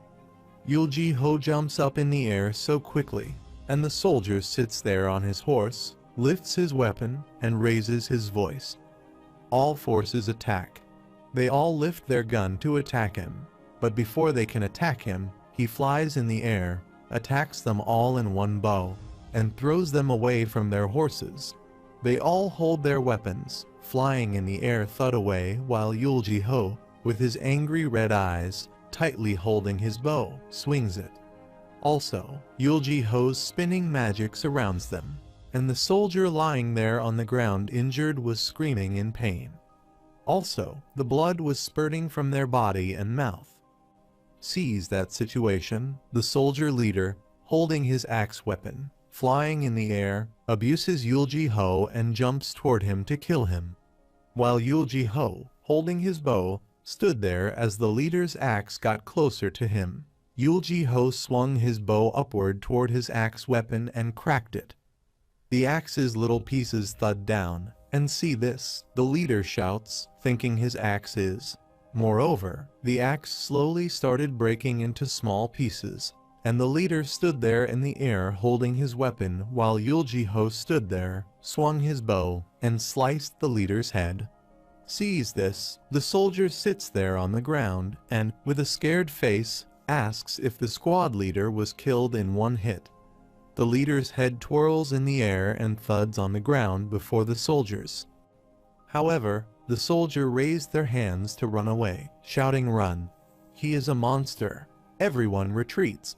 While Yulji-ho sits behind angrily, looking toward them and running away. He says they are not going anywhere, and then side by side passes by those soldiers twirling his bow and killing them all in one bow since he won't leave a single one of them alive. Meanwhile, Sama and she get there and stand in the distance to see the situation change. Sama, with a surprised face, asks if he can believe this. She stood behind her speech, chess, and didn't respond to her. Then, after a while, he sweats, adding if he had heard it without seeing it, he wouldn't have believed it. But now he is witnessing it with his own eyes. Then he remembers the lady advisor's words, thinking he was wondering why the lady advisor told him not to get on his wrong side. Then, looking toward the corpses, he thought, but now he finally understands. Also, Yulji-ho stood beside the bodies with angry white eyes and looked toward them. Meanwhile, Yulji-ho and his party annihilated the Gale squad under the command of Dong Kailing of the Iron Blood demonic group that attacked the Ame sect. Rushed toward the Tang family, Shizhong Meng sent the information he obtained about the Four Heavens Blood Alliance of Chief Heaven Palace. A meeting was held in the presence of the leader and Huigand, most of the elders, guardians, and executives. The lady advisor is sitting in the meeting hall looking at the letter lying before her on the table and says it would be better to stop the war. Hearing this, the elder with a colored costume sits before her on the chair, folded arms, and surprisingly asks her to stop the war. Another elder with a green costume sits beside the lady advisor and, looking toward her, asks suddenly. With that letter in his hand and looking toward her, the palace leader asks why, and she responds to him because of the fearsome power of the Four Heavens Blood Alliance in the past itself. No one knows how much energy it has even now. Further, she, looking ahead, says if they keep attacking, they may be able to achieve victory, but more than half of their forces have already been used up. In the worst-case scenario, they will lose most of their troops. Moreover, she looks at the leader and asks him if, in such a situation, he has any strength left to deal with the Four Heavens Blood Alliances that will attack like turbulent waves. In addition, the Southern Heavens Dark Moon cult of the Four Heavens Blood Alliance is located relatively close to their chief heaven's palace. The remaining family members of the Dark Path sects may be killed helplessly, like the Great Namgung family. Moreover, they do not know the extent to which the power of the mid-heavens, which has not yet revealed themselves, reaches. Furthermore, she says spies may also be hidden inside the Chief Heaven Palace since they already know the intention of the Four Heavens Blood Alliance, and it would not be very comfortable for them to dance to their tune. Then she, looking toward the leader, asks him if he shouldn't take revenge on those who they sacrificed. And in response, the leader, looking ahead, nods, then responds, "All right, he gets it. Let's do that." However, this moved Huiming and the executives. The Orthodox Path Alliance leader who received the letter from Wen Zuhua hesitated initially. Soon, upon receiving the urgent news, the Yamei sect was wiped out. He also reports from the Beggar clan's disciples in Sichuan that he prepared to move. Among the Orthodox sects, the King Cheng and Diane Kang sects left the Alliance headquarters in Sichuan. They were the first to head back to the HQ. After that, both the Chief Heaven Palace and the Orthodox Path Alliance started moving quickly. The fighting was stopped entirely. A meeting was held with the leader, and countermeasures against the Four Heavens Blood Alliance were discussed. That's how the Dark White Great War was temporarily halted.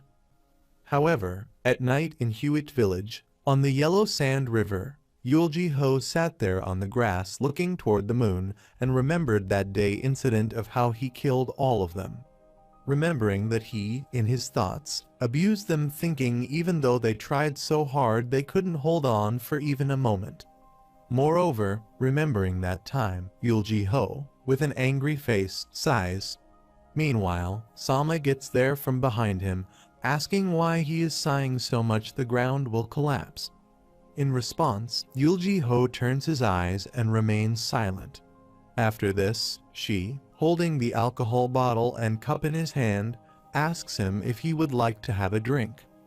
After some time, Yulji Ho's folded legs sat there on the ground, gulping the wine, and she sat beside him on the stone, looking toward him and asking why he did that. Furthermore, she looks toward him and puts her hands on her lap, saying he didn't have to find it that hard back then.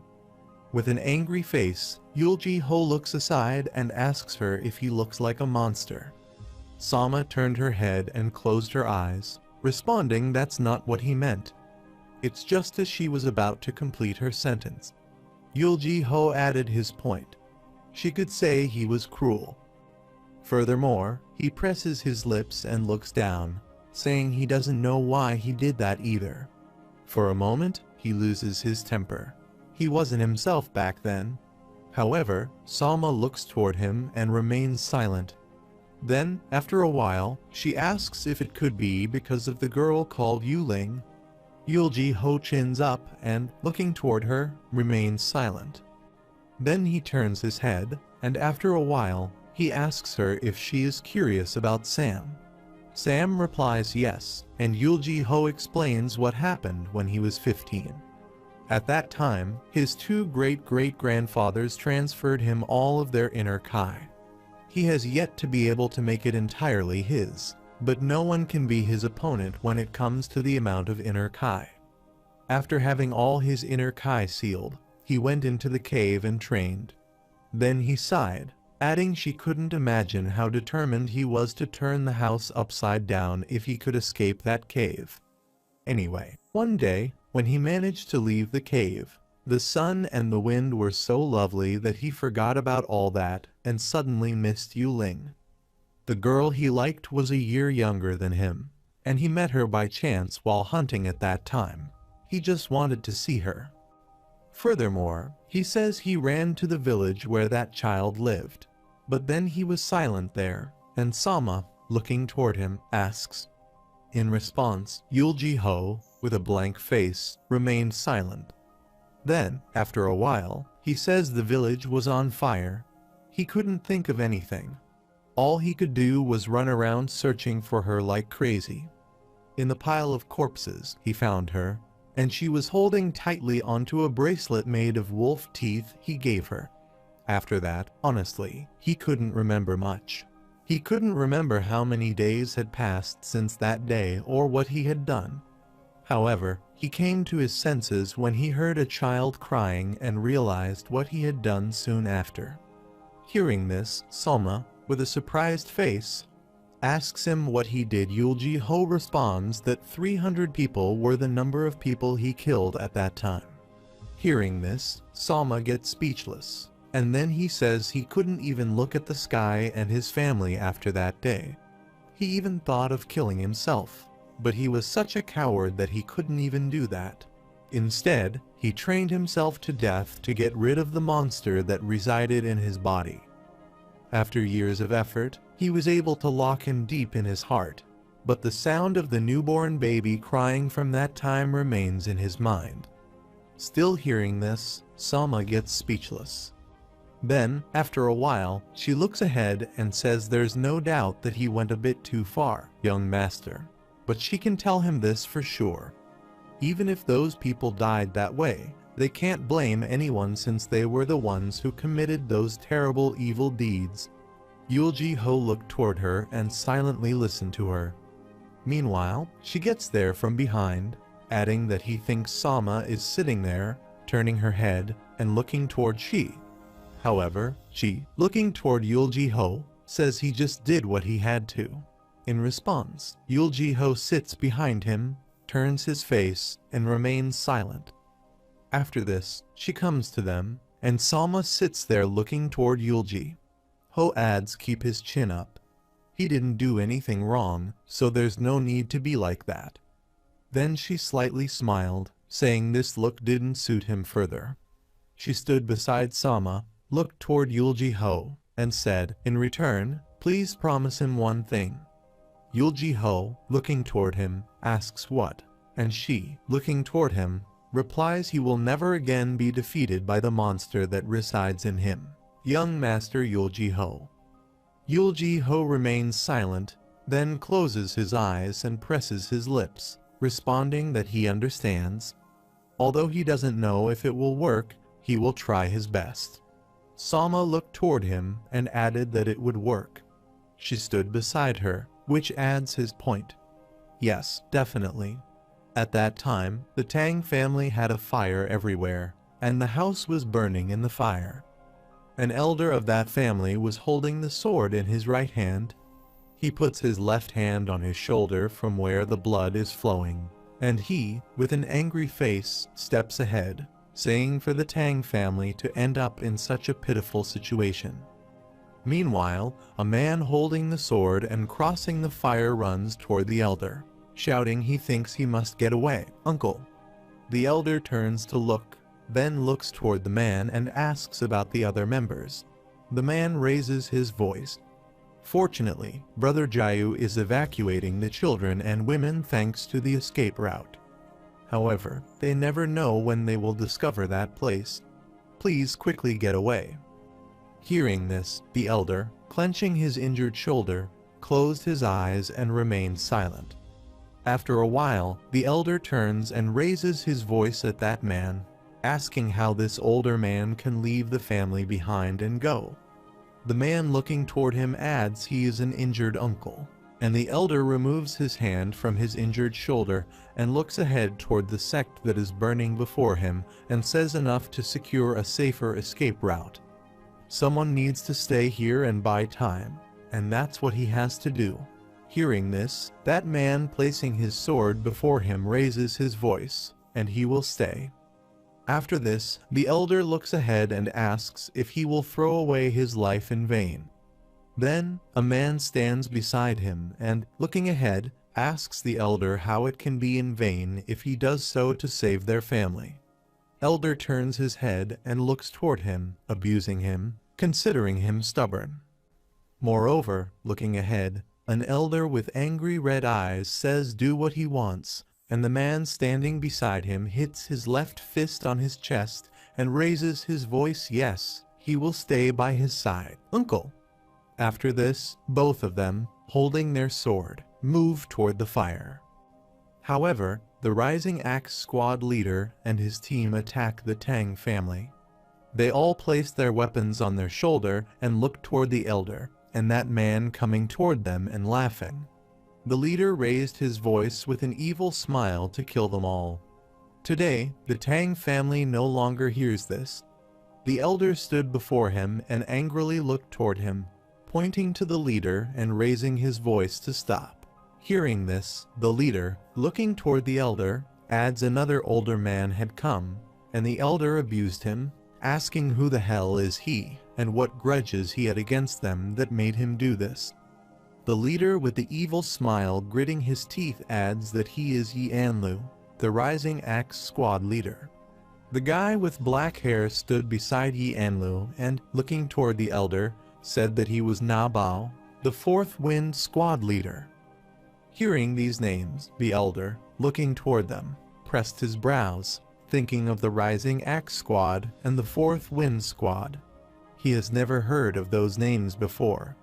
Yanlu, looking toward the elder, adds that the guy who fought with him a little while ago is the Rising Axe 10 Winds. Then he asks the elder, since 7 of them are dead, if he should call it the Rising Axe 3 Wind now. In response, the elder, looking toward him, says whether it's 10 or 3 winds, he doesn't care.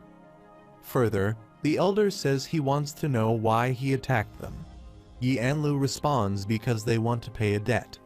Surprisingly, the elder asks about the debt, and Yanlu, looking toward him, tells him more precisely that it is their ancestors' debt. Hearing this, the elder surprisingly asks who his ancestors are. Yanlu responds that their ancestors are a blood demonic group, and, in other words, the West Heaven. With a shocked face, the elder gets speechless and then adds West Heaven's iron blood demonic group in that case. Further, the elder looks toward him and asks if he is a member of the Four Heavens Blood Alliance. Yanlu adds he remembered the older man, and then he asks the elder if he probably knows what the Tang family did to their ancestors in the past, right? Elder angrily grits his teeth, and Yanlu stands before him, saying yes, it's that face. Look carefully at how the Tang family will collapse with that face. Suddenly, an explosion occurs behind them, and Yanlu, soldiers in the yard holding their swords, falls away. When Yanlu sees this, he angrily turns his head, asking what the idiot dares to do. Also, his companion stood beside him, turned, and looked toward that side. Meanwhile, a red arrow that belongs to Sama flying in the air moves toward them. The arrow passes by Yanlu and cuts his face skin. Yanlu looks toward that side. There, the explosion occurs. He winks and abuses. However, with her bow in her hand and her soldiers behind her, Sama gets there, asking if he is much faster than he looks. Also, she moves her left hand back toward the quiver to pull arrows from it, while Yanlu angrily looks toward her, grits his teeth, and abuses her, asking what she is saying. Sama points her bow toward Yanlu, responding that she will kill him. Then, she shoots the arrow toward him. The arrow, moving in the air, goes toward Yanlu. However, Yanlu, looking toward the arrow coming toward him, squeezes his eyes, saying she is fast. However, she needs to block her arrow. Saying this, he and his companion take out their shields, put them before them, and start laughing. With a smiley face, Sama used her magic to shoot 3 arrows toward them. Asking how about this, Yanlu winked laughing and responded that it was useless. But he was surprised when his companion stood beside him, holding the shield thud before him. The red arrows were stabbed in their foot, and their shields fell from their hand. And they sat beside Yanlu on the ground, holding their feet and screaming in pain. Sama shoots more arrows toward them, saying an opening. The arrows pierce Yanlu's soldiers' hearts, and they stand there and start screaming in pain. The blood spurts from their heart when Yanlu abuses Sama and raises his voice, asking his soldier what he is doing to tear off those limbs right now. The soldiers stood behind him and raised their voice, responding yes.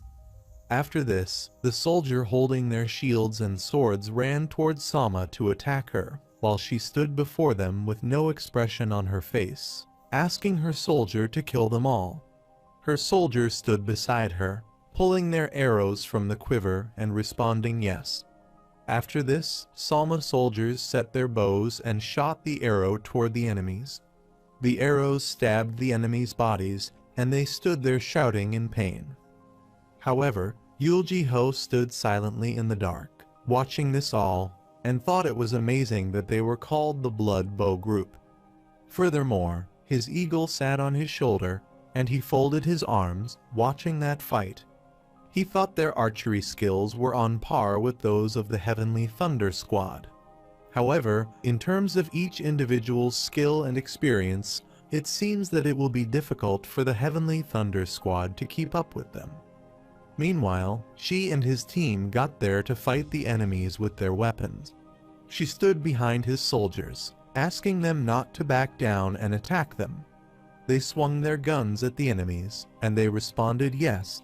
While Yulji-ho stood there looking toward she and his soldiers to fight them, the Soaring Blood Squad also helped them create space by preventing enemies from approaching.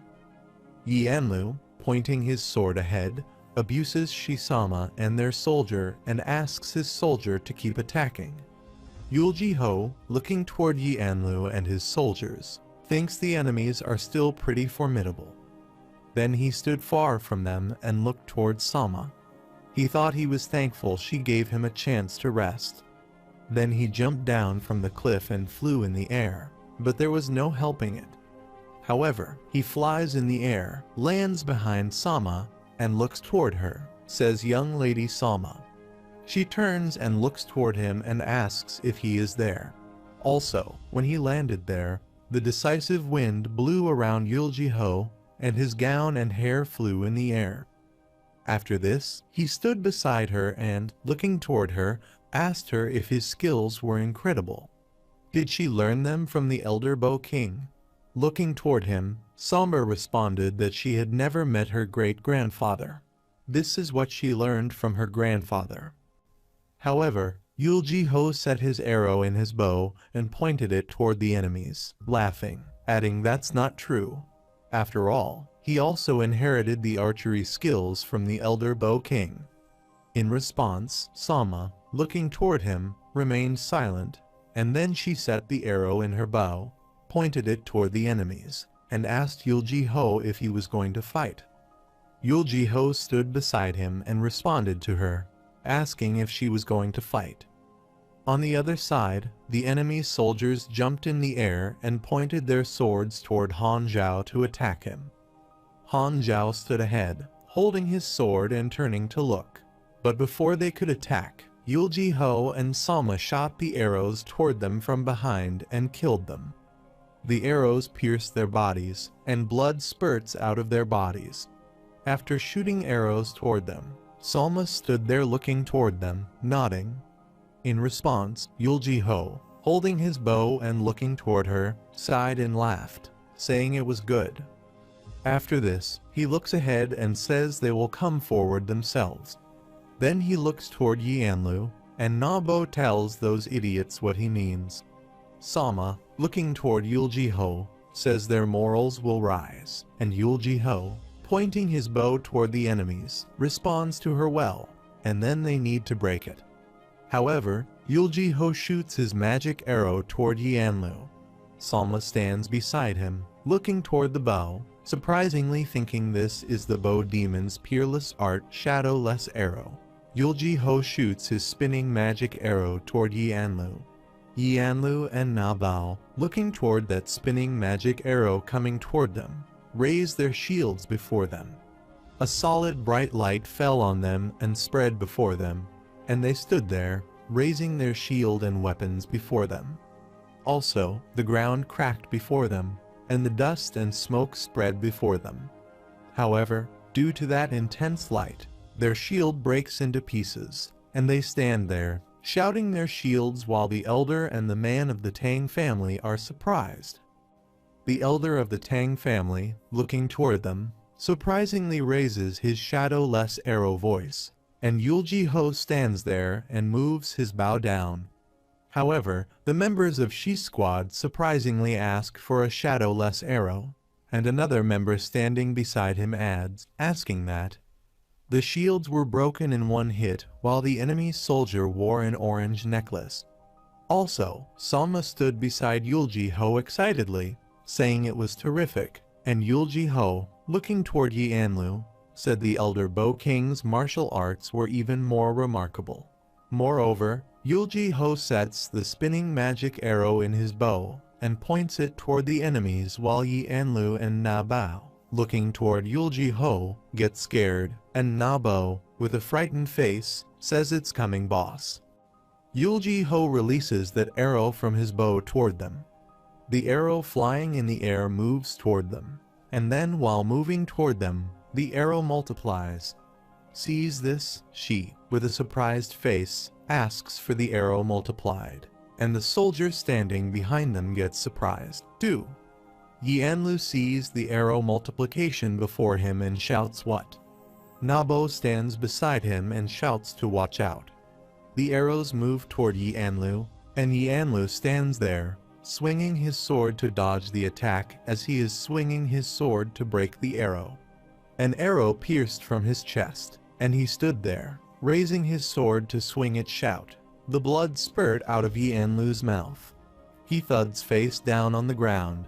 His sword falls from his hand, and the area of ground there he thuds the dust smoke spread from upward.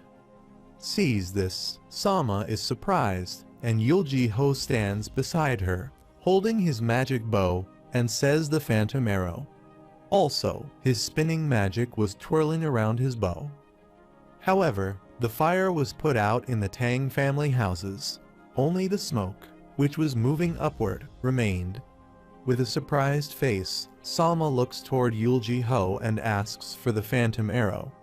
Yulji-ho stands before her, holding his bow and answering that it's the older Bow King's martial art.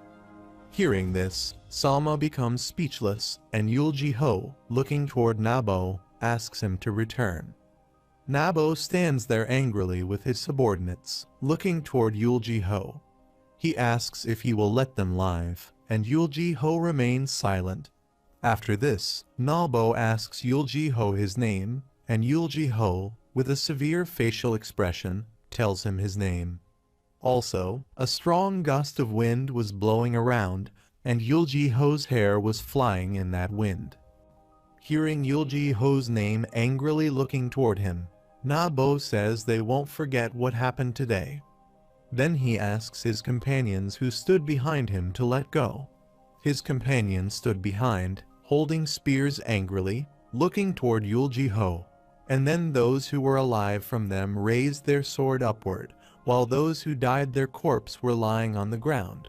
After this, she stood beside Yulji-ho, looking toward the Tang family sect and houses, which were burnt to ashes, and Ba-no, with his companion, stepped outside the sect and asked if they could let them go just like this. In response, Yulji-ho looks toward them, leaving, and remains silent, and she sighs since he isn't saying anything right.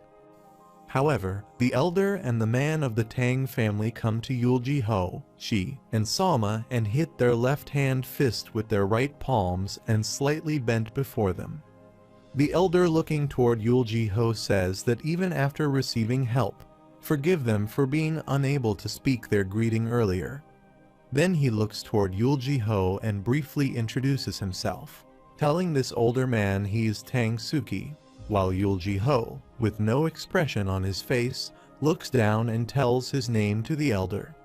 After this, the elder Tang Suki, with a surprised face, looking toward Yulji-ho, says, "Could it be that the bow demon Yulji-soman is?"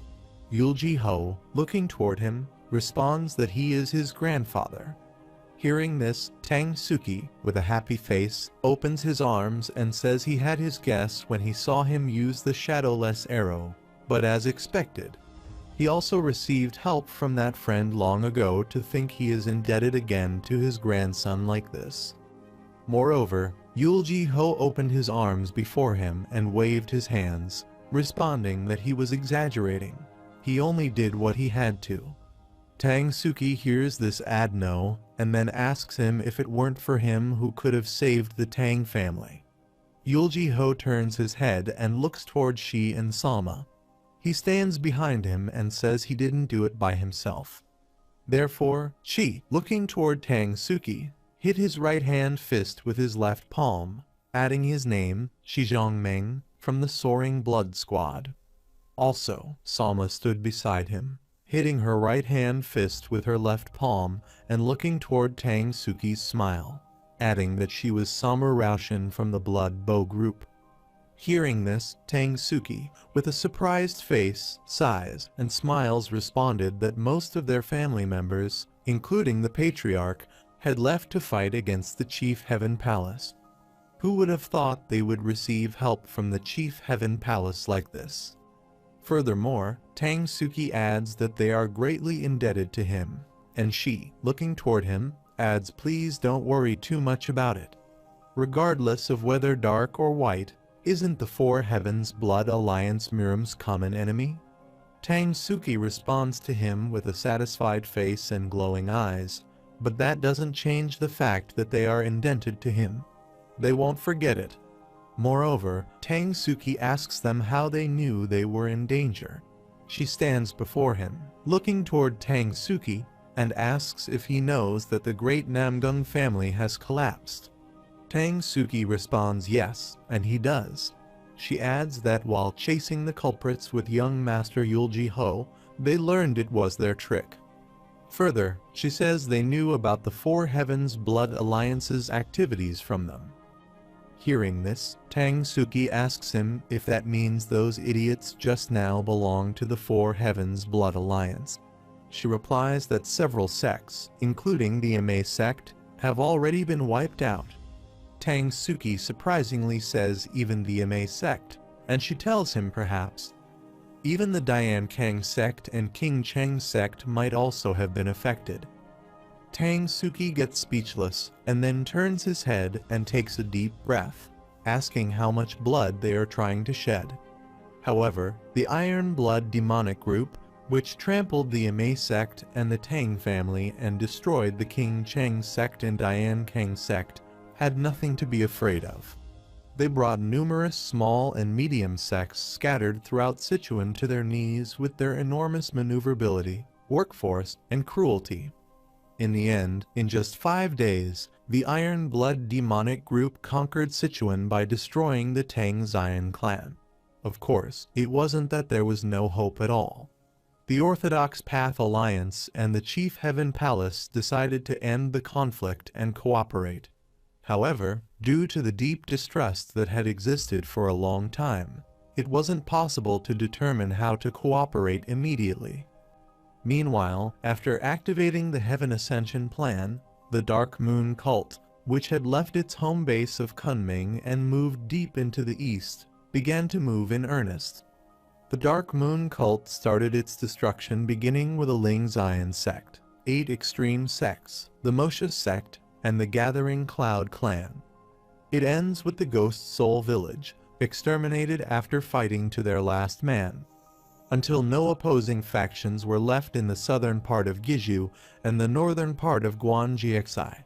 However, in the Wudang sect Qingzhong, Qingjian, Wang Huoyan, Qingjinag, and the head of a well-renowned family sits there in the meeting hall with a purple cap on his head. Qingzhong sits in the meeting halls and asks the other what happened to those who left to deal with the Iron Blood demonic group. Wang Huoyan sit before Qingzhong on the chair and, looking toward him, respond he doesn't think they have arrived yet. However, it seems like they have already confronted the enemy's advance guard once. Hearing this, Qingzhong looks toward him and asks for a confrontation, and Wang Huoyan responds him the enemies are the idiots who went after the Tang family. It is said that they were easily defeated, as if only a few people were hearing this. The man with a purple cap asks them what happened to the Tang family's members. Wang Huoyan, looking toward him, responded he heard that the majority of them were safe. However, saying this, Wang Huoyan stopped there and didn't speak further. The man with the purple cap, looking toward Wang Huoyan, asks him why he is hesitating to keep going. Wang Huoyan responds yes.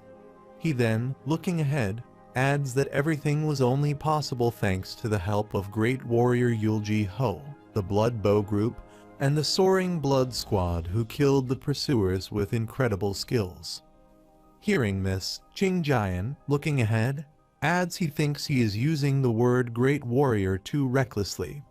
Then he turns his head and, looking toward Wang Huoyan, asks him also, aren't the Blood Bow Group and Soaring Blood Squad members of Chief Heaven's palace? It would be a disgrace to receive help from them. It's not something to be proud of.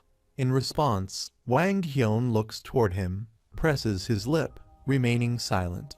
Qingjian turns his eyes and looks toward the other meeting members, saying that although they had no choice but to stop the fight, they were just as dangerous as the Four Heavens Blood Alliance.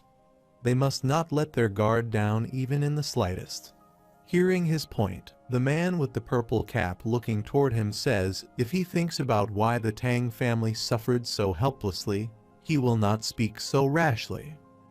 Furthermore, looking toward him, he asks what the Tang family's main force was doing when their central family in Sichuan was being attacked.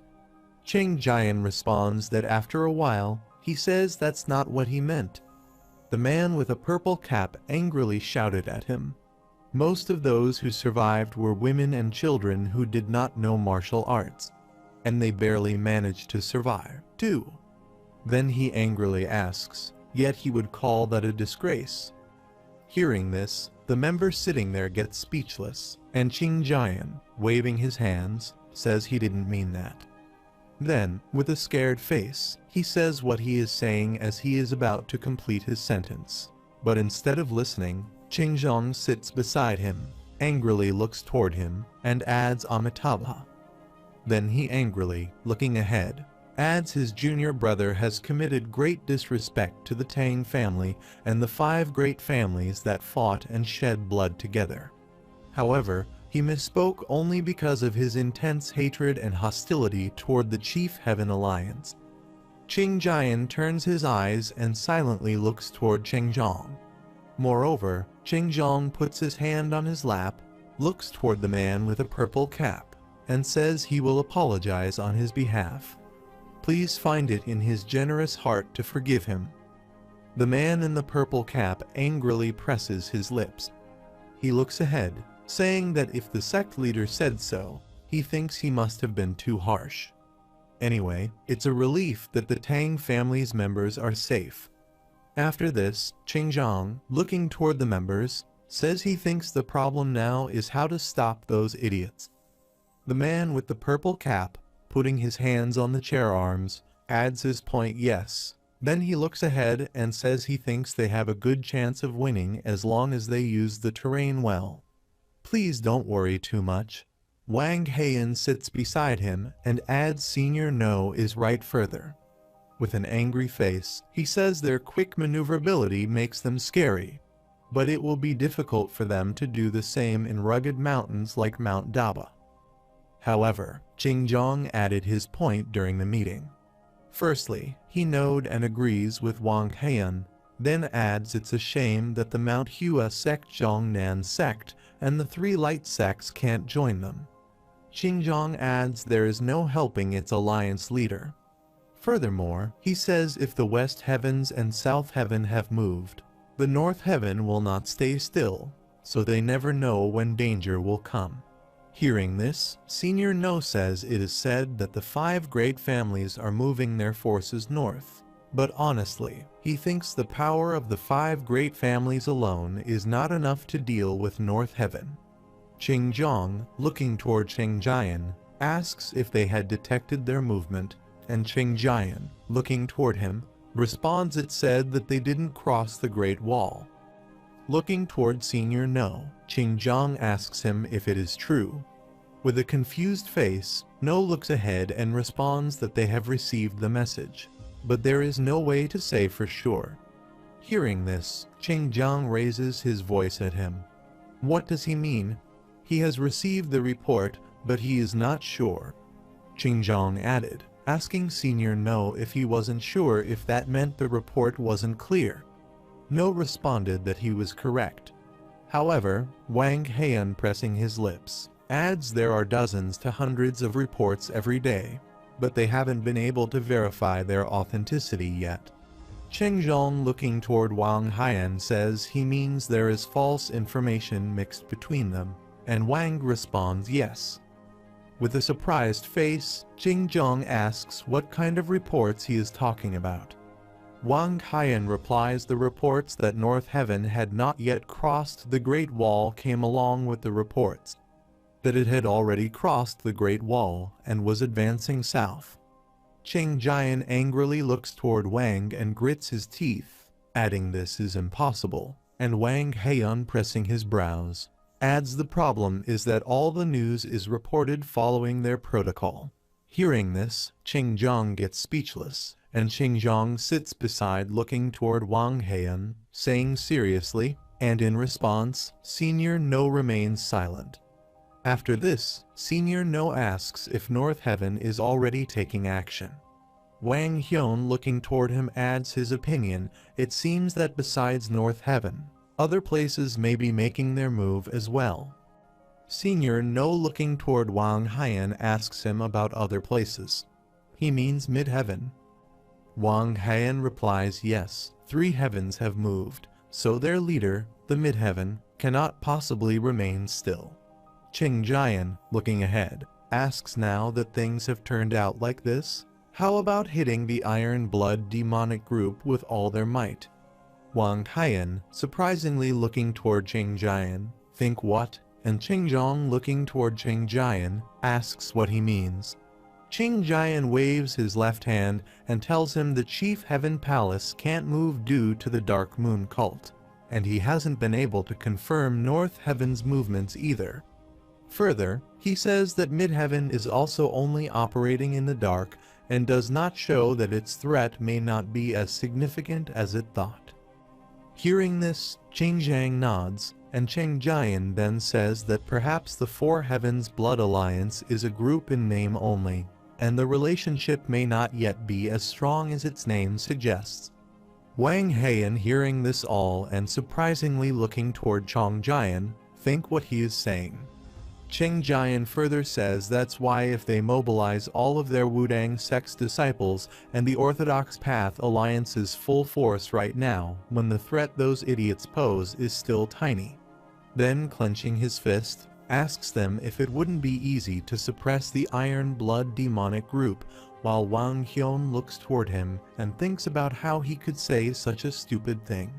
However, Wang Heian adds his point in the discussion. This is impossible. Both Qingjian and Qingjong turn their head and, looking toward Wang Heian, ask what? Wang Heian, looking toward Qingjian, replies that it seems like his overconfidence is turning him into an arrogant elder. However, all 4 members sitting in the meeting looking toward Wang Heian remain silent, while Qingjian angrily looks toward him and presses his lips and brows. After this, Jing Jian angrily gets up from his seat and placing hands on the table before he adds, asking Wang how dare he. Wang looks toward Jian, presses his lips downward, and responds to him, asking if the blood alliance is not strong. Then, says him, after being forgotten for hundreds of years, they are starting to move again in the name of the Heaven Ascension Plan. Further, he looks toward him and asks who began it. Wasn't it Midheaven? Does he think they are simply hiding? Jing stood there angrily, looking toward Wang, pressing his brows and gritting his teeth to make his angry voice. Sees this, Wang angrily looks toward him and says it would be a relief if the North Heaven is still outside of the Great Wall. However, they can't confirm the authenticity of the information in such a situation. How can they mobilize all their power? Moreover, Wang, with an angry tone, asks where on earth does he find that unfounded confidence while Zhang and Zhang are silently listening to Wang.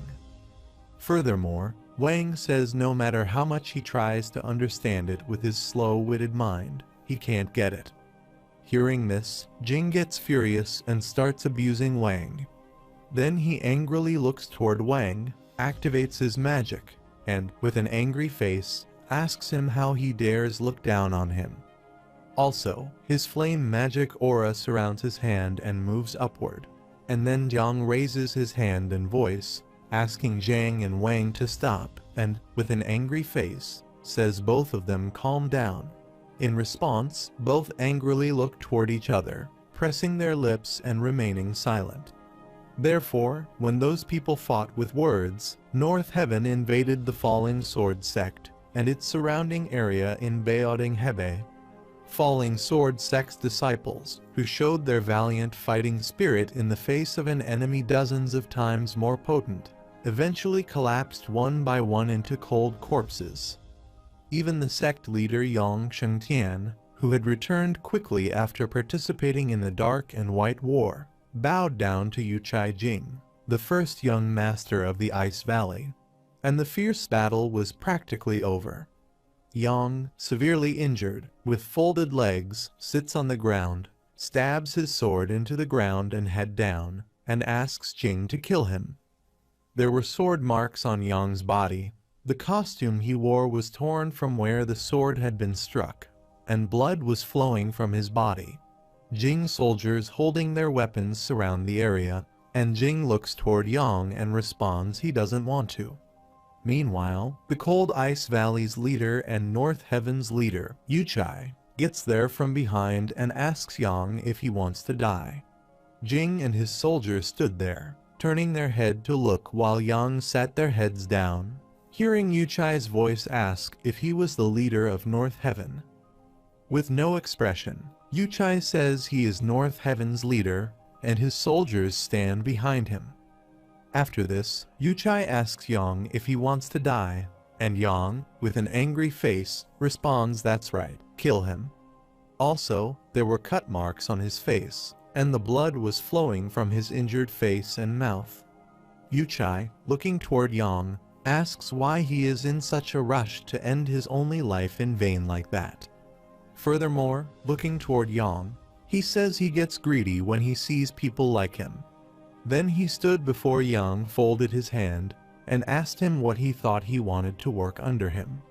Hearing this, Yang's head down and asked Yuchai to shut his mouth. Then he chinned up and angrily looked toward Yuchai, raising his voice at him, his disciples, and subordinates who were like his own flesh and blood.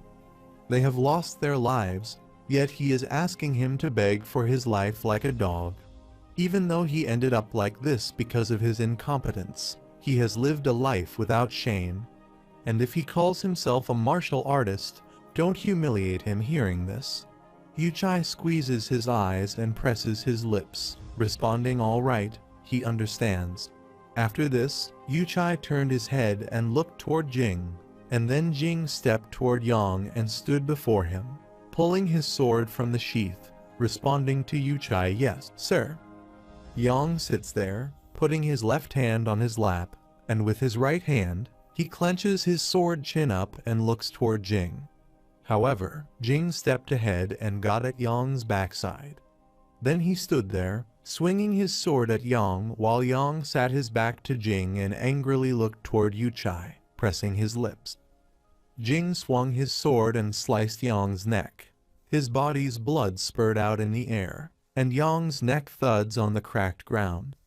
Yang's cut head was lying on the ground, and his opened eyes were still staring at Yuchai. After this, Yuchai, looking toward Yang's sliced head, says he promises to maintain his legacy. Then he turned his head and asked the soldier behind Yuchai's back, "What happened to the falling sword sect's family members?" The soldier with black hair and a cross mark on his face, looking toward Yuchai with no expression on his face, responds they are all detained and under surveillance. After this, Yuchai looks toward Jing and says don't touch them. The fight has already ended anyway. Jing wipes the blood from his face with a napkin, turns his head, and looks toward Yuchai. And he says, "But father, they need to set an example." However, with no expression and looking toward Jian, Yuchai says they are not the blood demonic group or the Dark Moon cult. He can kill them if they resist, but if they surrender, they can take them in. Jing nodded, responding yes, and then Yuchai stood there and raised his voice. Everyone listened well. The soldiers holding the spears surrounded the area and silently looked toward their leader to hear him.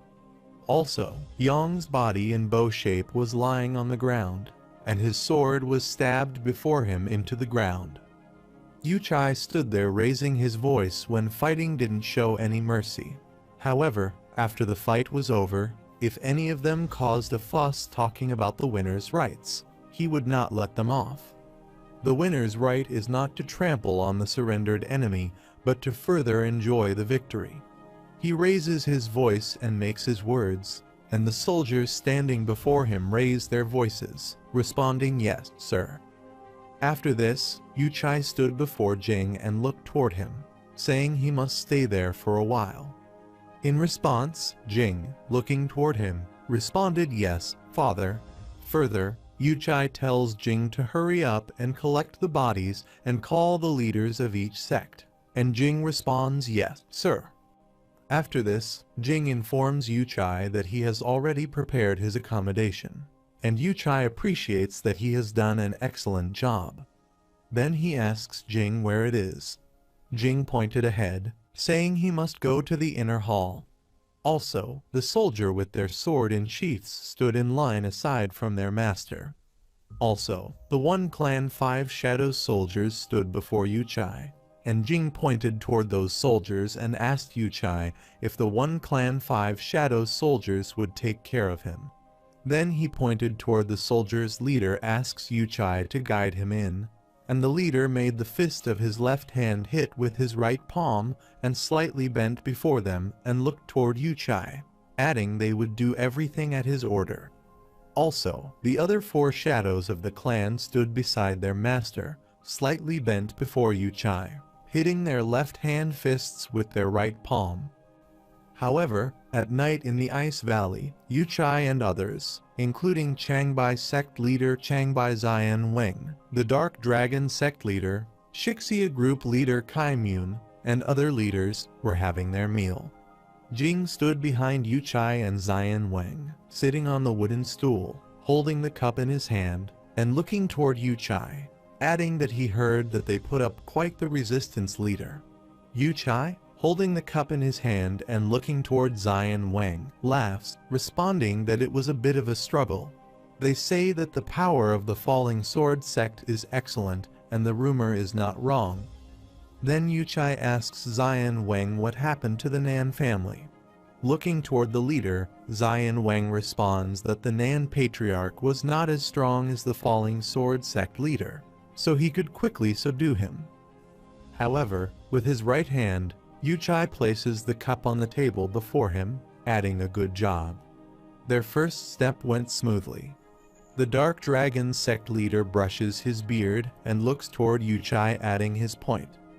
Then, they need to decide on their next goal. Yuchai, while having his food looking ahead, responds that he is thinking of attacking Shaolin. Zion Wang, placing his arms on his lap and looking toward Yuchai, surprisingly asks Shaolin, and Yuchai responds yes. Then Kai Moon sits next to Zion Wang and places his hands on his lap. He looks toward Yuchai and says Shaolin is a place they can take seriously. He thinks they need to move more carefully. Zion Wang, hand in hand, looks toward Yuchai. He adds that this older man thinks the same. Yuchai, sipping tea, asks them how to clean up the surrounding areas for now. Jing stood behind, clenching his fists and looking toward Yuchai added that's right. Father then said there was a significant figure called a divine guardian monk in Shaolin. Although there are rumors that he was injured and unconscious for a long time, this has not been confirmed. They have to be careful.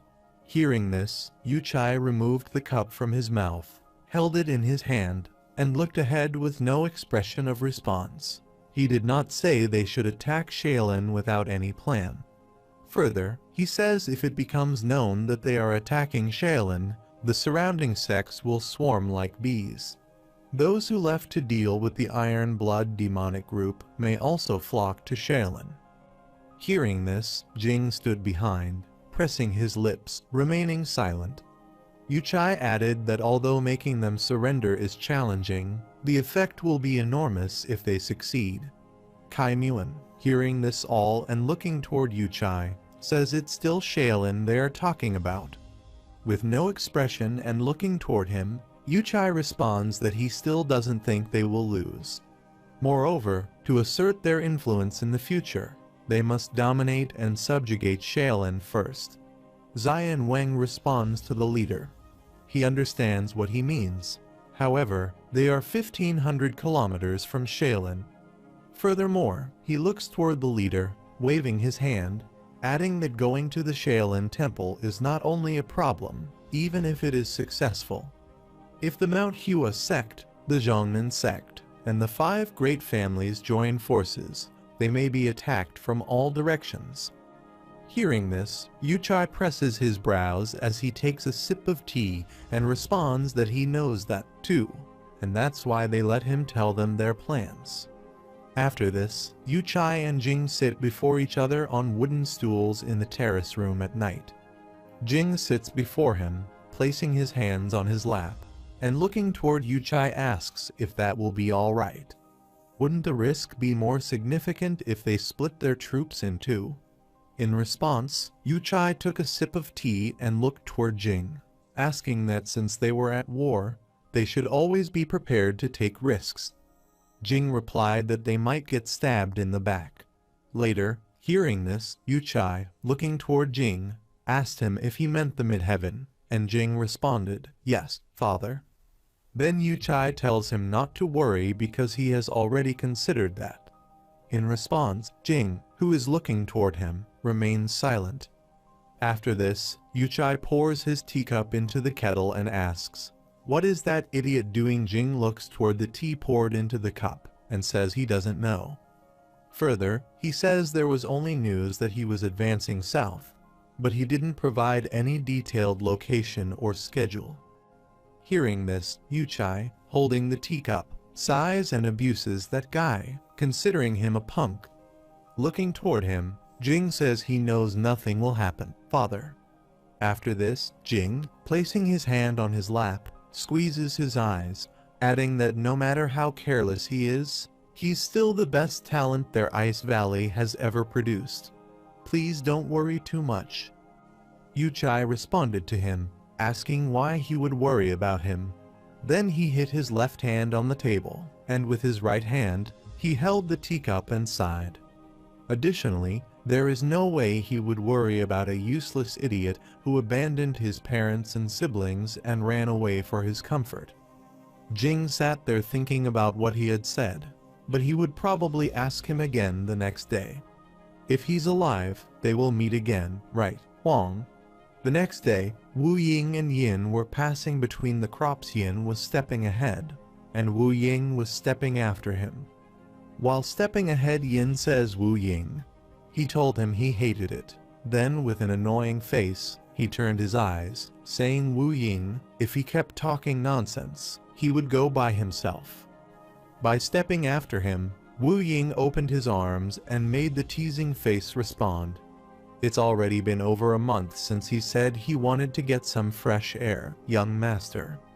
Yin stops there, then points his index finger, closes his eyes, and sighs, saying he never told him to follow him.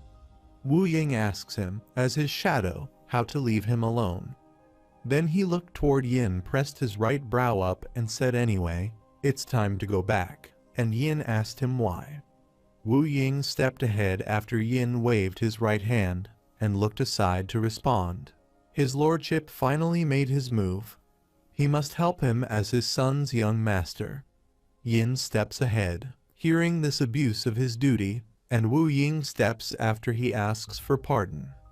Suddenly, Yin steps ahead, stops there, and points his left hand to him. He, his father, and the great men who follow him may consider this a glorious fight. In his opinion, this is such a useless fight. Hearing this, Wu Ying stood beside him and waved his right hand beside him, adding it was a matter of resolving the grievance of their ancestors. Yin stood there, pressed his lips down, and, looking ahead, asked if it was essential to fix it this way. Then he turned his head and looked toward Wu Ying, said he must have heard about it too. He is talking about what the Iron Blood demonic group or whatnot and the Dark Moon cult did. Looking toward him, Wu Ying adds about that, and Yin, with an angry face looking ahead, pressing his brows and lips, says he hears they are so vicious that no grass grows in the places they pass by a cruel idiot. Further, he says he never liked associating with those idiots in the first place.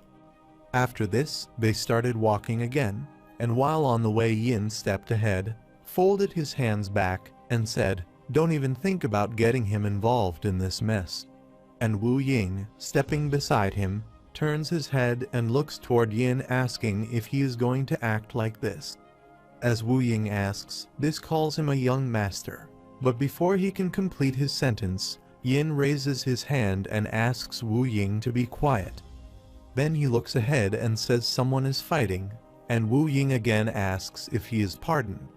Then, looking toward the bushes, he says maybe he misheard it because of the wind, and Yin doesn't listen to him and runs, asking him to follow him. On the other side of the bushes, an injured man, a member of the Blood Shadow Squad, stood there with a bloated breath, holding his sword. Y and his soldiers surround him, holding their weapons. Y stands before him and asks how about surrendering now, and in response, the members of the Blood Shadow Squad remain silent. Also, the blood was pouring from his head down his face, and his costume was torn, and there were sword marks on his body. After this, the member of the Blood Shadow Squad asks Y if he is going to spare his life if he surrenders, and in response, Y holds his sword, looks toward him, and smiles, saying of course not. He has to kill him for the sake of his dead subordinates, and to maintain confidentiality. Further, Y stands before him, saying, however, that he promised that they would give him a painless death, and the member of the Blood Shadow Squad asks him what if he refuses. Y smiles, responding the sleeping dragon record that he stole will eventually fall into their hands anyway. The member of the Blood Shadow Squad laughs, asking the sleeping dragon. He says, then he looks toward Y and asks him if that's a bit of a stretch to call scums who sneak in and act as spies like him no. However, with an evil smile, Y asks the Blood Shadow Squad member what, and the Blood Shadow Squad member with his angry red eyes looking toward Y say even though he is in this state, his status of being ranked third in the Blood Shadow Squad is not something he got by lazing around. To think he would ask him to surrender, he looks down on Y a little too much. As they stood before each other, both Yin and Wu Ying, hiding behind the bushes, watched this all silently.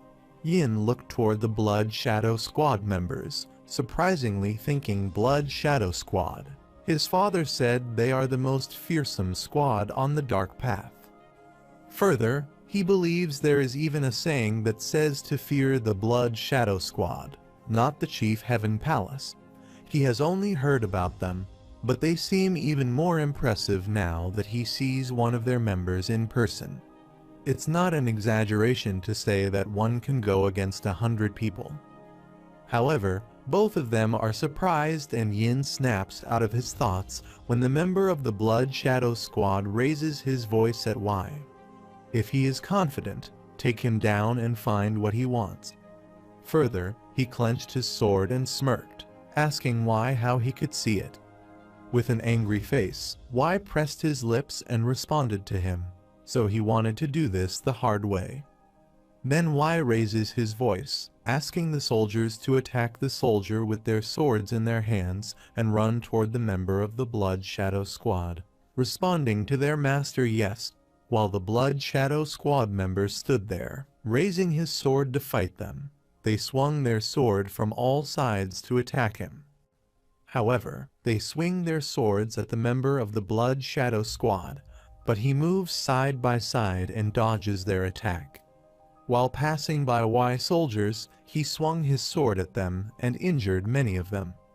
Sees this Y, with an angry face, gritting his teeth, raises his voice for someone on the verge of death. He is holding on pretty well. Y stood there watching this all, and the member of the Blood Shadow Squad swung his sword at the soldier and pushed their sword. As he was fighting with the soldiers meanwhile, Y stabbed his sword into a member of the Blood Shadow Squad's stomach and pierced it. While he was fighting with the soldiers, he stopped and shouted, and the blood spurted from his stomach. Then he thuds down on the ground with folded legs, and his sword slipped from his hand and fell. While Y stood behind him and angrily looked toward him, he says he should have said he wanted a painful death. Then Y, with an evil smile, closes his eyes and asks the soldier to search his body. The soldier steps toward the member of the Blood Shadow Squad, responding to their master yes. However, the soldier starts exploring his body while he sits there, with closed eyes, clenching his stomach from where the blood is flowing. After this, one soldier with an evil smile takes the book from the member of Blood Shadow Clothes and excitedly shows it to his master, saying he found it. He sees that book. Y smiles, asking him to bring it there. The soldier holding that book goes to his master, responding yes. After this, Y checks the book by turning its pages while the soldier stands before asking him if it is the original. Y puts that book in his gown and, looking ahead, responds to the soldier, "It is as Sir Advisor said. There is no doubt about it." Therefore, Y looks toward the member of the Blood Shadow Squad who abuses him, saying he was bluffing all along. In response, he sits there injured, making a painful voice. After this, he sits with his back to Y and asks him with an evil smile. He says it wouldn't be easy to find it. He never said it wasn't in his body. Then he asks Y if he is the one who decided that way. In response, with an angry face, Y asks him what he wants, and then he answers with an angry face. Says the member of the Blood Shadow Squad. Considering his talent, he would give him an easy death to think he would dare to say something like that. Then Y stood behind him and asked his two strong soldiers to drag this idiot away and show him the price of toying with them. The soldier stood behind the member of the Blood Shadow Squad and, stepping ahead toward him, responded to their master, yes. As the soldier grabs his shoulder, he moves his hands back, pulls two knives from the belt, and stabs the knives in both the soldier's stomach. The soldier stood there, shouting in pain, then thudded on the ground, holding their stomach. Also, the blood was flowing from their stomach. Sees Y standing behind, clenching his hands, and abusing him while the member of the Blood Shadow Squad kneels there with the blooded knife in his left hand. While placing his right hand on the ground, he holds the other knife, turns his head, and angrily looks toward Y, saying he decided to his death, no matter what situation he is in. He will never leave it to others then. He sits there with folded legs, points those blood knives toward him, and stabs in his chest, laughing. Sees this, the soldiers standing there get speechless, and the member of the Blood Shadow Squad thuds on the ground with opening legs and arms. Also, where he thuds, the dust and small stones spurt from there. Y angrily looked toward him, says that persistent idiot. Further, he looked toward the body of the Blood Shadow Squad member and, surprised, thought the Blood Shadow Squad had heard rumors, but he never thought they would be this extreme. Even though they are their enemies, these idiots are incredible. Still, he guessed he should feel glad he had completed his mission. After this, Y sighed, asking his soldiers to let go back. After some time, both Wu Ying and Yin get near the body of the Blood Shadow Squad member. Then looking toward his body, Wu Ying, with a surprised face, says this is his first time seeing such a tenacious man. Yin, looking toward the Blood Shadow Squad member, adds his point and steps back. He isn't dead yet. Then, after a while, the red circle glowing aura emerges from the member of the Blood Shadow Squad's eyes. Sees that light, Wu Ying gets scared and starts shouting in fear, while Yin stands beside him, looking toward the body of the Blood Shadow Squad member, and remains silent. As Wu Ying raised his hands, he was shouting in fear. Also, the saliva flowed from his mouth, and he was profusely sweating. While Yin stood beside him, and in anger, he turned his eyes and looked toward Wu Ying, asking him how he could call himself a man if he were scared of something like this. After this, Yin kneels before the body while Wu Ying stands behind, and with a scared face slightly bent. But meanwhile, the member of the Blood Shadow Squad lying there opens his eyes, saying he is the Blood Shadow Squad. However, Yin looks toward the member. He responds that he knows, and then he asks him if there is anything he wants to say. The member of the Blood Shadow Squad moved his bloody hand toward his stomach, saying inside there that his hand was trembling. Yin sits beside and looks toward the member's trembling hand, saying something must be inside. Yin extends his hand toward the side where the Blood Shadow Squad member points, while Wu Ying stands behind, and with a surprised face, he calls him the younger master. Therefore, both are surprised when Yin checks his injured body and finds the folded list from there. Also, when Yin takes out that folded list from his injured body, his hand gets filled with blood. Yin, holding that blooded folded list in his hand, surprisingly asks what it is, and the member of the Blood Shadow Squad lying there says to him, "Please let the Chief Heaven's Palace know. It doesn't matter who. Please let people know to hear this." Yin looking toward the member, asking him if there is a list of spies. The Blood Shadow Squad members hardly speak to please let people know the Four Heavens' crazy conspiracies.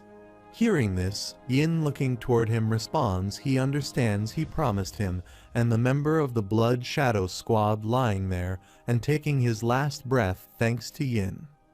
After some time, the member of the Blood Shadow Squad closed their eyes and lay there on the ground while Yin sat beside him, and Wu Ying stood beside him silently. Moreover, after a few hours, both Wu Ying and Yin were sitting on the grass side. Yin was sitting ahead, and the sword of a Blood Shadow Squad member was stabbed behind the rocks. While Wu Ying was seated behind him, he folded his legs. Yin opened that folded list to check, and then, after checking it, he looked toward the list nod. While Wu Ying, with a surprised face, asks him what a list of spies is. Wu Ying leans forward to look at the list when Yin doesn't answer him. Looking toward the list, Wu Ying surprisingly asks this, and then thinks of a list of spies. And then Wu Ying, looking toward the list, says Mount Hua sect, Zhongmen sect, Wudang sect, and even the Shaolin temple. Hearing this, Yin, silently staring at the list, responded, "Yes, he sees," and then he pressed his lips and surprisingly said, "This person was also a spy from Midheaven." Wu Ying asks who the master is, and Yin turns his eyes, telling him he doesn't have to know, while Wu Ying, with a curious face, looks toward his master and asks what he will do now. Yin responds by asking the spies what they should do further. He asks Wu Ying if he doesn't like them and should disclose it. Hearing this, Wu Ying sat beside his master and, with a surprised face, waved his hand, asking pardon. What is he talking about? He can't do that. Furthermore, he asks his master not to see how useful that is, and Yin sits there hand in hand, and, looking ahead, responds, "It's useful indeed." Still, he made a promise. Hearing this, Wu Ying asks if promises are just promises, right? Then he waves his hand and says they can easily win this fight if they use them well. Further, he waves his hand and points aside, looking toward Yin, saying that no matter how much he hates Midheaven, he can't let people know never. And in response, Yin, sitting there comfortably holding hands and looking ahead, he says it's not just that he hates them. Hearing this, Wu Ying, looking toward his master, asks for pardon, and Yin, with no expression, looks ahead and abuses those people, saying someday they will try to stab them in the back. Wu Ying asks him not to tell him even in North Heaven, and Yin, pressing his brows and eyes, replies not just in North Heaven, but inside the South and West Heaven. After this, Wu Ying placed his hands on his lap and kneeled to get up and look toward his master, asking him if he shouldn't let people know. Yin gets up, stands there looking ahead, and responds, "It's okay to leave at least 1 or 2 spies once they look into it a bit more. The atmosphere will only get worse." Further, Yin turns his head and looks aside and says there is also a kind of scheme called counter-espionage stratagem. Hearing this, Wu Ying asks still Yin to turn and starts stepping ahead, saying, "Let's look around first." He doesn't want to worry about this right now. Wu Ying, stepping after his master to follow him, nods. Yin stepping ahead, turning his head, and looking toward the sword stabbed in the rock. He thinks it is still his dying wish, so should he disclose it, and should he wait a little longer? How annoying. On the other side, in the 4 Heavenly Blood Alliance, the superior elder sits on the chair in his office, looks toward Shindu, who stands before him, and asks him if he found it. Shindu responds that it has been recovered. Hearing this, the elder asks him how this happened. Could it be that the Chief Heaven Palace has already infiltrated their forces? Shindu, slightly head down, stood before him and responded he was sorry for saying this, but it seemed like he sneaked in to assassinate him, elder. With the teacup in his hand and surprisingly looking toward Shindu, the elder asks what assassin him. Shindu tells him, "Yes, sir, that idiot was the Blood Shadow Squad's assassin." Hearing this, the elder repeats the words, asking the Blood Shadow Squad. Then he placed his left hand on his mouth and looked aside, asking if he was targeting him and why he attacked a random person instead of sneaking into his residence. Then the elder adds he meant in the first place that he probably came after him, not him, and in response, Shindu, looking toward the elder and pressing his lips, remains silent. After this, the elder picks up the teacup from the saucer, adding that he is glad he is safe and that the list was retrieved safely. They must start moving soon, but they have almost made a huge mistake. However, the elder starts taking a sip of tea and, looking toward Shindu, asks him if there is no way the content of the list would leak out to other places. Shindu, looking toward the elder, responds yes, their secret must be safe as he committed suicide. After this, the elder, looking toward Shindu, surprisingly asks why he committed suicide. That's some courage he's got. Their kids will also need to develop the same level of courage and tenacity. Looking toward the elder, Shindu says he will remember that. Hearing this, the elder with a smiley face, and looking toward Shin, asks him, how are the enemy's movements? They must be pretty desperate to find them. Shindu responds yes. Further, he says they have figured it out somewhat, but haven't quite gotten close yet. The elder places his left hand fist on the table and the right fist on the chair arm and smiles, adding, "Good." Then, the elder holds the teacup and brings it to his mouth, and looking toward Shin-do says to keep an eye on them until the time comes. Shin replies, "Yes, sir."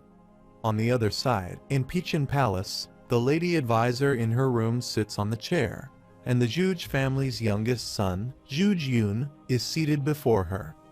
Lady advisor, looking toward him, smiled, adding she never dreamed he would come to visit her like this if they hadn't withdrawn quickly.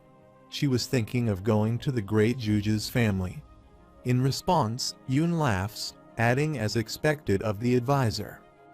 Furthermore, with a smiley face, he looks toward her and says that the rumors that her insight reaches heaven are not an exaggeration. Hearing this, the lady advisor tells him she is like a firefly in front of the sun. Then she, with a smiley face, asks him how she can compare her short insight to the reputation of Senior Yoon Wen. Hearing this, Yoon raises his left hand, adding that he is flattered that she thinks so highly of him as an advisor. With the teacup in his hand and looking toward her, Yoon says she must have also figured it out to some extent. The lady advisor adds her point.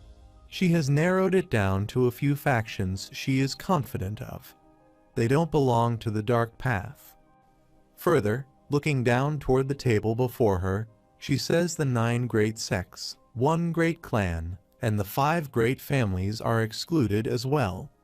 Yoon, placing his hands on his lap, responds, "Let's talk about the factions they are thinking of." The lady advisor asks him what he feels if they take turns and talk about it. Yoon, looking toward her with no expression, replies all right. First, he thinks about the Paradise sect, and she looks toward him and the Phaxian sect. Then the lady's advisor tells him she thinks the same thing, and then she looks aside, creating the image of the Yu family in her mind and the Yu family. She believes they need to be careful. It's probably the most likely faction. Yoon squeezes his eyes, thinking that's what she thinks, too. The lady advisor looking toward him says there is no need to think so deeply about it. It's not even sure yet. Looking toward her, Yoon responds that he hopes that is not true. After this, Yoon, taking a sip of tea and placing his left hand on his lap, asks her how the situation looks. She replies that it's not looking too good. Further, she says it is not yet known, but it is said that the DU faction collapsed last night, and the only place left in Guangxi is the Wandu faction. Yoon gets surprised, and then he sighs, asking her. Even the DU faction collapses, and she looks toward him and replies honestly. She didn't know it would break down that easily. She thought it would hold out at least until their palace arrived. And then she turned her eyes and looked aside. But now that their palace was on the move, there is no way they would lose so one-sidedly anymore. So she asks him what his side is. With a bit of a surprised face, Yoon responds to her. It is said that several sects, including the Falling Sword sect, have already suffered due to North Heaven's movements.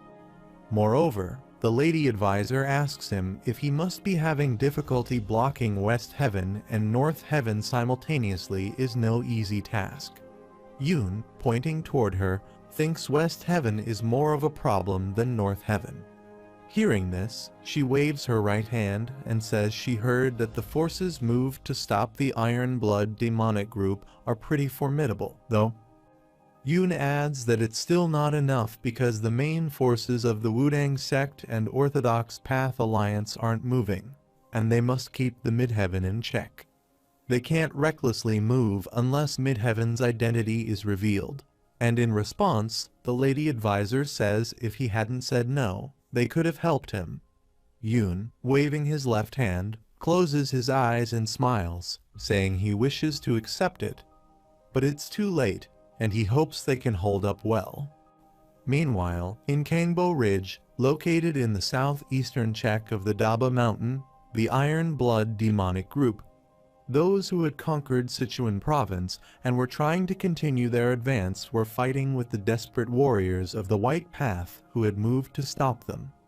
Kangbo Ridge was a critical point that spanned across the borders of Sichuan Shaanxi and Hubei, so the Iron Blood demonic group constantly deployed troops to attack. The Hecheng and Dailong sects collapsed, and Divine Huiking led the Amei sect's 70 disciples to deal with the Iron Blood demonic group.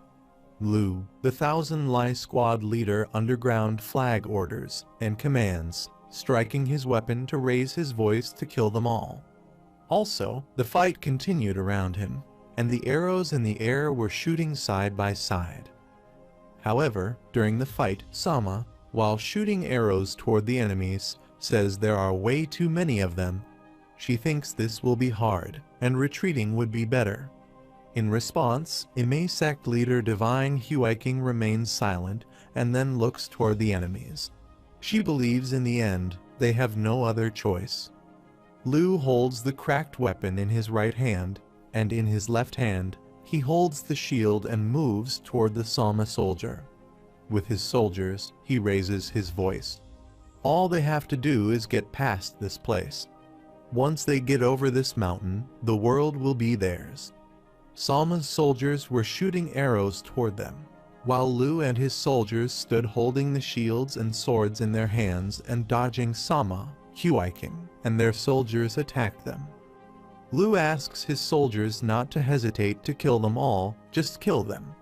While Sama stands in the distance of enemies and shoots the arrows toward them, she says they can't keep this up. At this rate, even retreating will be hard to hear.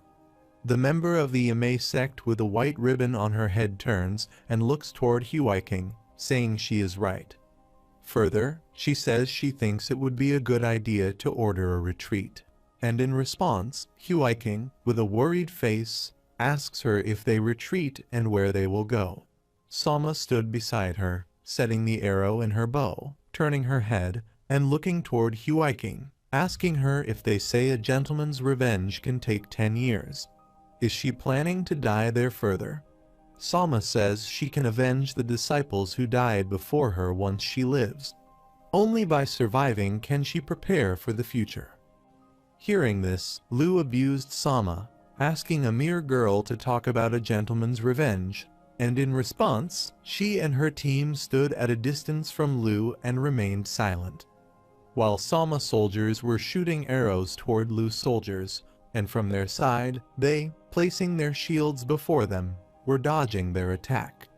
However, Sama angrily looked toward Lu and shouted at him that she would never forget his face. Hearing this, Lu stood before him and laughed, asking so, instead of bringing it on now, saying she would not forget him. Further, he looked toward Sama and laughed, asking if that meant she was running away, but would that be possible? Hearing this, Sama angrily looked toward him and pressed her lips, asking what. Also, Sama's injured soldier sits before her, shouting in pain, and Lu, with his dagger, attacks the soldier. He stabs his sword into the soldier's body and lifts him. The blood spurt out of the soldier's body and mouth. Sama shouts no while Lu lifts the soldier with his dagger, turns his eyes up, and looks toward the soldier.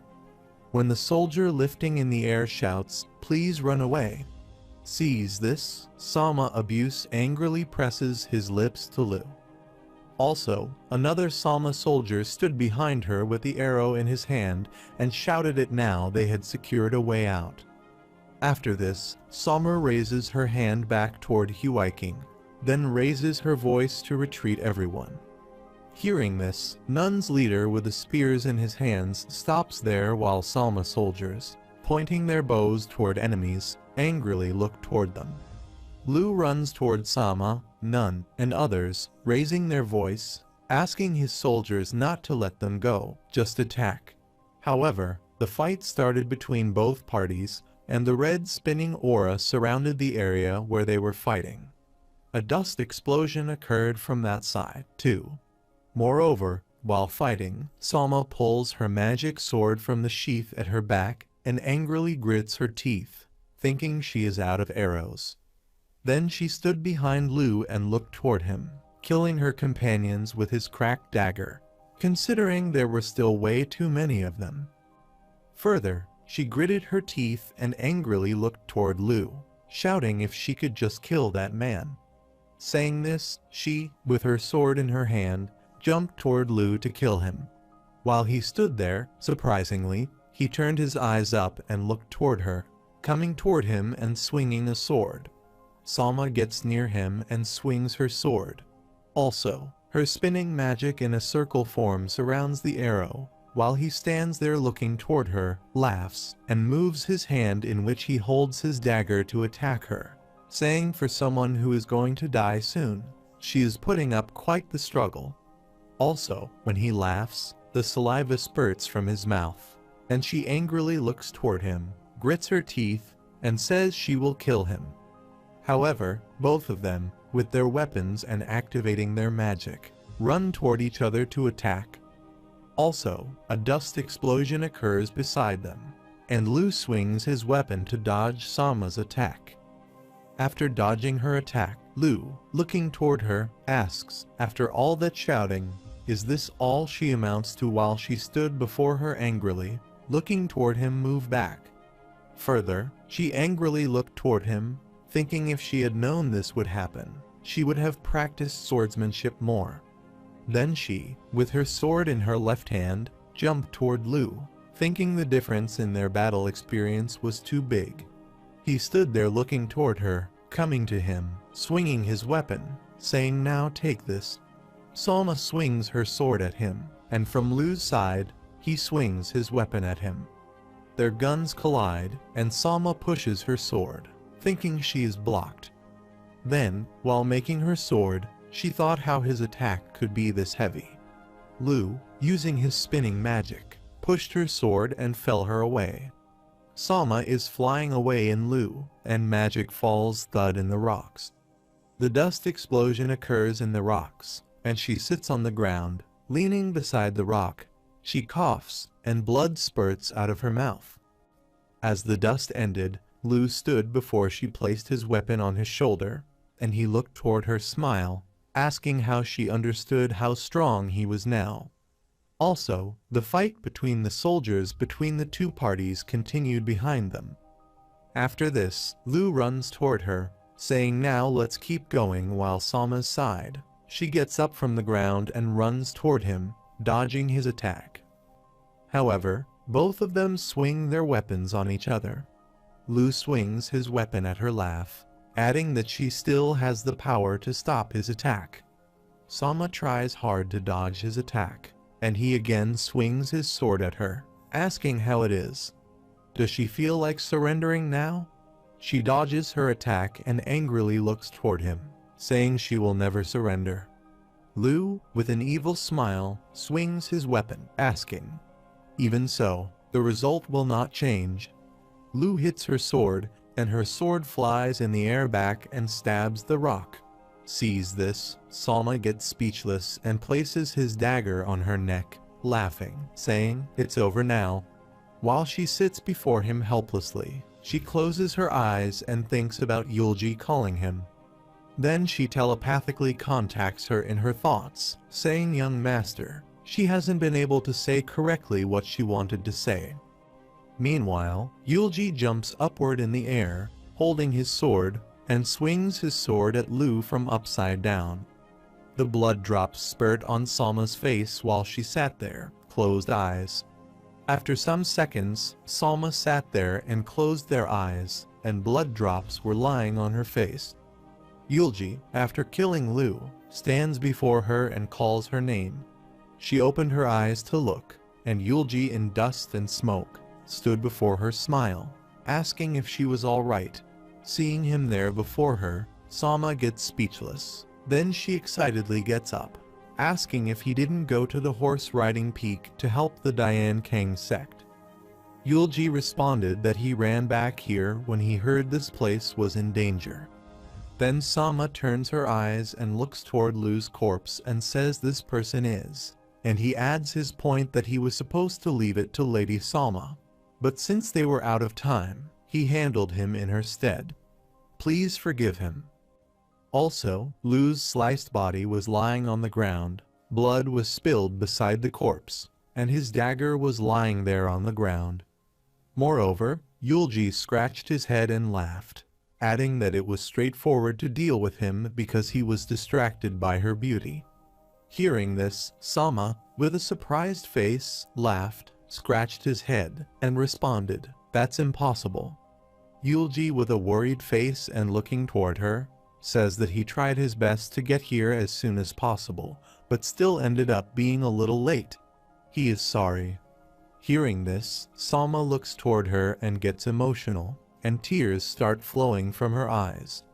Yulji lovingly hugs her, and while hugging her, he closes his eyes, saying, "Please don't cry." Sama starts to cry while hugging him with closed eyes, calling him young master. In response, Yulji looks ahead and, with a worried face, remains silent. After some time, on the mountain, Yulji-sama and the man with the cross mark on his head stood beside each other, and before them, Nun Huiking stood, hitting her left-hand fist with her right palm. And looking toward Yulji and that man with a mark on his head, she thanks them both, adding they only survived because of them and thanks to the two. In response, that man hits his left-hand fist with his right palm, looks toward Huiking, and says, "Please don't mention it." Further, Yulji looks toward Huiking and asks her how she feels. Huiking puts a hand on her chest, looks toward Yulji and responds, except that her kai and blood are somewhat distorted. She is fine, and her Huiking companions stand behind her. Further, she looks toward Yulji and says she is somewhat worried about him. He was a great warrior. It seems like he was seriously injured. Yulji, with a smiley face, looks toward her and responds that he is all right. He can manage it. After this, the man with the mark on his head, looking toward Huiking and waving his left hand, says, "At any rate, they need to get away from there quickly before those idiots come again." Huiking, surprisingly looking toward him, asks for pardon and gets away from there. Yulji stood before Huiking, looking toward her and explaining that he knew very well how much blood and sweat the Ame sect's disciples shed to protect this Kangbo Ridge. Huiking attentively listens to him further. He says that the current situation doesn't look good, and Huiking, hearing this, adds that he means it, and Yulji adds that Uni Peak collapsed not long ago. Huiking is surprised and surprisingly asks him what means King Cheng has collapsed. Yulji, with no expression and looking toward her, responded that there was a disruption before fighting the enemies, so they couldn't even fight. Huiking asks him what he means, and Yulji tells her there was a fierce fight at first, but those idiots seem to think it isn't working, so they decide to change their strategy. They made the warrior from the small and medium sects that they had occupied the older women and children who didn't know any martial arts stand on the front lines and fight. In the end, after hearing that if they withdrew, they would exclude those people from the fight, they had no choice but to retreat. Hearing this, Huiking's companions stood behind her and closed their eyes, and the man with a mark on his head and Huiking stood before Yulji, closed her eyes, raising her right hand before her by covering her thumb underside and saying Amitabha. Further, she asks him if those idiots probably wouldn't have let him go quickly, though Yulji responds that they retreated after a fierce fight. However, the majority were safely evacuated and assembled at the gathering place. Moreover, he looks toward her and says they all must do it and decide. Divine Nun, in response looking toward him, presses her lips and remains silent. Then she says she understands they will retreat, and hearing this, Yulji and that man smile. After this, Huiking, looking toward that man, says things have turned out like this. They can't be so stubborn and endanger the disciples of the Tang family and the Dian Kang sect. However, that crossed sign marked the man hitting his left-hand fist with his right palm and slightly bent before her responding, "Thank her so much, Divine Nun." As they stood there, suddenly, someone attacked a soldier from behind and killed 2 of them with his sword in one blow. Sees this, Yulji, Huiking, and the man turned to look. The man sees this abuse and raises his voice asking which idiot dare. And the man holding his sword stands before the soldier's corpse and responds that rats are scurrying away. Also, his soldiers in large numbers stood behind him holding swords and shields, and seeing him there, that marked man's soldiers also took out their swords to fight. The marked man stood there and looking toward that man, asked him if he was a member of the Iron Blood demonic group. That man stood before and, in response, asked the marked man, then who else does he think they are? Hearing this, Yulji, with no expression and looking toward the member of the Iron Blood demonic group, adds that they moved much faster than he thought, and he thought they would have some time to spare. The marked man stood beside Yulji with an angry face and looking toward the Iron Blood demonic group member, pressed his lips, saying he knew. Further, he angrily stares at the Iron Blood demonic group member and says, looking at his outfit, that he thinks that guy must be the Golden Flag Order leader. The people around him are, of course, the Golden Flag Order's subordinates. There are more in the back, too. Further, he says the Bronze Flag Order is there too.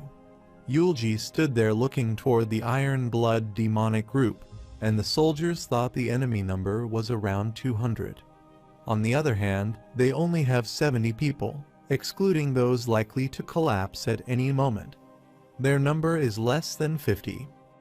However, the Iron Blood demonic group members look toward Yulji and others and give a brief introduction of themselves, saying he is Zidane.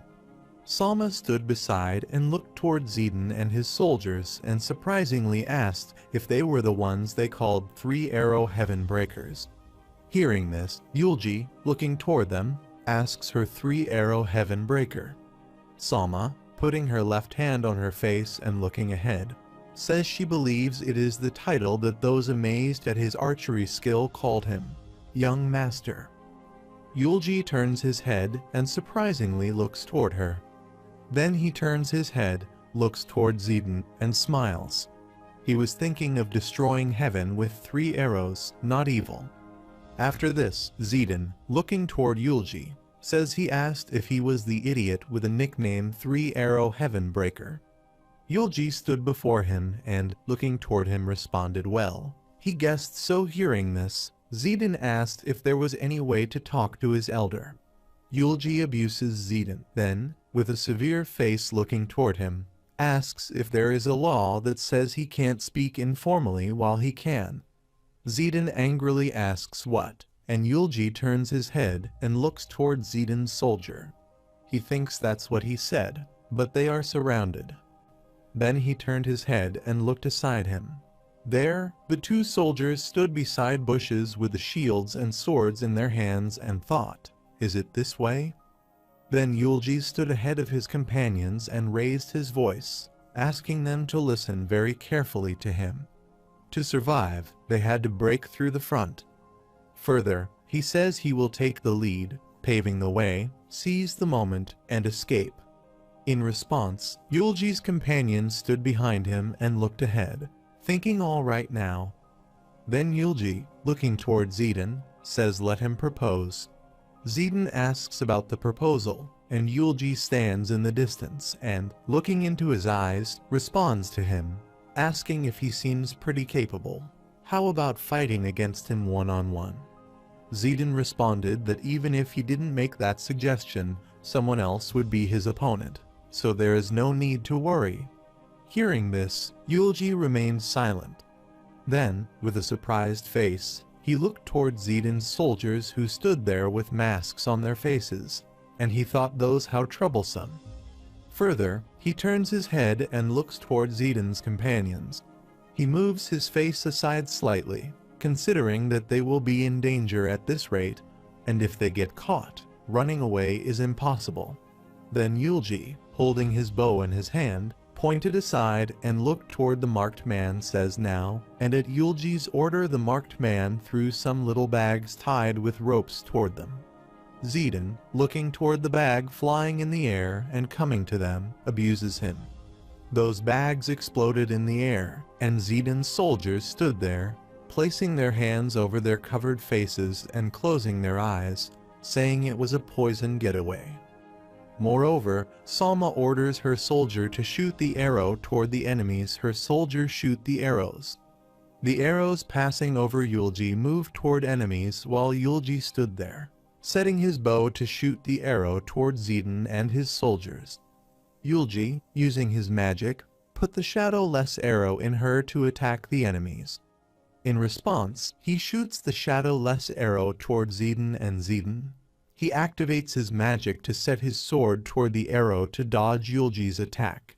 Zidane swung his sword at the arrows, shouting now, and his soldiers, placing their shields before them, surrounded him from all sides. They try hard to protect their master from the arrows, but they even hit his arms. Zidane angrily, gritting his teeth and clenching his arms, asks what kind of arrow this is. The red spinning aura surrounds his sword. Further, he stood behind his soldier and looked toward Yulji, thinking that if he let him shoot that thing continuously, he wouldn't be able to block it. Then he stood behind, asks his soldiers to block the arrows with their shields. The soldiers placed the shields in sequence order before them to block the arrows, responding to their master yes. Salma's soldiers shoot the arrows toward them, but the arrows hit with the shields and fall on the ground due to the shields. Sees this, Yulji activates his magic powers, tightly ties the bow rope on his hand, and, looking toward the shields, says since those shields are pretty sturdy, there is no helping it. Saying this, he moves his right hand to tie the bow rope back, sending the storm of his spinning magic toward the enemies. His magic moves toward the enemies by cracking the ground, and due to his magic, the soldiers with the shields in their hands fly in the air and thud back away. However, the explosion occurred before the enemies, and due to that explosion, the ground cracked. The small stones from the ground spurt, and the dust explosion occurs before them.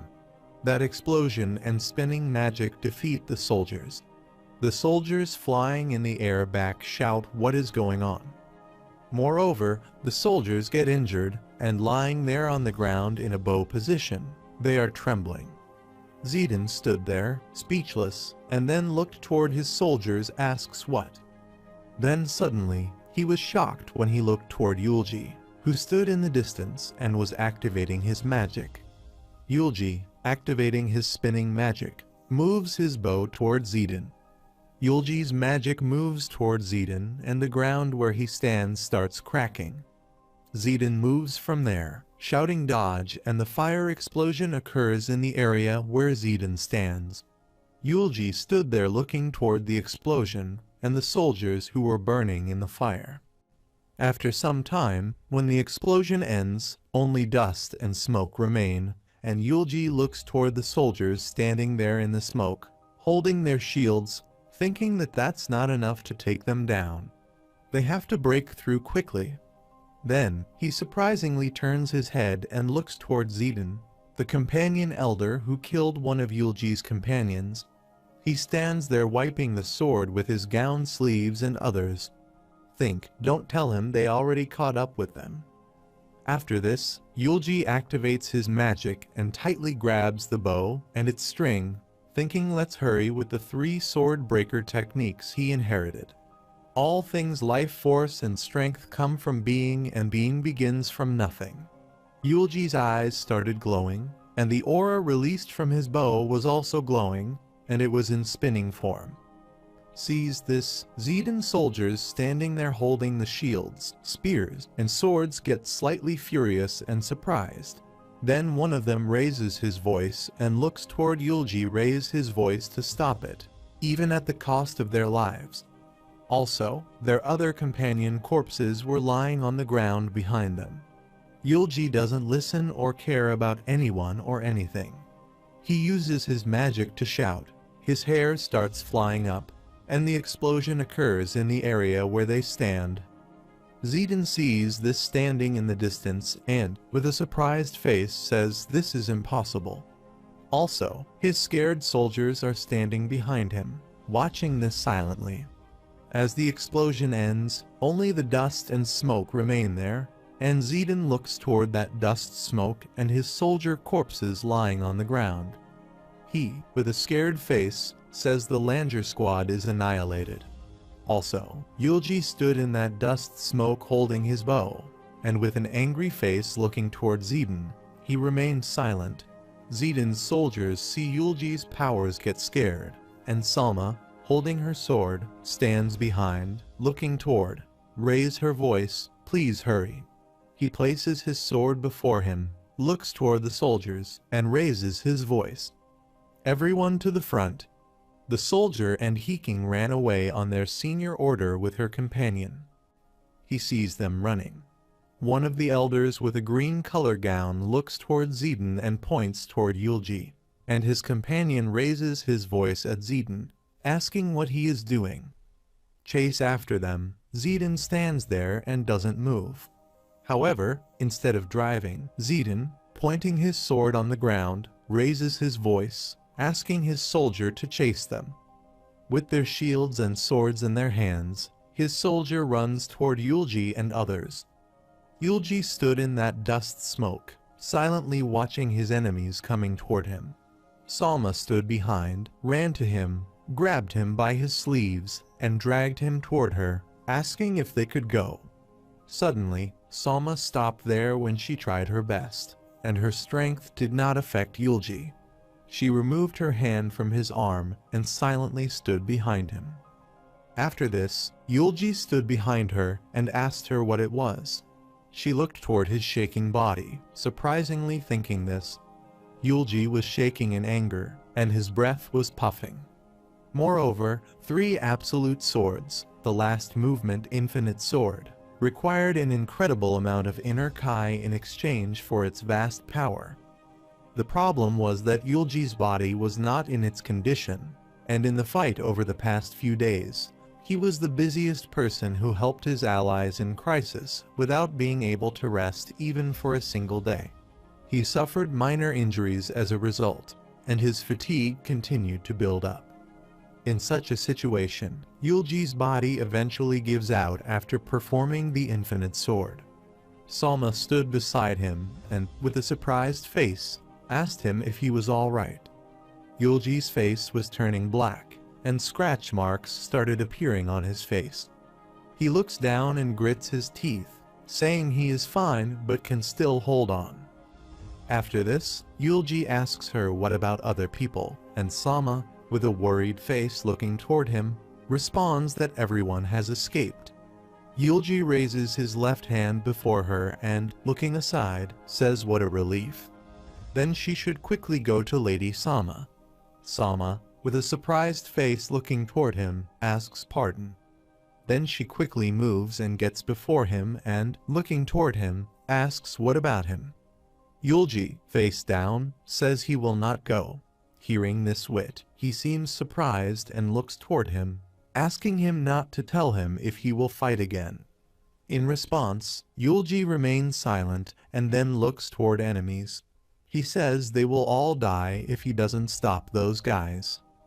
While their enemies were stepping toward them, hearing this, Salma, standing before him and looking into his eyes, waved her hand, adding no. Usually, it would be fine, but it's impossible now. Then she asks him how he can fight with his injured body. Yulji turns his head and, looking aside, presses his lips, adding that he knows they are strong and that his injuries are not minor. With a worried face, Salma was looking toward him, and then Yulji, with his right hand, clenched his bow and activated his magic. Looking ahead, he says he is not one to be defeated by this, so don't worry and run away quickly. Hearing this, Salma stands beside him and responds no. Then she raises her voice on him. If he stays, she will stay, too. In response, Yulji gets surprised and, looking ahead, remains silent. Then, after a while, he asks her if she wants to die together with him. Salma stood behind and, looking toward him, responded to him, asking why is she talking about death when he just told her not to worry. Further, she moved to him, stood beside him, and looked toward him, saying they have a better chance of surviving if they fight together. Moreover, everyone will die if he dies anyway. Yulji, looking down, remains silent. Then he looks toward her, slightly smiling, thinking of how stubborn she is, and then says there is no helping it. Hearing his, she quickly gets before him and clenches her sword to pull it from her sheath. She angrily looks toward the enemies coming toward them and says yes, in the end, they have no choice but to fight together. As she was saying this, Yulji grabbed her by her waist from behind and got close to her, saying no, Sama. While surprised, she turned her face and looked at him. Further, Yulji said in her ear that if she stayed there, he wouldn't be able to fight to his heart's content. Because he is worried about her, please go first and wait for him.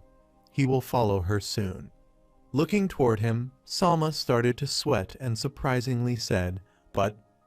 Meanwhile, Yulji turned and twirled her in the air, throwing her on the cliff. She moved her legs to get onto the cliff, where their companions were. Yulji stood on the other side, looking toward her and the enemies about to reach him. Moreover, Sama stood there with a worried face, looking toward Yulji's young master, and then the tears started flowing from her eyes. After this, with teary eyes, she placed her hands on her mouth and looked toward Yulji, raising her voice. Please, he absolutely must come back. In response, Yulji lovingly looked toward her and smiled, adding he would be back alive no matter what he promised. After this, Yulji turned his head and sighed while the elder of Zedan's team members stood before him. One of them, looking toward Yulji, with a green gown, adds that he must be that famous three-arrow heaven breaker. Yulji?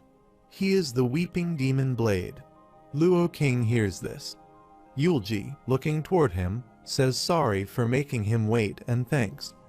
Luo King adds that there is nothing to be sad about and thankful for. Further, he moves his left hand ahead and looks toward Yulji, saying everyone else will die if he loses anyway. Then, another elder with a bar chain on his costume stood behind Luo King and looked toward Yulji, who said they especially couldn't let those who use petty tricks against them survive. After this, all the elder from Zedan's team, using their magic and twirling their weapons, surround Yulji. He sees them surrounding him, and Yulji seems pretty relaxed even after seeing his martial arts skills. Looking toward Yulji, Luo King adds that if he hadn't made a mistake, they would have met in a better location and fought to the death. Yulji laughs, asking him for a mistake, and Luo King asks whether he knows a child called Tai Shiden in golden clothes. Yulji, with a smiley face, responds that he must be talking about the guy he met at the horse-riding peak. Further, Yulji says he has the nerve to run wild, even though his martial arts skills could be better. Only with an arrow in his eyes did he retreat. Hearing this, Luo King becomes speechless.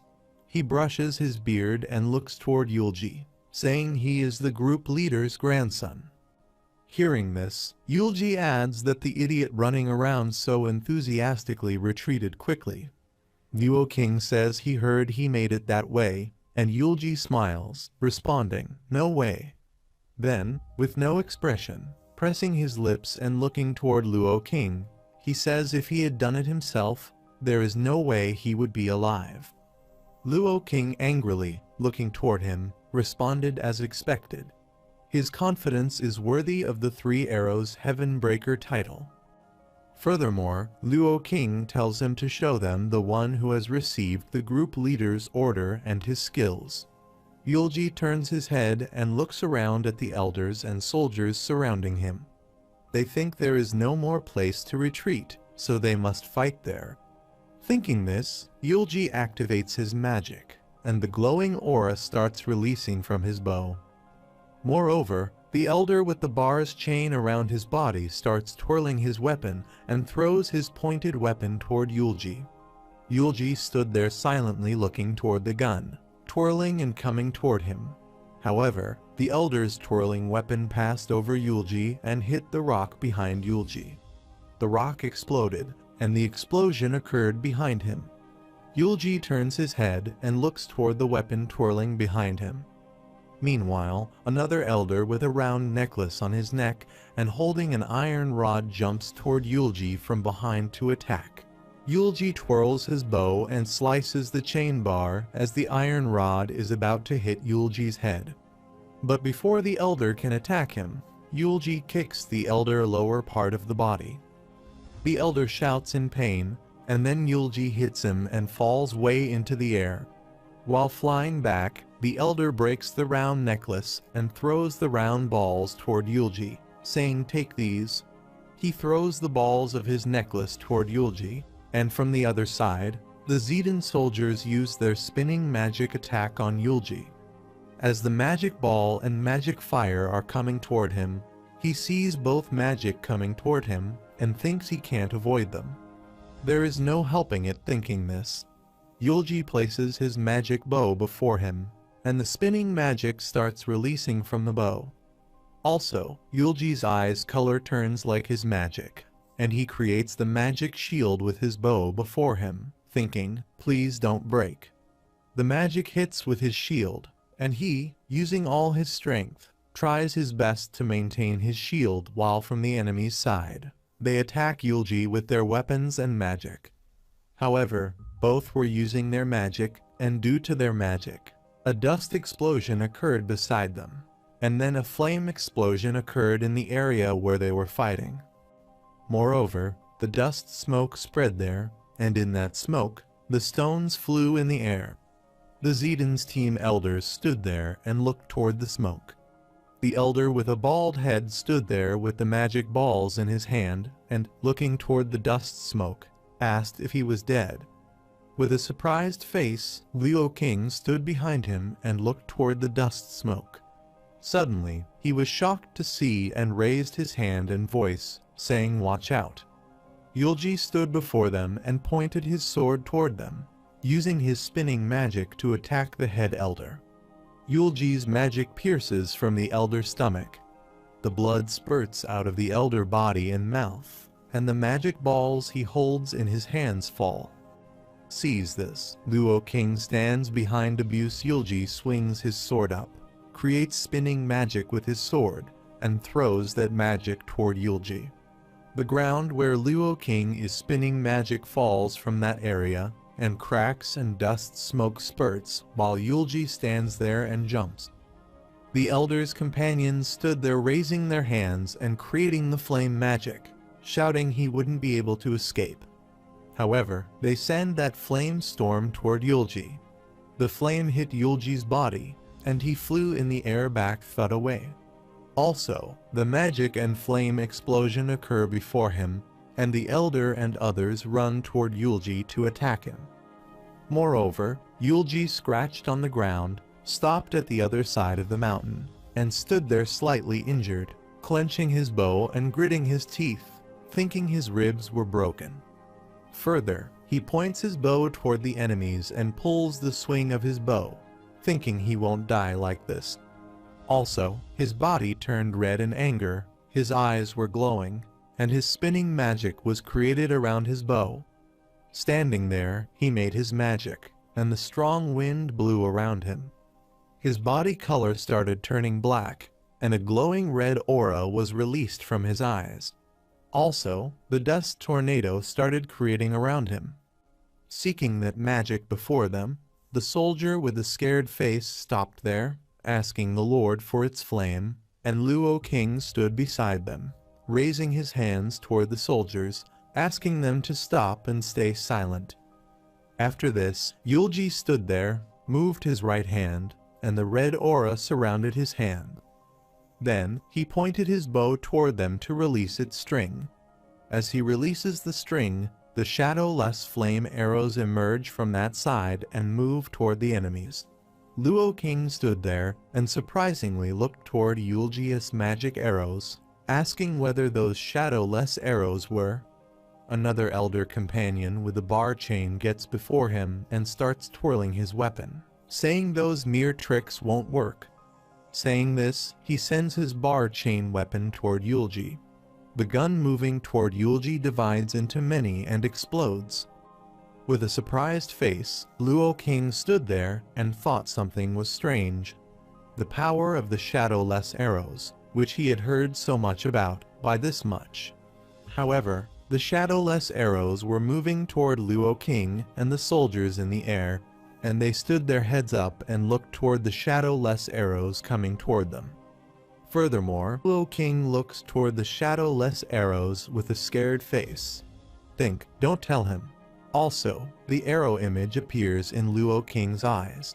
However, those shadowless arrows attacked the enemies, and the elder with the bar chain weapon stood there with his gun in his hand, quickly moving from side to side, asking what the hell this was.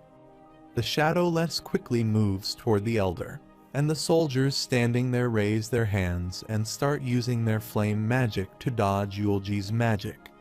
On the elder side, he tries to run away with his chain bar weapon, but the shadowless flame arrows stab the elder legs and pierce them. Also, the shadowless arrows stabbed the soldier's body, too, and they stood there trying to use their magic shout in pain, and they thud on the ground in pain. While Luo King stood there holding his sword and looking toward his companions, screaming in pain, thinking, what the hell? Then he, with a scared face, turned his head, looked toward the mountainside where the dust explosion spread, and thought, where did that idiot go? Also, the area of the ground where Yulji stood cracked from there while Salma, with bloated breath carrying Yulji, ran away.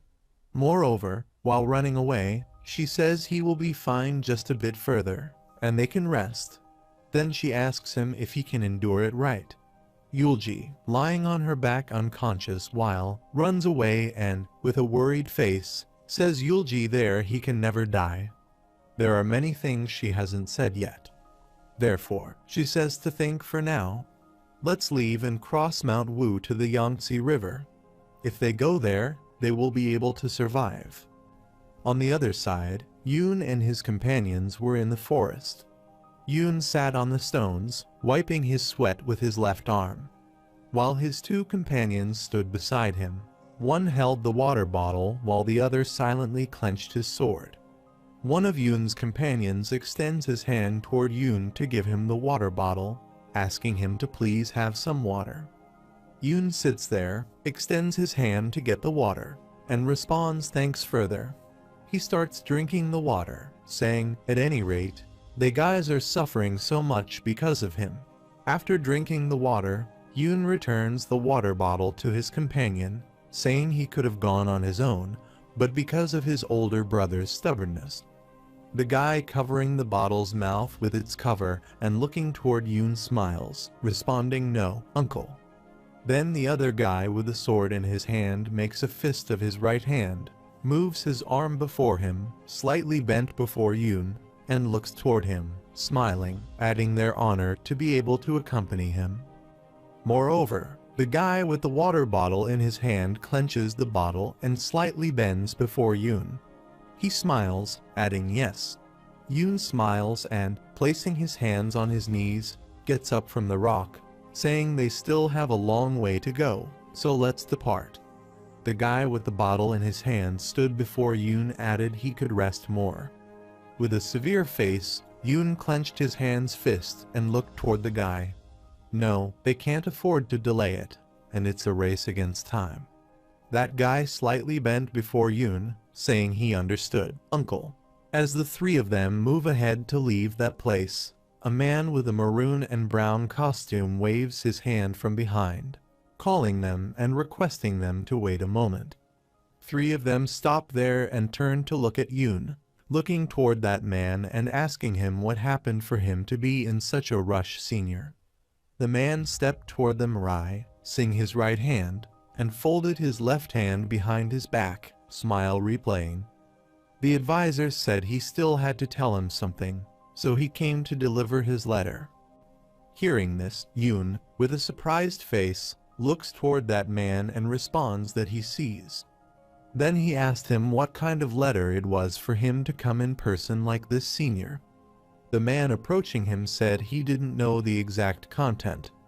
Then he closed his eyes, smiled, and presented that letter to Yoon, saying he just gave him the letter, saying it was necessary.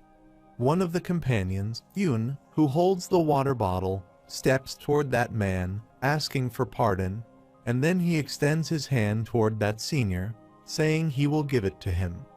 Senior, stepping ahead, says that guy, no, he thinks it better for him to give it to him himself. With a surprised face, Yoon's companion says but senior, while the other one with the sword in his hand stands behind, pulls his sword from the sheath, and adds watch out. Meanwhile, senior grabs the one with the water bottle in his hand from his neck, clenches his neck, and lifts him upward. The guy shouts in pain and moves his hands. Senior clenched his neck so hard that the guy's skin color started turning black. The veins of his head and face started swelling, and saliva started pouring from his mouth. Sees this, the other companion, Yoon, angrily extends his sword toward the senior, shouting let him go. In response, the senior clenches that guy's neck angrily and looks toward the one who stands there, pointing his sword toward the senior.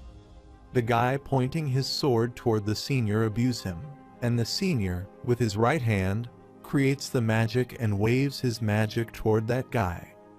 The magic pierced that guy's body, and he flew in the air back while Yoon stood there and, with a surprised face, looked toward the guy flying in the air back. However, that guy's clothes burned with senior magic, and he thudded away on the cliff. Yoon. He stood there running toward him, calling his name. Moreover, that guy thuds on the ground, injured, while Yoon sits beside him, holding his head, raising his voice, asking if he is all right. Zio you? And in response, Zio hardly speaks, saying it's a dangerous master. Then Zio becomes unconscious while the blood is flowing from his face, head, and mouth, and Yoon sits beside him, pushing him and shouting. Zio comes to his senses. After this, with a scared face, Yoon looks aside when the senior throws the other guy on the ground beside him. Yoon looked toward him and called him Kun no. Also, Kun was unconscious and severely injured. After this, the senior stood there extending his hand and angrily looking toward Yoon, saying it was his turn.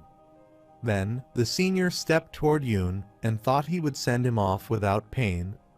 In response, Yoon sits beside Zio and, looking toward the senior approaching him, remains silent.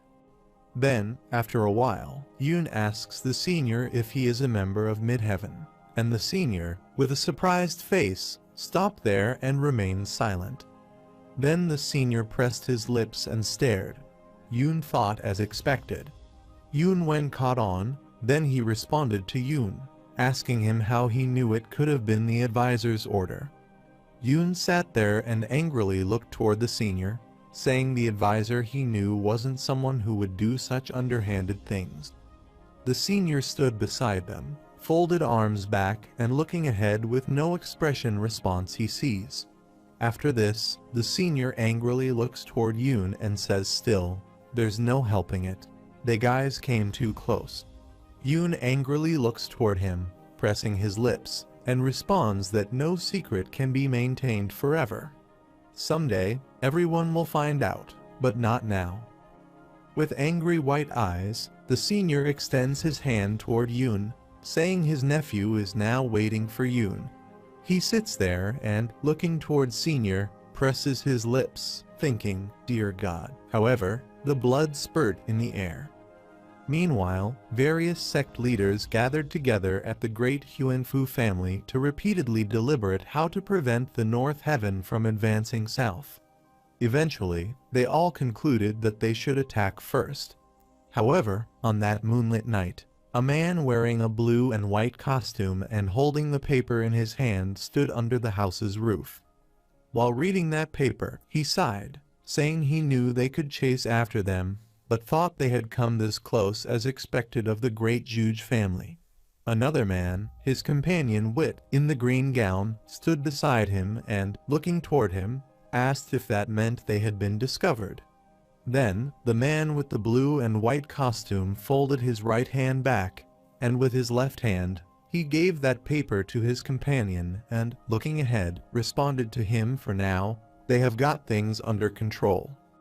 But they have figured out their identities, and it also seems he underestimated the child from Chief Heaven Palace a bit too much.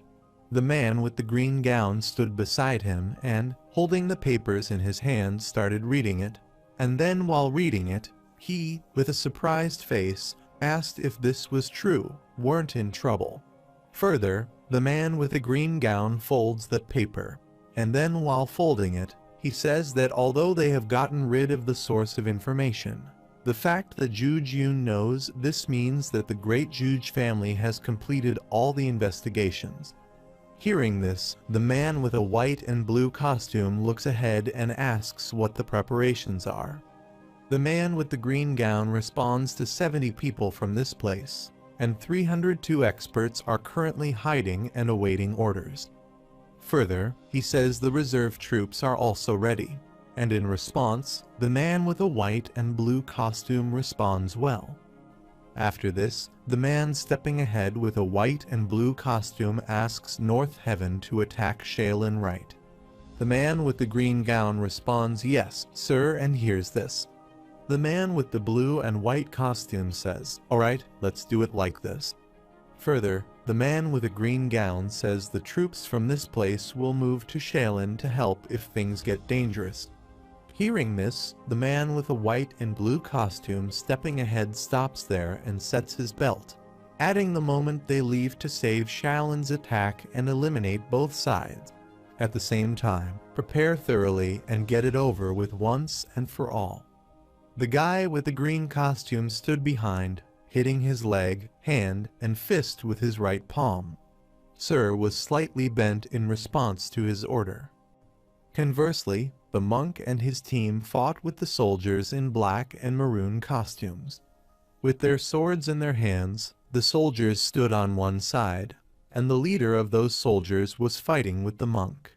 The monk's companions also stood behind him. The leader with his broken sword scratched the ground backward, and the monk with the iron stick in his hand and a bloated breath stood before the soldier and angrily looked toward him. The soldier's head, with black hair and bread, thuds on the ground at his knees, looks toward the monk and says he is lost. One of the soldier's companions stood behind him, says Amitabha. This monk was just lucky. Then the soldier headed with a bloated breath and looked toward the monk. No, how could that be luck? Furthermore, he says his skills are better than his, and he has never experienced such powerful finger kai. Hearing this, the monk silently looks toward the soldier's head, and then the soldier's head, looking toward the monk, says if he had used a little more of his kai, they wouldn't have been able to see each other like this. Thanks him for going easy on him. The monk stood there, moved his left hand, then pushed his thumb inside and cracked his other finger looking toward the soldier's head, said Amitabha. After this, the soldier's head, looking toward the monk, asks him if he doesn't mind asking if he can tell him what kind of martial arts it is. The monk responds it is called finger Zen art.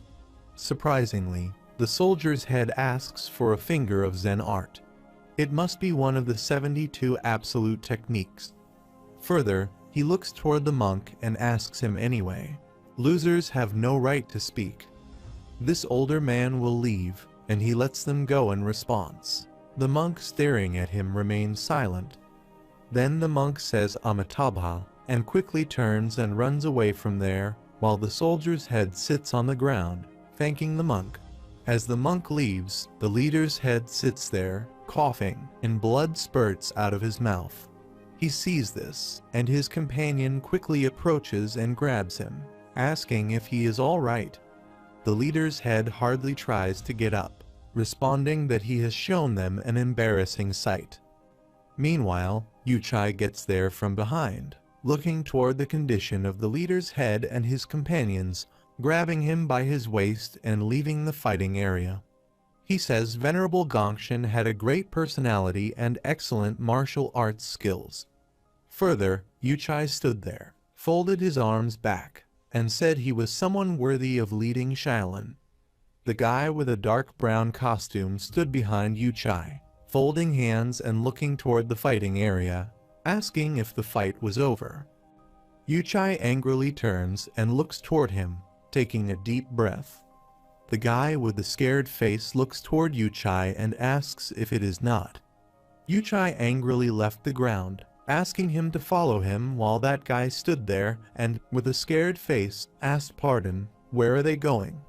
Also, the ground area from where Yuchai leaves the dust smoke spread, and Yuchai, stepping ahead, asks that man where else. Yuchai says they have to end this fight because things have turned out like this. The man with a brown costume silently follows Yuchai. As the fight continued between the head soldier and monk's companion, both used their spinning magic to attack each other.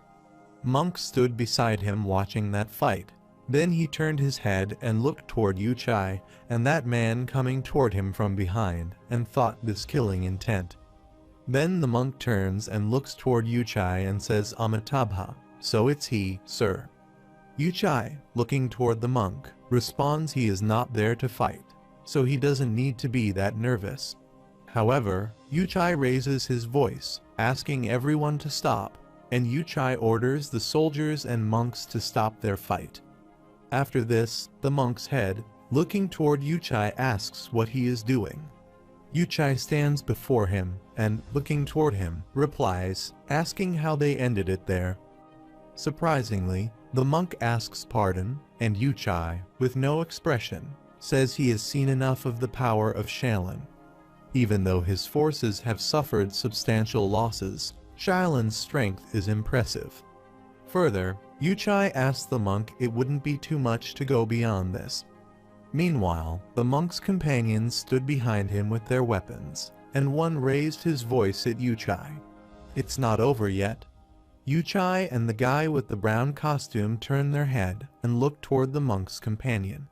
Yuchai angrily looked toward the monk's companion and moved his neck while the man with the brown costume looked toward the monk's companion, thinking he was an idiot monk. After this, the senior monk stood before Yuchai and, looking toward him, remained silent. Looking toward the monk, Yuchai folded his hand back and said the Arhat formation had collapsed. All the remaining people were also captured, hearing the monk angrily pressing his lips to remain silent. Also, the monk's other companions stood behind the senior monk with the weapons in their hands. Furthermore, Yuchai said he couldn't guarantee their lives if they continued to fight. The lives of the rest of the people would not be safe either. Hearing this, one of them monk companion with round-shaped black hair on his head and raising his voice at Yuchai. Is he saying he will kill Buddhists who don't know martial arts? Yuchai turns his head and angrily looks toward. He responds that they are also Shaolin's disciples. However, the monk companions stood there angrily, raised their sticks, and raised their voices Amitabha, while the soldiers' heads companions, holding the swords in their hands, surrounded Yuchai. To protect him and fight the monk's team, the man with the dark brown costume and angry face points his sword toward the monk. He says it is impossible to communicate with people who can't understand what he is saying, sir. It would be better to slaughter them all.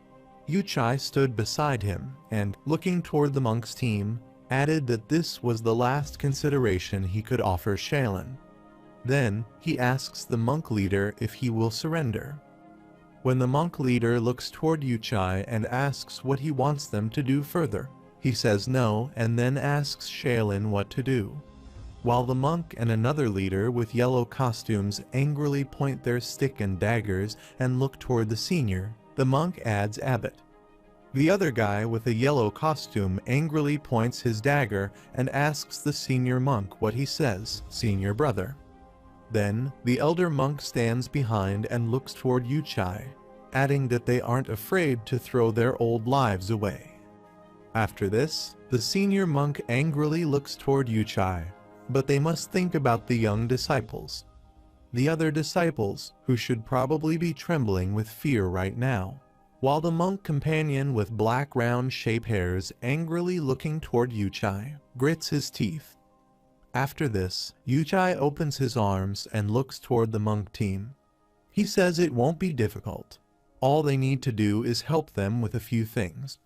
Also, one of Yuchai's companions stood behind and looked toward the monk, brushing his beard. Hearing Yuchai's words, the monk's head asked him to say it. Yuchai explains that they will first use this place as North Heaven's temporary stronghold. To avoid inconvenience, they will stay in the outer hall. Additionally, from today onward, Shaolin disciples will be prohibited from all activities. They must live within the temple and not be involved in Miriam's affairs. Yuchai then puts their hand inside his costume. Lastly, the monk leader looks toward Yuchai and surprisingly asks what it is. Yuchai shows the plant in the little bag, and the monk leader, looking toward that plant, surprisingly asks for the ruling seed drug. Yuchai, staring at that plant, responds yes, he is right, as he knows it's a poison that only dissipates inner Kai and prevents the use of martial arts. All Shaolin disciples must take this ruling seed drug once daily, whether they have practiced martial arts or not. No one can be excluded, and they should not try to detox and fake taking it. The monk leader silently listens to him, and Yuchai further adds that he should never attempt to escape. If that happens, he promises to pay a hefty price for it. However, the monk companions bend before Yuchai, adding Amitabha, and the monk leader silently looks. Yuchai remains silent. Then he asks Yuchai if that is all, and Yuchai, with no expression on his face and looking toward the monk leader, says that's right. Shaolin will not be harmed as long as he follows these conditions no matter what happens. Yuchai asks him if he will accept, and the monk leader remains silent, looking toward pressing his lips. After this, the monk leader, looking toward Yuchai, says they must accept them. Yuchai hits his right-hand fist with his left palm slightly bent before the monk and thanks him for venerability. After this, the monk, with an angry face, turns and squeezes his eyes. Then he stands his back to Yuchai and says thank him. He doesn't think it was a suitable word of consolation for someone who is lost. Yuchai, bending behind, opened his eyes and looked toward the monk. Then the monk called Mingzong, and Mingzong and others stood behind with sad faces. The monk called Mingzong, and in response, he, with teary eyes, asks, "Yes, master." With an unfortunate face, the monk presses his lips and, looking toward Mingzong, says in Shaolin's 1,000 years of history, he has indeed committed a grave sin that can't be washed away. Ming stood before his master, started crying, and responded, "It's not his fault." The master then the monk squeezed his eyes and pressed his lips. He adds that not all of this happened because he was foolish, and there is no excuse. This incompetent master of theirs wants to take responsibility for that while Ming and others stand there squeezing their eyes, adding master. After this, the monk opens his eyes and looks toward one of the monks, saying, "Commandment Hall Master, please hand over the green jade Buddha staff to him after a while." The Commandment Hall Master, with a sad face, bent before the monk leader, added Amitabha while Ming stood thud on the ground. He raises his voice on their knees and, with teary eyes, looks down. This disciple can't handle it. Then he bows before the monk's head, asking how he can take on the abbot's potion. Other monks were also very sad, and the leader looking toward Ming said he believed in him and accepted it. Ming sat there, burst into tears, and started sobbing while the monk leader stood beside him and put his hand on Ming's shoulder, saying he would leave Shaolin in his hands. Further, he looks ahead and says Amitabha has burdened him heavily. Then he asks Ming if he can promise his incompetent master one thing. However, the monk leader asks Ming to promise he will never allow Shaolin to suffer the same humiliation as it did today. In response, Ming sits on the ground with folded legs and remains silent. Then, after a while, Ming, crying and looking down, responds that he will make that happen. Further, he says he will never forget today's humiliation. In response, the senior monk, pressing his brows and lips and looking toward Ming, says Amitabha thanks him, his dear disciple. After this, the senior monk left while the other members stood there and bid farewell to him by folding their hands and bowing their heads. Ming sits with his back to the senior monk and, with teary eyes, angrily grits his teeth and clenches his fist. Ming sits there clenching his fist, looking upward and screaming as the senior monk leaves. However, Shaolin, who had been defeated but never collapsed with its orthodox energy, was trampled upon. Moreover, in the court of the hidden dragon, elders and the heads of different sects sit in the meeting room. Also, a senior member of the Shaolin temple sits beside them with a bandaged head. With a worried face looking ahead, the elder says this is truly a shame. How could the Shaolin temple be defeated like this? In response, the member of the Shaolin temple, with a sad face looking aside, remains silent. And then the guy with gray hairs sits beside them and looks toward the elder and says this happened because they delayed attacking first and gave them time. Another guy, black hair, sits beside the gray-haired man and, looking toward the elder, adds in the first place, their goal was to draw their attention away. Then, looking toward the gray hairs, that man asks what difference it would have made if they had attacked. Looking toward him and waving his hand, the gray-haired guy responded by not attacking their head. Their elite troops could change their courses. Furthermore, the hair guy, waving his hands, asks the other members sitting in the meeting if they had tried to deal with them a little more actively and if they would have been able to act recklessly. Jiangso sits beside them and, looking aside, adds his point that's not true. Hearing this, the guy with gray hair turns his head, asking Jiangso what he means. Jiangso, with no expression looking ahead, responded that those idiots only stopped moving for about 3 to 4 days. Furthermore, he looks toward the man with gray hair, presses his right eye and left brow, and says it makes sense for that many people to make their move.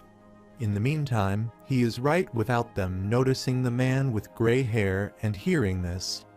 After this, the man with gray hair asks if that means that they moved in advance. Jiangso responds yes. Further, Jiangso says that perhaps they have moved separately since the fall of the surrounding factions, including the Falling Sword sect. The man with gray hair placed his hands on the table before him and looked toward the senior members. He said maybe it was to turn their attention away, but that's quite their bold move. However, Jiangso adds that they completely fooled them. As the meeting continued then, after a while, the Arrow faction's palmist sword master, Quack Hwawiol, said that he thought it was better to discuss how to deal with the future, rather than dwelling on what happened in the past. Everyone sits in the meeting attentively and listens to Quack, and then the gray-haired man asks what's there to discuss. They need to attack those idiots right away. Then, another guy asks the man with gray hair which place he is suggesting, and he looks toward the man and responds that he is talking about the ones right in front of them. The head of the Tang family stood beside the elder, and, looking toward the man with gray hairs, added that they could attack them, but winning wouldn't be easy. The man with gray hair looking toward the head of the Tang family asks him why not. And the head of the Tang family folds his hands and, looking toward him, responds it was risky to divide their troops in the first place and draw attention to one side while attacking Shaolin on the other. Further, he adds that they must have been preparing for them. They got caught. Hearing this, the man with gray hair waving his hand asks him what he is saying they should do. However, the meeting continued, and after discussing their plan, the guy with gray hairs placing his left hand on his lap and right hand on the chair side, asked seriously. A bald guy with the mark sign on his face and head, and looking toward the man with gray hairs adds they should also divide their forces into two. Hearing his point, Elder asks, looking toward him, what he means, and the man looking ahead responds that if they keep holding out without fighting, they can do whatever they want. Also, the member of the Shaolin Temple sits beside that man, turns his head, and looks toward him to listen. Moreover, looking toward Elder, the man with a mark on his face adds that it wouldn't be right if they split their forces and had one part go to save Shaolin, while the other part just confronted them like this. Hearing this, another elder with dark gray hair adds his point, and he thinks so, too. Although dealing with the opponents in front of them is essential, he felt that saving Shaolin was the most urgent task. Hearing this all, the senior elder nods, adding it may take some effort, but he thinks it's possible. Then, let's talk about how they will divide their troops. On the other side, Yulji, lying in the room injured, opens his eyes and, looking around, makes the voice. Sama sits beside him and asks if he has come to his senses. Yulji is lying on the floor bed, looking toward her, and urges Lady Sama. Sama, looking toward him, says what a relief. It's truly a relief, and Yulji, looking toward her, asks where is this place. She tells him it's a village called Yule, a small village along the Yangtze River.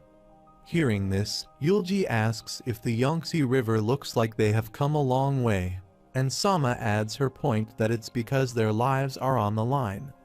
Yulji asks her how long he has been unconscious, and she looks toward him and, with her teary eyes, responds 5 days. Hearing this, Yulji, looking ahead, says it must have been hard on her, while she looks toward him and says no. She was afraid of what would happen if he never regained consciousness. The master, with teary eyes, says just the face he survived already makes her so happy. Yulji, with a smiley face, extended his hand toward her and wiped her tears, adding please don't cry, Lady Sama, as she said he is still alive like this. As Yulji wipes her tears, she smiles and closes her eyes, then asks how long he will address her that way. Yulji asks what she means, placing a hand on her face, and with a surprised face. Sama sat beside their folded legs and then folded her arms. She shouted at him, asking how long he would call her lady. Sama and Yulji, with cute faces and lovingly looking toward her, made the diamond hand sign asking about that. Sama turns her eyes and looks toward Pout, adding that her name is Roshan Sama, not Lady Sama. Yulji laughs, adding of course. Further, he lovingly looked toward her smile, saying he understood Lady Sama he meant Roshan. Let's talk comfortably now. Sama slightly laughs, then moves forward to him, saying thanks. Oroboni and Yulji lie there lovingly, looking toward her. On the other side, in the camping area, the guards stand outside the camp with the spear in their hands for protection. While inside the camp, Zion Wang, Moon, and a guy with a pink costume sit there while having food. Zion Wang, while having his wine, was reading the note. Then, while reading that note, he says they say a large army has left to save Shaolin. While gulping the wine and looking ahead, the man with a pink costume asks how many troops are left in the great Huangfu family. Zion Wang, with a cup of wine in his hand, and while having his wine, says that currently, there are the Pang family beggar clan and quite a few significant clans left. Hearing this, Moon, while eating his food with a chopstick and looking toward Zion Wang, adds that they can't be their opponents. Further, he says that even if the Ice Valley and Dark Dragon sect aren't there, they should be able to deal with that number of people themselves. Hearing this, Zion Wang responds it might not be that easy. Then he stares at the cup in his hand and says they will solely focus on defense. The man with the pink costume asks on defense, then places his hands on the table and takes tongs to laugh, adding those foolish idiots. Those idiots don't even know there is danger right under their noses. Zion Wang, looking toward the guy with the pink costume, says don't let his guard down. If they were not careful, they could still suffer losses at those idiots' hands. Zion Wang then has his food ads anyway since they said they would help. It shouldn't be much of a problem to take down the great Huangfu family. The guy with a pink costume, looking toward Zion Wang, asks him when he thinks it would be an excellent time to attack. Zion Wang responded that they would let them know the time, so wait. Then he laughed, adding that while having a drink like this. The other two men sit beside Zion Wang while cheering up their wine cup laugh, adding alright. Then Zion Wang, while having his drink, thinks everything is going well now. All that's left is the great Huangfu family. After this, Yuchai and Quack continued fighting in the fighting area. Both were using their spinning magic and swords to attack each other. Both swing their swords at each other, and Quack angrily looks toward Yuchai and grits his teeth. Yuchai's companions stood aside with the spear and swords in their hands, and watching that fight, one of them surprisingly said it was incredible. Also, Quack's soldiers stood aside, slightly injured, and watching that fight, one of them surprisingly said neither side was losing ground. During the battle and with their bloated breath, Quack thinks the North Heaven leader's skills are better than he thought. If he hesitates even a little, he might lose to him. Then he jumps toward Yuchai with his sword, considering he has no intention of losing. Sees their leader's strength and enthusiasm, the soldiers of Quack stood there excitedly, clenching their fists, adding it begun. With his angry red eyes flying in the air and using his red spinning magic, Quack moves toward Yuchai, saying the Mount Hua sect's most potent martial art, the 18 falling flower sword technique. In response, Yuchai stood in that strong wind and angrily looked toward Quack, but remained silent. As Quack moved his sword toward Yuchai, Yuchai silently stood there, looked toward the sword, and saw this Yuchai soldier standing there angrily, raising their weapons. However, Yuchai activates his magic, and in that strong wind, he runs toward Quack, swinging his sword to attack him. Using his magic, Yuchai sends his spinning magic wave toward Quack, and his magic waves push Quack backward, and Quack, scratching on the ground, moves back. While thinking stillness encompasses movement, since ancient times, it has been said that the way to deal with speed is to move faster, and to look at the fast movement without moving in the opposite direction. Further, he stared at Yuchai, thinking how foolish any clumsy attack could have easily allowed him to make a fatal counterattack. To break his momentum, he could no longer engage in this probing warfare. Then, he again ran toward Yuchai, thinking that he would go all out from now on. From Yuchai's side, he stood there with angry white eyes as Quack moved toward him, swinging his magic sword. Then, from Yuchai's side, he also uses magic to swing his sword. Both of their swords collide, and they both push each other's swords. On the other side, near the mountain and stream side, a flame-like tornado appears upward, and this tornado seems to be due to the fight between the man with the dark green and yellow costume and the man with the light green and brown costume. The man with the dark green and yellow costume was severely injured, and he stabbed his sword into the ground thud down. Also, blood flowed from his body, and he clenched his chest angrily, looking toward his opposite enemy. Then he looks toward the man with a light green and brown costume and says he thinks he would lose hearing this. The man with a light green and brown costume points his sword toward the dark green costume guy. He believed it wasn't an easy fight, but he defeated him. He may need to recuperate for at least 15 days. Then, the guy with the brown and green costume turns and looks toward the other side. There, Quack and Yuchai, using their spinning magic, are fighting and say all that's left is now. However, while fighting Quack, swinging his sword, he thinks it's incredible that he doesn't waver. Moreover, he activates his freezing magic, thinking that this cold kai that freezes his body is truly excruciating. He has never heard of such a powerful, cold yin kai. While Yuchai swinging his sword using his spinning magic, although he has been trying to stop it by raising his yang kai, he is reaching his limit. Yuchai swung his sword and sent his spinning magic storm toward Quack, and Quack stood before him, raising his sword before him, thinking that even if he couldn't win, he would not lose. Also, the dark storm tornado surrounds him, and Yuchai, sending his magic toward him, gets surprised, thinking what extraordinary energy doesn't tell him. Quack stood there, and with his angry red eyes and magic, he blocked Yuchai's magic with his magic sword, saying it was a good match. Moreover, Quack, using his freezing magic, swings his sword, and his freezing kai magic storm spreads there and moves toward Yuchai. Yuchai stood there, sees that freezing magic coming toward him. Think enhanced sword kai? No, this is sword body unity. This is dangerous. Quack's magic surrounds the area, and his magic waves move toward Yuchai and pierce his body, while Yuchai stands there, shouting in pain. Also, the area of ground where he stood started cracking. And then, within a second, Yuchai activated his flame magic and looked toward Quack, saying that only in the cold winter will the robustness of the pine tree shine. Yuchai stood in his flame magic, spinning magic waves, and was surprised when Quack, using his freezing spinning magic, jumped toward Yuchai, swinging his sword.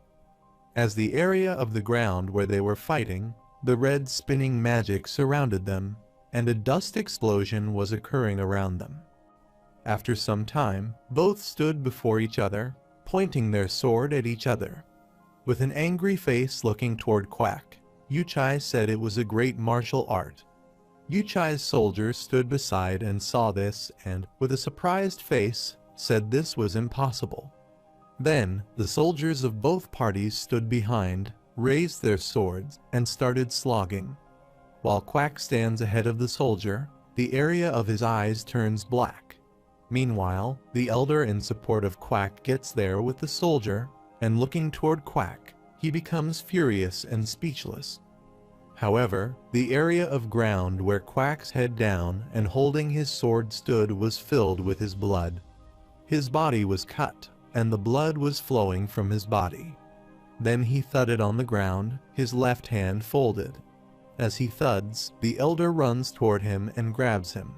Sees this, the soldier of Quack becomes speechless. Afterwards, the elder folded his legs and placed his hands on his lap beside Quack.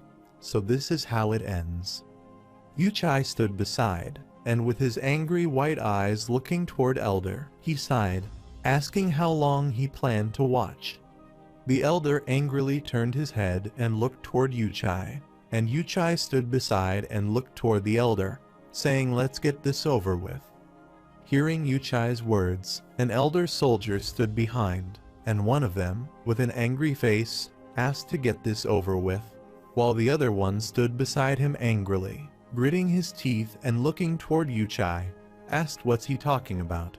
Meanwhile, the leader of the Yu family, with his soldier, gets there from behind and folds his hands back, laughing, adding that he was planning to do that anyway. With a surprised face, Elder turns his head, thinking of the Yu family. Meanwhile, the great Huanfu family's dead bodies were lying there on the ground, and the fight continued between Zion Weng's soldiers and other sects. Zion Weng stood there, placing hands on his waist and looking aside, saying it felt like they were still behind. One of the soldiers injured lying there on the ground and gritting his teeth in pain says how the Tang family is. Meanwhile, the senior elder of the Namgung family, with an angry face clenching his fists, stood there on the stairs, raised his voice, and asked what the meaning was. Also, the dust and smoke spread around the elder, and hearing the elder's words, Zion Weng's soldier stood there, turned, and looked toward the elder with a human skin mask. When the soldiers don't react to the elder's voice, The elder again raises his voice at them, asking who the hell are they idiots. With a smiley face, one of the soldiers responds to Elder Midheaven. Hearing this, the elder gets speechless. Then, the elder, looking toward the soldiers, asks if that means the members of the Tang family in no way. One of the soldiers points toward himself and asks the elder. He can still ask that question even after seeing these human skin masks. And then, in response, the elder angrily points toward them, raising his voice at them. These idiots call themselves human after committing something like this.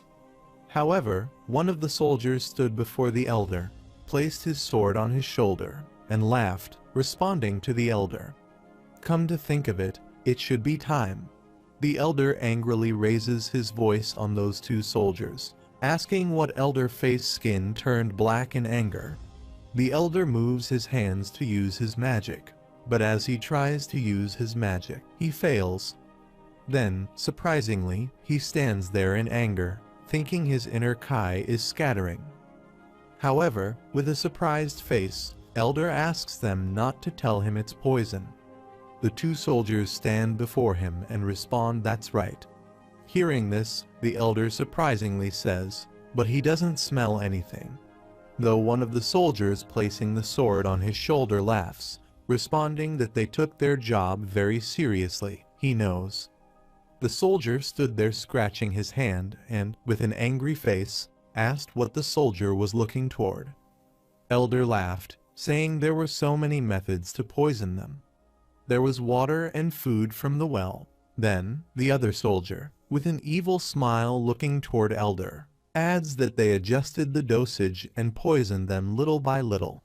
As he is seeing and hearing these words, the elder becomes speechless. Then, he turned his head and looked toward the other sex elder, who stood on the ground near corpses and clenching their hands. One of them surprisingly says his inner Kai. With a surprised face, the other one clenches his hand in which he holds his sword and says it's scattering. The senior elder stood there upstairs, jumped toward them, and, with a shocked face, asked those two elders if they were suffering from the same symptoms. Both the elders respond yes. Hearing this, the senior elder raises his voice, telling them they will be annihilated if they fight like this. They have to leave right now. Hearing this, the elder with a brown cap on his head asks the senior elder where they can go. The senior elder with a scared face responds anywhere. Meanwhile, Shin, from behind, asks the three elders if they think that's possible. Clenching their hands angrily, the senior elder and the other two look toward Shin. With a surprised face, the senior elder looks toward Shin and asks if he is. After some time, the senior elder, alone alive, stood there on the fighting ground. The dust smoke spread over the whole area, and the senior elder placed a hand on his waist and looked around at the corpses, thinking so many people had died. Further, he looked toward the dead bodies of his companion elders. He thinks how many survived, and those two died as well. Sees their dead bodies, the senior elder gets furious and activates his magic, thinking let's hold on a little longer so that all the remaining members can escape. Then he looked toward the two soldiers, Zion Wang, Moon, and the man with a pink costume who stood in the distance and shouted, "Now come." Also, the senior elder himself was severely injured. His costume was torn, and the blood was flowing from his body. As the senior elder shouts at them, Zion Wang adds that it is incredible. Further, Zion Wang, putting his hand in his costume pocket, says he is genuinely a great person, and the man with the pink costume stands beside him with folded arms. He adds he can put up such a fight even though he'd lost his inner Kai if they were to face him in his peak condition. Moon stood beside Zion Wang, but his life was as good as the problem, the idiot who ran away. Then Zion Wang, looking toward the senior elder, asks if he can find out where the secret passage leads, and Moon respond to him.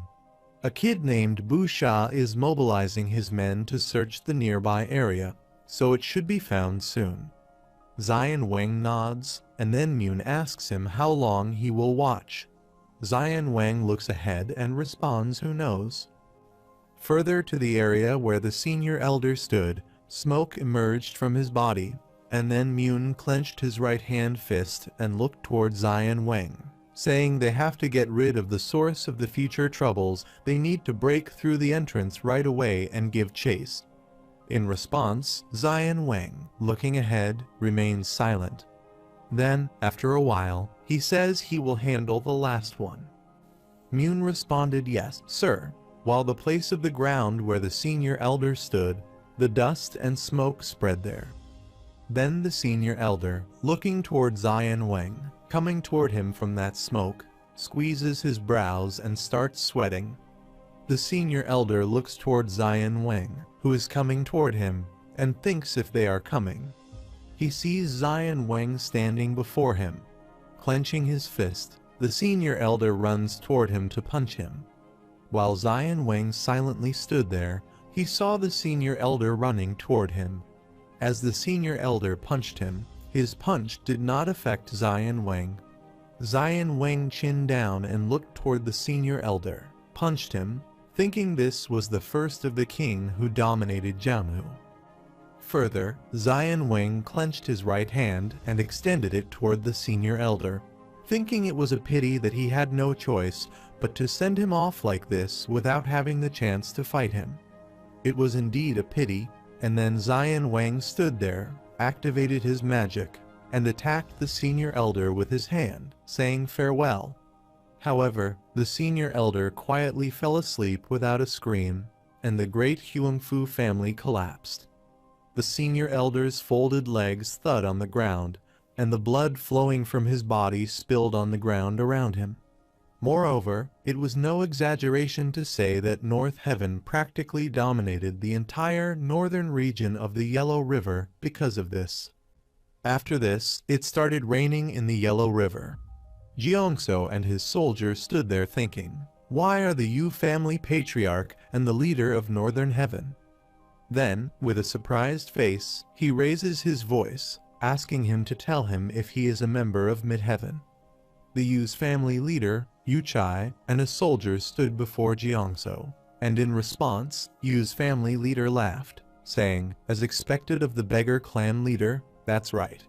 Further, with the evil laugh, Yu's family leader says he is the Midheaven's heavenly lord.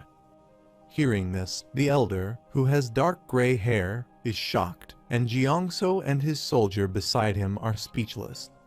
Jiangsu, with a surprised face, thinks that person is Midheaven's heavenly lord. After this, the Midheaven's heavenly lord stood before his soldiers, raising his voice to heed his order. Midheaven's warriors and the soldiers stood behind and raised their voices, responding, yes, sir. Jiangsu stood there angrily, squeezing his left eye and gritting his teeth, thinking the 9 stars and infinite sword sect were those idiots' subordinates. They had many people hiding among their forces. After this, the Tang family leader, with an angry face looking toward the heavenly lord, says he never expected that the Yu family would be Midheaven. In response, the Midheaven leader laughs, adding he could call them a heavenly sect. At any rate, he would take that as a compliment.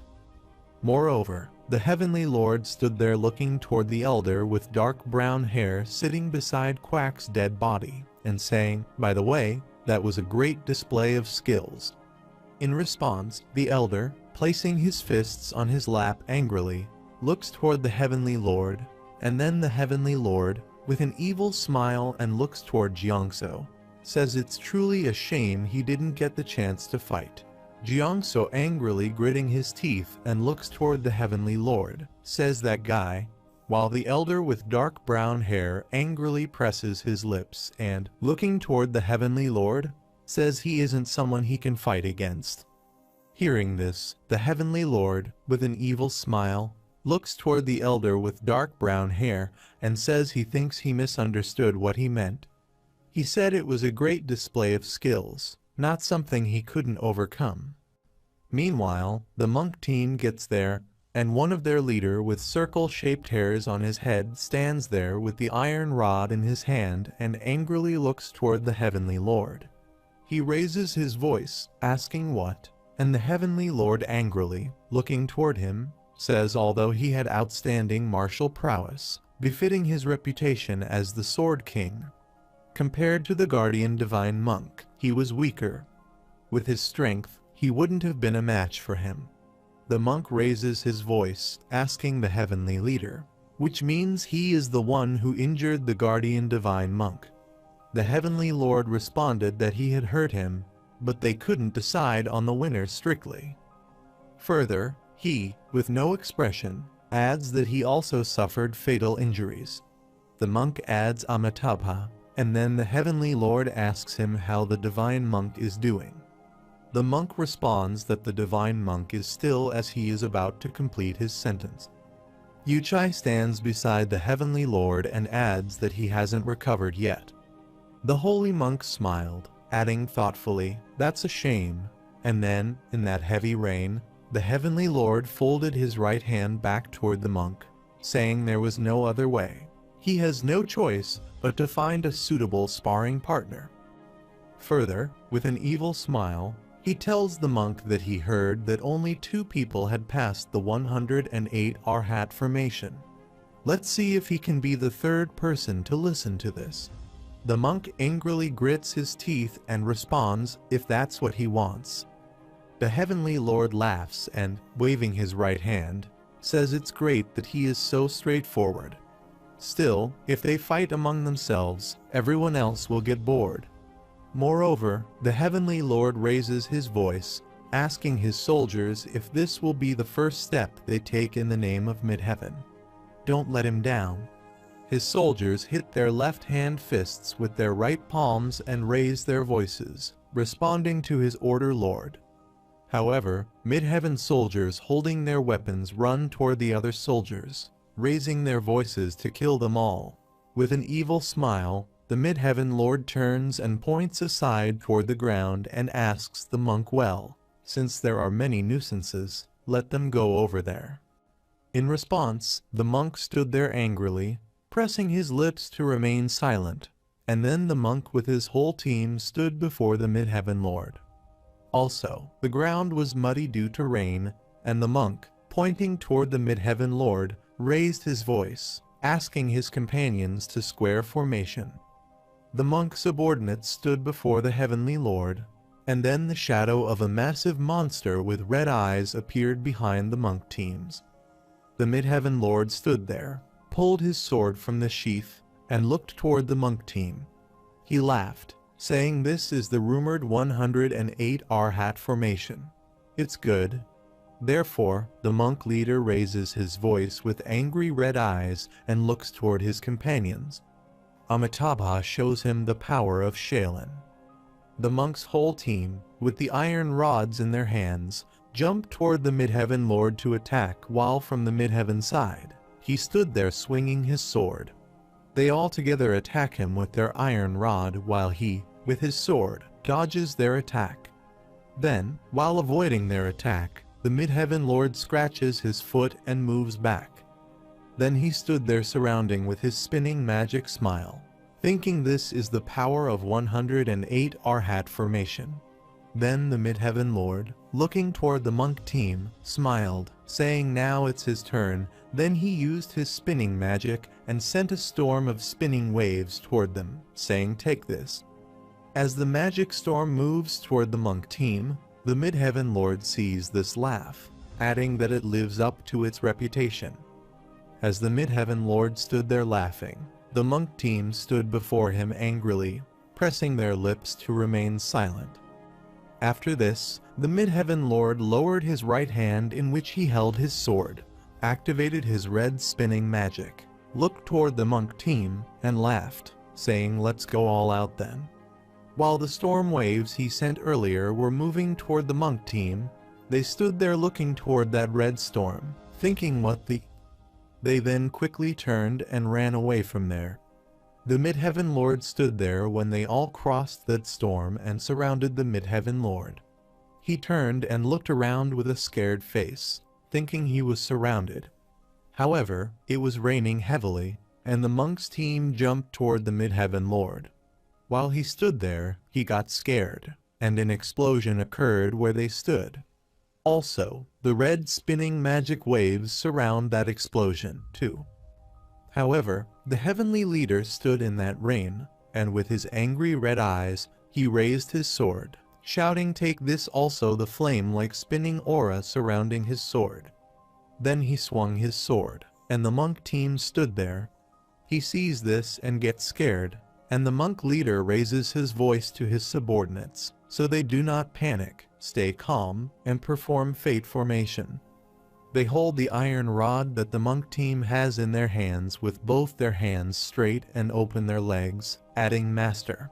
As the monk team starts performing fate formation, the heavenly lord sees this with his angry devil face and laughs, adding that's the Shaolin he knows. And then he swung his sword, sent his magic storm toward the monk team, and threw them away.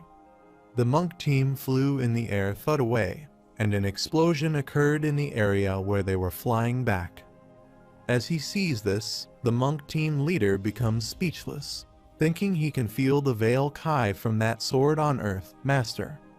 After this, the monk leader and his team stood before the heavenly leader and raised his voice. "Stop. That's enough." The heavenly leader, with his angry face, looked toward them. Then the monk, clenching his fist, adds that they are lost, and in response, the heavenly leader looking toward him remains silent. Then, after a while, he turned, adding it was a good match. The monk leader, with an angry face, turned his head and looked around the area of the ground where the monk team members were injured and lying and thought, what a good match. He called such a one-sided massacre a good match. If someone like that rules the world, what will happen to Muram? After this, the heavenly leader put his sword in the sheath and laughed, adding that this side was over too, and his team members stood behind and started slogging for him, saying yes, it was their complete victory. Therefore, the fight that began with the future fate of Muram on the line ended in a one-sided win for the Four Heavens Blood Alliance. Afterwards, the Iron Blood demonic group from the west devastated Sichuan and crossed the Daba Mountain. The Dark Moon cult, which started from the south, successfully took over Guangxi and Guangdong from the Chief Heaven Palace. North Heaven moved south by sweeping away the famous factions of Hebei and Henan, such as the Shaolin Temple Peng family and the Great Huangfu family, overthrew the Beggar clan, Mount Hua sect, and Zhongmin sect in Shaanxi, showing off its power. After entering, the Midheaven completely dominated Shandong, Anhui, Jiangsu, and Zhejiang. 100 days after the Heaven Ascension plan unfolded, Muram fell into the hands of the Four Heaven Blood Alliance, but life is entirely of variables. However, in the place where the heavenly leader and his team stayed, the horse's stable suddenly caught fire. The soldier ran toward the stable, shouting. The head of the soldier raised his voice, asking what was going on, and then another soldier stood ahead of him and raised his voice, responding the stable was on fire. Hearing this, the head of the soldiers with a scared face looking toward the stable asks what. Suddenly, someone shoots an arrow from behind, and that arrow passes by him and stabs in another soldier's chest who stands beside his head. The head with the scared face looking toward the dead soldier asks for an arrow. Then another soldier stands aside, looking toward the place from where the arrows were coming toward them, and raises his voice its enemy attack. Meanwhile, another arrow shoots at one of the soldiers and pierces his chest. The soldier shouts in pain and thuds away. Seeing all the soldiers there one by one, the arrows shot into their bodies, and they, shouting in pain, thud away. While the head of the soldier stood there, turning and looking toward his subordinates dying before him, he angrily gritted his teeth, asks, "What the hell is this?" Meanwhile, someone shoots an arrow toward the head too from behind, and that arrow stabs his head back. The blood spurt out of his head, and he thuds away on the ground. Also, the soldier corpses were lying on the ground, and the whole stable was burning in fire. However, from the forest side, and this was the side from where the arrows were shooting toward the soldier, and from the forest, the reflection of two people appeared from the smoke. One of them asks the other if Anping has been taken care of. The other one, his companion, responds yes. However, these two people were nobody else but Yulji and Salma.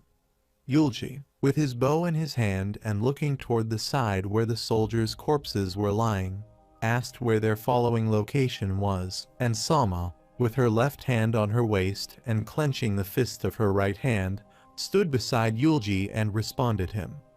However, Yulji, who recovered from his injury, began moving earnestly.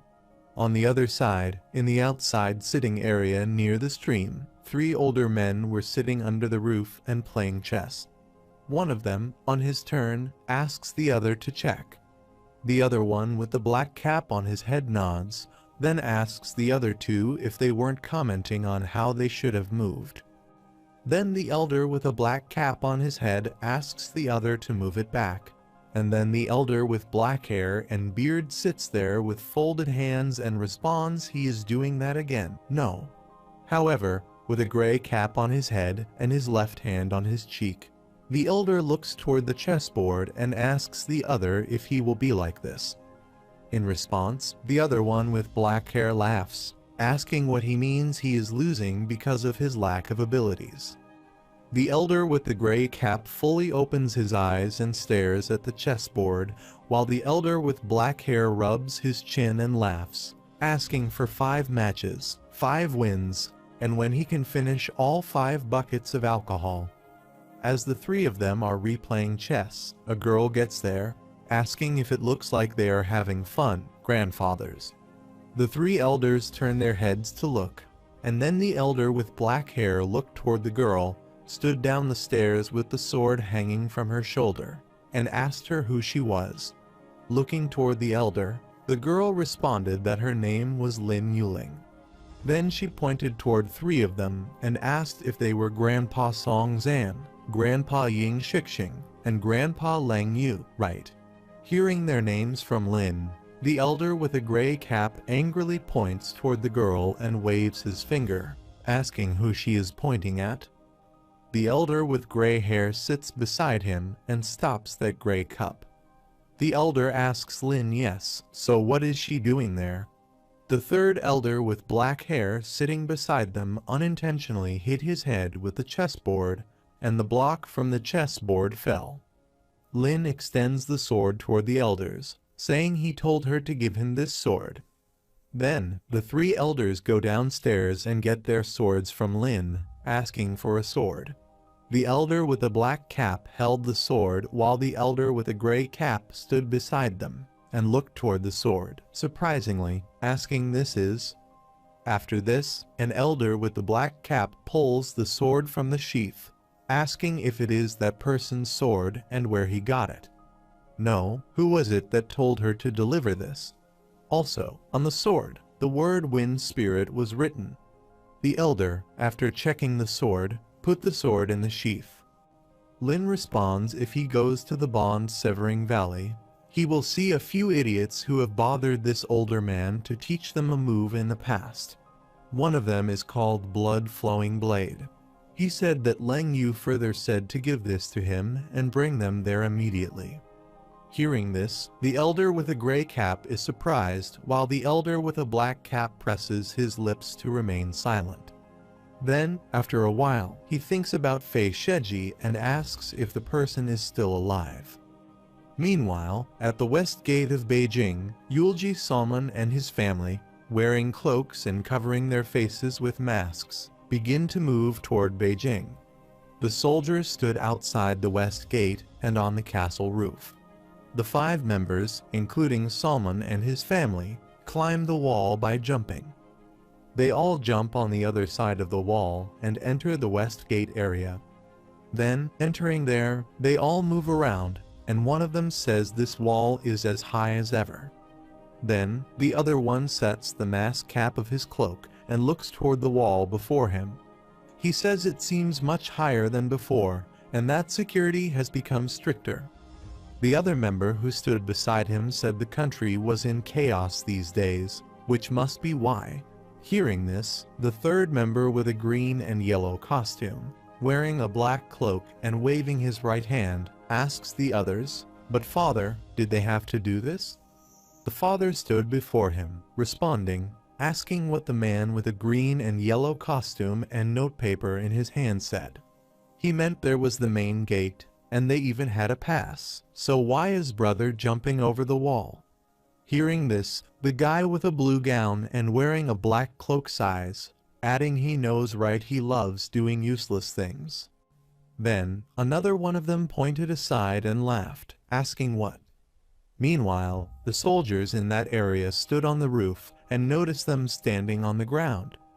Then, one of the soldiers with a bow in his hand, looking down on them, asks who it is. The other soldier with the bow in hand responds to catch them. However, two of them shoot arrows toward those 5 members. As the arrows move toward them, one with the blue costume catches the arrow, then, with his angry red eyes, turns his head and looks toward the soldier, asking, "They dare?" And then he turned and threw those arrows back toward the soldier who stood upside the wall, while the soldiers stood there setting more arrows in the bow to shoot them. The arrows that the blue costume guy sent toward them, those 2 arrows hit the wall. A fire explosion occurred there, and the wall cracked. The other guy stood beside them, looking toward the exploded wall, and said as expected, and then they all took off their mask cap one by one and turned. Then, stepping ahead to enter that place, the father asked now if they should go. The other 4 members followed their father, nodding. After this, in Sichuan Guandu, the fire caught the whole area. Yulji and Sama kept attacking the soldiers with the arrows. The soldiers holding the shields and swords to protect themselves were shouting in pain while the arrows were stabbed in their bodies. Also, looking around, the soldier shouted, asking which idiot dared to do something like this, while Yulji stood on the tree branch at the soldier's back, shooting the arrows toward them. The soldiers could not understand what was happening around them, who was shooting the arrow toward them, and from which side. The soldier was shouting, asking, and abusing the one who was shooting the arrow, while Yulji shot the arrow toward him. The arrow pierced the soldier's neck from behind. The blood spurted out of the soldier's neck, and he thudded on the ground dead. After killing them all, Yulji goes to the soldier corpses and stands before them corpses, he, angrily staring at them and remaining silent. Salma stood beside him, looking ahead, adding she had taken care of this side too, and Yulji, with no expression, responded, "Alright." After this, both of them move from there, and then they both stand in the street. Yulji looks toward the people passing by them carrying their luggage on their shoulders and their horses, and he surprisingly thinks, how come these people are moving in perfect order like this? Salma also stood beside him and silently watched around the street. Meanwhile, an older man came to them asking Yulji if he was the 3-arrow heaven breaker great warrior Yulji. Yulji thought he was not a great warrior. This young one is indeed Yulji. Then, that older man slightly bends before Yulji and hits his left hand fist with his right palm. As expected, this older man is Lai Zian Chang. The people passing through the street turn and look toward them. In response, Yulji, with no expression, responds to him, so it's older man Lai, nice to meet him, and hearing this, Lai says he is also pleased to meet the famous great warrior Yulji. Further, Lai, looking toward Yulji, says it's a pity they don't have time to enjoy this. Salma stands beside Yulji and, looking toward old Lai, asks him what's happening. Lai, looking toward her, responds the Iron Blood demonic group has ordered the removal of all the nearby sects if the branch is attacked and destroyed by the 2 of them. This morning's news shows that all the nearby sects have been eliminated. Hearing this, both Yulji and Sama become speechless. After this, Yulji looks toward the people passing by the street carrying their luggage on their shoulders and says they only did this to keep the Iron Blood demonic group in check. But they had no idea it would cause harm to them all. Then Yulji hit his left-hand fist with his right palm and slightly bent before Lai apologized to him. Lai stood before Yulji, waving his hand and asking him what to apologize for. The ones who committed the atrocious acts are those idiots. After this, Yulji asks what he is planning to do now. Lai, with no expression, looking down, responds they already expected something like this to happen, so they have made some preparations in advance further. Lai turns his head and, looking aside, adds there should be some time to escape. No matter how incredible those idiots are, they won't be able to chase all who are scattered and running away. Yulji also turned his head and looked aside from where Lai is looking. Then Lai further added, "Please refrain from protecting and fighting against them freely." Yulji, with a worried face and looking toward Lai, says, "But elder." Then Lai turns and looks toward the people passing by him and waves his hand, raising his voice. "Come on. Move quickly if they want to survive while still breathing." Those people stepping ahead responded yes, while Yulji and Sama silently stood behind were watching those people pass by them. After this, Sama asks Yulji what they should do, and Yulji, with an angry face squeezing his brows, responds there is no need to launch another surprise attack. Let's go to Mount Wudang for now and observe the situation. Then he looks ahead with a serious face. He says after that, he must return to the great Namgung family. He is worried about them as it has been a while since he last saw them.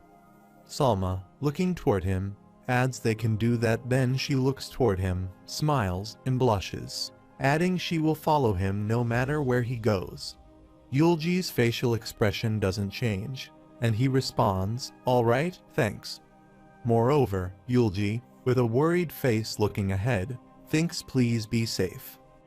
After this, in Henan Shangcheng County, He Wang and his other companions were injured during the fight. He Wang moves ahead with his torn costume and holds his weapon. Also, his companion, Egu, carries his arm on his shoulder. He Wang puts his arm on Egu's shoulder and, with his bloated breath, tells him his body hurts. While the other companions, including Min, Kang, Yom, and others, stood aside, injured, holding their swords in their hands. Min stood there wounded, and with the bloated breath, she thought they were in trouble. Then, the man in a black costume stood before them, holding his sword. The man with the black costume and bloated breath angrily looks toward Min and says they prepared it just in case some rats dare launch a surprise attack. They caught some. Also his soldiers in brown costumes stood behind him. Hearing these words, Min angrily looked toward him, squeezed her eyes, and pressed her lips to think. Who would have thought it would be a trap? Then, that black costume man looking toward Min and others says they worked hard for 2 months to catch them. Then another man with a spear in his hand stood behind that black costume man wearing a brown costume and with a black bard, and their hard work finally paid off. Kang stood injured, looking toward their enemies, pressing his lips, thinking those idiots weren't easy opponents. Had they been a bit stronger, the defeated ones might have been them. Then, the man with a black costume angrily looks toward Min and asks him why they don't get to the point. Hearing these words, Kang angrily looks toward that man, who seems to be an essential figure in Midheaven. After this, that black costume man with the evil smile looking toward Min says if they surrender now, he can show them mercy. Great Namgung family matriarch. In response, Min angrily looks toward him and says no, they already have their answer. Further, she clenches her left-hand fist, and with her right hand, she holds her sword, and with her sword, she creates flame magic. Then she raised her voice on that black costume man, saying no matter their situation, their great Namgung family will never surrender. The man with the black costume hears this sigh and then adds, so she wants to die. Then he angrily looks toward her and says he gave her a chance. She is the one who threw it away. She will regret it. Then that black costume man turns his head and, with his left hand, he points aside, asking his subordinates to please finish them. His subordinate stood behind him with a spear in his hand, and he raised his spear. A flame-like aura surrounded his spear, and he looked toward that black costume guy and said, let's get this over with today. The great Namgung family will be erased from existence. Hearing this, Min clenches her sword and raises it, thinking if it weren't for everyone's help, she wouldn't have been able to fight this long. Also, the blue waving aura was emerging from her sword, then she jumped toward the enemies, thinking she wouldn't have been able to fight this long. How could she surrender and abandon them? Min flew in the air and moved toward the man with a spear in his hand, and in response, that man stood there swinging his magic spear to attack her, asking if she still wanted to fight. However, both swing their weapons at each other, and the magic explosion occurs before them. As they both were trying hard to dodge each other's attack and see this, the man with the black costume stood there angrily pressing his lips down, thinking she still had that much strength. The man fighting with Min swung his spear at her, saying an opening. Min flew in the air back thud away, and then the man, pointing his spear toward her, jumped toward her to attack, saying, now, farewell, lady. Min, lying there injured, silently looks toward the man and his spear coming toward her. Meanwhile, the Ice Valley's cold Yin Divine Palm Master gets there from behind and attacks the older man, who swings his spear at Min, asking this older man how dare he point a pear at her. The older man stops there and turns his head to look, asking what. Meanwhile, Yin activates his ice magic and attacks the older man with his magic. He punches the older man in his chest and drags him away from Min. The older man's body is frozen there. Sees that frozen body before him, Min sits on the ground, surprisingly saying it's impossible. Yin stood beside and, looking toward Min, asked her if she was all right. Lady Namgung. Min, with a surprised face, looking toward Yin, asks how he is there. Young Master Yin. But before Yin can respond, a member of Midheaven stands behind him, placing his sword on his shoulder, adding that's some incredible skills. Yin turns his head and silently listens to that man. Then that man with the angry face looking toward Yin says, based on his subtle Kai flow, he already expected him to be the strongest among them. But what surprised him more was how he knew Cold Ice Valley's martial arts skills. Hearing these words, Min, with a surprised face, thinks, Cold Ice Valley, don't tell her then. That man of Midheaven angrily looks toward Yin. He says that only one palm technique can emit this extremely cold Kai, the frigid Ice Valley's cold Yin Divine Palm. Meanwhile, Min also gets up and stands behind Yin and, with a surprised face, listens to the man further. That man looks toward Yin, places his sword on his shoulder, and asks him if that means the Ice Valley has turned against them. Yin turned and stood before that man, responding no. The Ice Valley has never turned against Midheaven, it's just that he has left North Heaven for a long time. Hearing this, the man laughs, asking if that is so he can understand what happened now.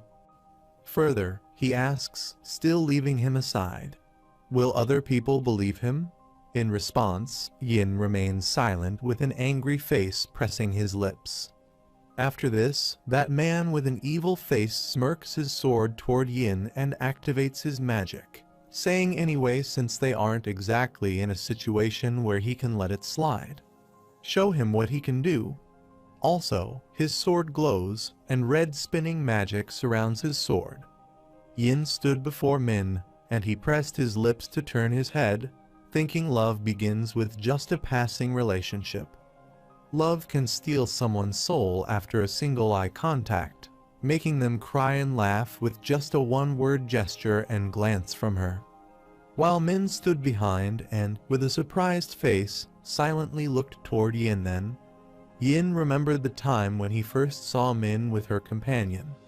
As he sat there in the food shop was having his food, and she and her subordinates entered that food shop.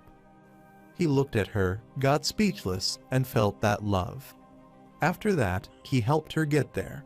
He remembered that time in the food shop, thinking, and he was planning on having more conversations with her and confessing when he had the chance. Yin snapped out of his thoughts and clenched his sword, thinking, but there was no helping it. He couldn't leave her in danger. However, Yin stood there, raising his voice and calling Fei Wang, and Wang stood behind, hitting his left-hand fist with his right palm, adding, "Yes, young master." Yin, with an angry face looking toward the members of Midheaven, asks Wang to protect her. Even if the sky falls, he defends her with his life. Wang responds to him at his order, master. Then he quickly goes to Min and creates the boundaries with his hand around her and, looking toward her, says he will tell her the whole story later, so let's go first. In response, Min silently looks toward Wang, then Wang takes Min and her subordinates from there. While Yin alone stood there angrily looks toward the Midheaven members and their soldiers. After this, he pulls his sword from the sheath, looks toward them, and then looks forward to their teachings. Also, his sword glows, and in response, the member of Midheaven swings his broken sword and points it toward Yin, adding, "All right." Also, the sword of the Midheaven member glowed as they both stood before each other, and the dust and smoke spread around them. The member of Midheaven, pointing his sword toward Yin, asks him to come to him. However, the fight starts between the members of Midheaven and Yin, both swinging their swords to attack each other. After some time the duel continued between the two, and both of them, using their spinning magic, were attacking and dodging each other attack. While Wang, and others stood there watching that fight, Min put a hand on her injured right arm, saying that meant he was also from North Heaven.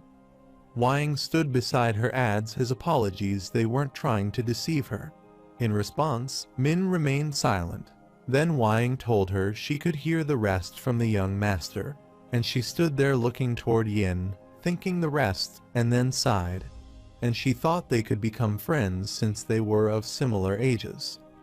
Moreover, both the members of Midheaven and Yin use their magic attack on each other, and the explosion occurs in the area where they are fighting. The dust smoke spread there. The blast happened after some time. As the dust ended, they stood before each other with bloated breaths. The member of Midheaven angrily looks toward Yin, thinking what monstrous strength. The longer this fight lasts, the more disadvantageous it is for him. Further, he stood there, activating his magic power, thinking let's bring out all of his strength and finish this at once. Thinking this, he stepped toward Yin. While from Yin's side, he stood there and moved toward the member of Midheaven, thinking he couldn't let him gather all of his inner Kai. The member of Midheaven stood there using his spinning magic to twirl his sword and throw it toward Yin, shouting boundless soaring waterfall. While moving toward Yin in the air, the sword starts twirling and dividing into many, and he sees those twirling swords all around him. Yin is surprised, thinking that it is dangerous. Yin stood there, raised his sword, and created a wind tornado around him using his icing magic. Also the area of ground where he stood and made the tornado, the stones from that area of the ground spurt. Yin spins his wind tornado, and that tornado dodges those many twirling swords. Also, that wind tornado passes by the member of Midheaven and injures him. After this, the tornado starts twirling. The member of Midheaven tore his costume after some time when that tornado ended. Yin and the member of Midheaven stood before each other in the dust smoke. The Midheaven member looked at Yin with disgust and laughed, saying he thought he would surely win. Hearing this, Yin silently stood before him with an angry face, holding his sword. Then the member of Midheaven with his angry red eyes says, but he also lost on his chest, there was an ice hand mark. And this hand mark was given to him by Yin. However, saying this, the member of Midheaven thuds on the ground face down and sees Yin standing there sighing. Then he looked toward the member of Midheaven, gritting his teeth, thinking he may have won the fight, but he lost in skill. Furthermore, he sighs, saying the member of the Midheaven farewell. Meanwhile, Wang runs toward him from behind, asking the young master if he is all right. Yin puts his sword in the sheath turn, responding yes he is fine, then asks Wang what about the matriarch. Wang says she is safe, clenches his right hand fist, and with his left hand, he wipes his sweat and sighs, adding relief. Meanwhile, the member of Midheaven in a black costume with his team gets their form beside and asks Ying will this would be the case. This is as far as his luck takes him. Yin turns and looks toward them. Then the member, with an angry face clenching his fist, adds he is going to spare his life if circumstances allow it. But now there was no need to do that anymore. Then he pointed toward Min, raised his voice, asking his soldier who stood beside him with the swords in their hands. He says she is a matriarch of a ruined family anyway. There is no need to take any prisoners, just kill them all. The soldiers of Midheaven stood beside their master and raised their voices, responding yes, master. Meanwhile, Yuling gets their form behind, adding thoughtfully, what a rude mister. The member of Midheaven angrily turns his head and raises his voice, asking who it is. Then he turned to look, and Yuling stood behind, clenching her fists and smiling, saying there was no need to shout so loudly. Then Yuling, looking toward Min, asks if she is the great Namgung family's matriarch, big sister. Min clenches her injured arm and, with a surprised face, adds she is. Then she stops there. Before listening to Min, Yuling adds nicely to meet her. She is Lin Yuling, and Min, with a scared face, responds she is Namgung Min. As they were introducing themselves to each other, the member of Midheaven stood behind, angrily raised his voice. What tricks are they trying to pull? Yuling stood there with her back to the member of Midheaven, and she, putting her right hand on her chin and looking toward Min, said there were a few minor internal injuries. She should be a fine, big sister, and then she looks toward Min and her subordinates, including Hiwang, Kang, and others, and she says, as expected, their internal injuries are severe. But there is nothing to worry about since she will make it better. Hearing this, all the Midheaven member gets furious and angrily point toward Yuling and others. He raises his voice, asking his soldiers what they are doing to attack and wiping them all out. The soldiers run toward them, responding yes, master. The soldiers pointing their swords run toward them, and they stand there silently, looking toward them coming to them. As the soldiers ran toward them, suddenly, a strong gust of wind blew toward the Midheaven soldiers, and they all, due to that strong wind, thud away backwards, shouting. Sees this, their master gets surprised, then raises his voice, asking what happened. While his soldiers surround him with weapons, one extends his hand toward their master, asking him to wait. The other one stood beside him with the pointed spear in his hand, and he angrily raised his voice, asks who is it. Then he looked ahead toward the smoke, shouted stop hiding, and showed his face. However, from that smoke, a voice comes out. If he is curious, why don't he look for him? Suddenly, someone wearing a black costume and hiding his face with his hair bangs appeared from the smoke before them and threw the sword ahead, saying, there. They all stood there, surprisingly looking toward that guy, and the sword that he threw stabbed one of their soldiers' bodies and pierced his body. The blood spurt out of the soldier's chest, and he died there. Sees this, the member of Midheaven stands behind and angrily looks toward that black costume guy, asks isn't that a corpse? In response, that guy remained silent. Also, a glowing light appeared in the guy's right eye, and suddenly the place where the guy stood, a black and white tornado started twirling there. And from that vast tornado, that guy laughs, responding that it is not wrong, and sees that tornado before them. The soldiers of Midheaven get scared, and some stand there while some lie on the ground, shouting it's a monster, evil art. Suddenly, an older man appears from that black tornado, asking them if they can't even distinguish between illusion and evil arts. They are idiots. However, the black tornado and that black aura that spread around the older man's body disappear and flow from his clothes to the ground, and from that place, an older man named Song Zan appears. The older man, Song, stood there, folded his hands back, and angrily looked toward the members of Midheaven. He thought he had to deal with them himself. Min, with other subordinates, stood behind and looked toward Song. Asks he was Song turned his head to look toward her. Then he pressed his brows and lips to nod. After this, Song angrily points toward Yuling, waves his finger, and abuses her, asking why he told her to wait. So why did she go ahead so excitedly?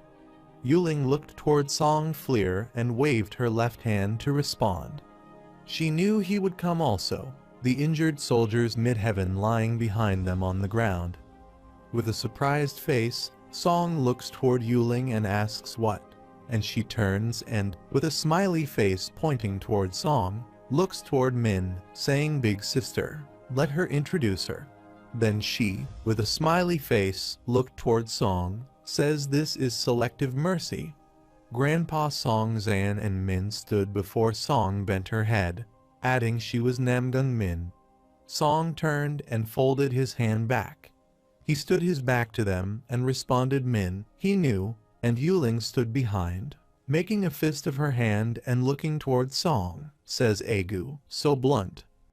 After this, Song turns and angrily looks toward Yuling, asking her who is blunt while Yuling ignores Song and stands there with her back to Song beside Min. She laughs and pats Min with her right hand. She waves her left hand, saying don't worry about him. Big sister Grandpa is usually a bit grumpy. Song angrily, pointing his finger, raises his voice. That's because as he was shouting, meanwhile, that black costume illusion appeared again, and he stood beside the member of Midheaven. He asked Song how much longer they must wait. Song angrily turns and abuses that illusion, responding. He never asks him to stay. He doesn't move upon hearing this angry voice. The member of Midheaven surprisingly asks Song what because only Grandpa can see that illusion, and everyone else there is unable to see that illusion. After this, Song opens his arm and steps toward the enemies, saying he will be their opponent anyway. Then he, with an evil smile, says let's warm up for the first time in a while before others come. Meanwhile, the other elders with Fei Sheji get their form behind, asking Song why he left so quickly. He was worried about Yuling. Song stood there pressing his foot finger to the ground, moving his ankle upward to attack them. Stop there. As they all stood behind Song then, one of the elders told Song he always rambled on about being old, but he saw he was still pretty active. With a sweaty face, Song turns to look, and then Fei Sheji asks Song if it isn't time to take care of his body. Min's subordinates stood there, shocked to see Fei Sheji there. Then one of them with brown hair and a surprised face asked if it was the Grand Guardian. Captain Yom stood beside him, and with his surprised face, he wondered what the Grand Guardian was. It's the Grand Guardian. Then one of them, surprised, says the Grand Guardian has come. Min sees Fei Sheji there and starts crying. With teary eyes, she asks the elder, and Sheji looks toward her and smiles, saying she worked hard. Further, he says her due to some circumstances, he couldn't come sooner. It's indeed a relief, he is so glad. The member of Midheaven, with a shocked face, looking toward Sheji, thinks to wait. How didn't that older man die? After this, Sheji angrily presses his brows up and looks toward the member of Midheaven abusing him. asking if he is the idiot next to the Yu family. Is he the leader there? In response, he says that's right. Then Sheji asks him what his position is in Midheaven. Midheavens, there is no particular position. He is just helping his master. Sheji angrily looks toward him and asks what's his master's position, and he, with a sweaty face, responds he is the advisor. Hearing this, Sheji says an advisor, then he must be the disciple of Three Wise Eyes Chengdu, and he responds that's correct. However, the member of Midheaven, with a shocked face, looks toward Sheji, who thinks he can't believe he knows who they are now. Furthermore, he feels the Chief Heaven Palace is a force to reckon with, but what's scary about them is their unknown power.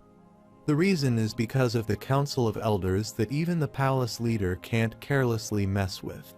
He heard that the reason Chief Heaven Palace was able to conquer Miram in the past was because of their power, and the leader of the Council of Elders was the blood-flowing Blade Lang Yu, who led the Blood Demonic Squad and spread terror all over Miram in the past. Moreover, he looks toward Song and thinks next to him as a legend of the assassin world and a direct descendant of the merciless Song who helped Huan Yi conquer Miram long ago with selective mercy Song.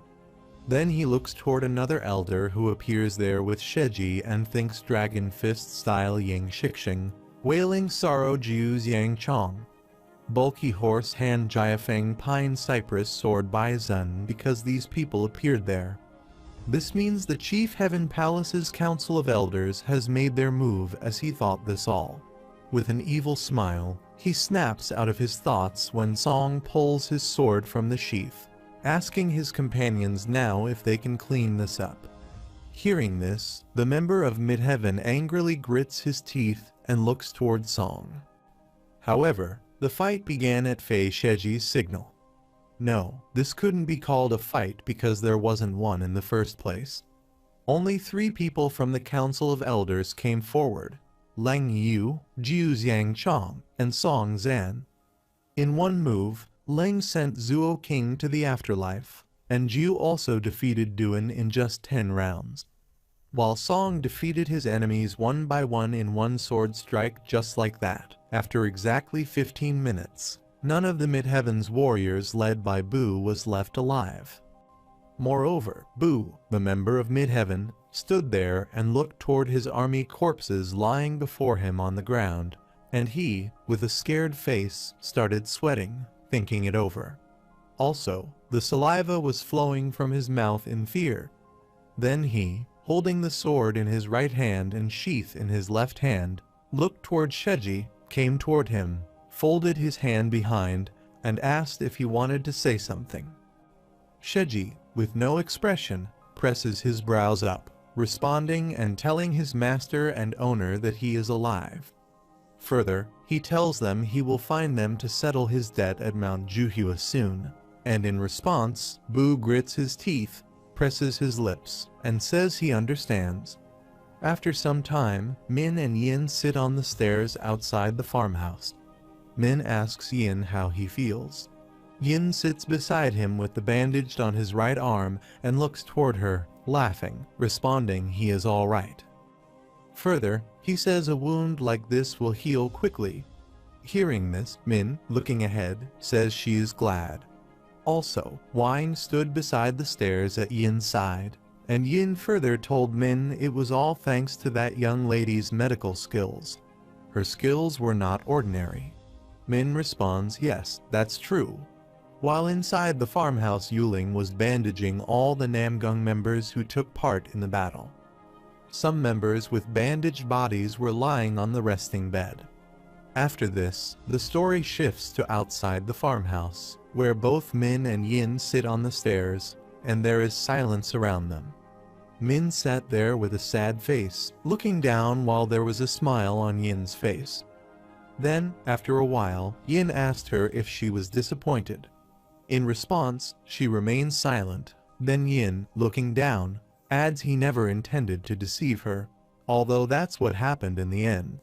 Min, looking down, responds she has a favor, and Yin waves his left hand, looking toward her, laughs, asking what she means. Please go ahead and say it. He will do anything to the best of his ability. Min, with a sad face, looking down and putting her hands on her hands, says please leave. Hearing this, Yin becomes speechless. Then, with a sweaty face, he turns his head and looks toward her, says that is, and in response, she, with a blank face, remains silent. Wang, hearing this, quickly turns and raises his voice at Min. She is too much. Even though the four heavens have a hostile relationship with the great Namgung family, the young master has never been hostile to the great Namgung family in any way. Sees this, Yin points toward Wang and raises his voice at him. Wang stops it and Wang slaps Yin's head and shouts at him. On the contrary, he fights on the side of the great Namgung family. Then he asks him why he thinks he can go around safely so far. Min, with a blank face, feels no wonder she understands it now. Yin, pointing toward Wang, shouted at him to stop while Wang stood before him, waved his right hand, and raised his voice. He couldn't tell her to put up with it instead. Yin laughs and waves his left hand, asking Wang what Wang, waving his hands, shouts at Yin. Yet their young master does not even show it. He was worried that he might find out he was from North Heaven. Further, he says well, now that things have turned out like this, he didn't want to compliment and show off what he's been doing anymore, and what happens between them two is none of his business. Hearing this all, Min closes her eyes further. Wang angrily presses his lips and brows and asks why he shouldn't recover first. Shouldn't he take care of his wounds first before telling him to leave? And then Wang turns and leaves from there, saying at least he thinks that's right. Yin stood before and angrily pointed toward Wang, abusing him and considering him an ill-tempered idiot. After this, Yin turns and looks toward Min, laughing, adding, please don't worry too much. He's just tensed. While Min looks down and remains silent, Yin, with no expression looking down, says he fully understands her position as matriarch, so please don't worry about it. They will be leaving soon. In response, Min remains silent, and Yin tells her he wants to tell her something before they leave. Min turns her head and looks toward him, asking pardon. After some time, in the meeting room, all the members of the Namgung family sat there and were having their meal. All the seats were filled with people, while 4 seats were accessible. Min gets there, saying everyone is there, and Sheji sits there looking toward Min and asks her yes, how is the treatment going? Min slightly bends before Sheji responds yes. Thanks to Yuling's help, everyone is recovering quickly. After this, Min goes to her seat and sits there, and Sheji, while having his tea and looking toward her, asks that's a relief what happened to that guy. In response, Min with a sad face, looking down, remains silent. Then, after a while, she says he left not long ago, and hearing this, Yuline, with the meat piece in her hand, looks toward Min and asks pardon if he left. He hasn't recovered yet, though why? Min sits there looking ahead, remains silent, and then Yom sits next to Yuling's chair, looks toward Min, and says he is a member of North Heaven. Further, he says along with Mid-Heaven, North Heaven is one of the 4 heavens that devastated the area north of the Yangtze River. In other words, he's their enemy. Hearing this, Yuling turns her head and looks. Yom says that just because that group is their enemy doesn't mean that brother is their enemy. Further, she raised her voice at Yom. All the injuries he got came from protecting Big Sister, so why? Min, looking ahead, squeezes her eyes, adding she sent him away, and Yuling, with a surprised face, asks her if she did but why. Min, looking ahead, responds maybe not now, but one day, he will be their enemy. They could cross swords with his siblings and father.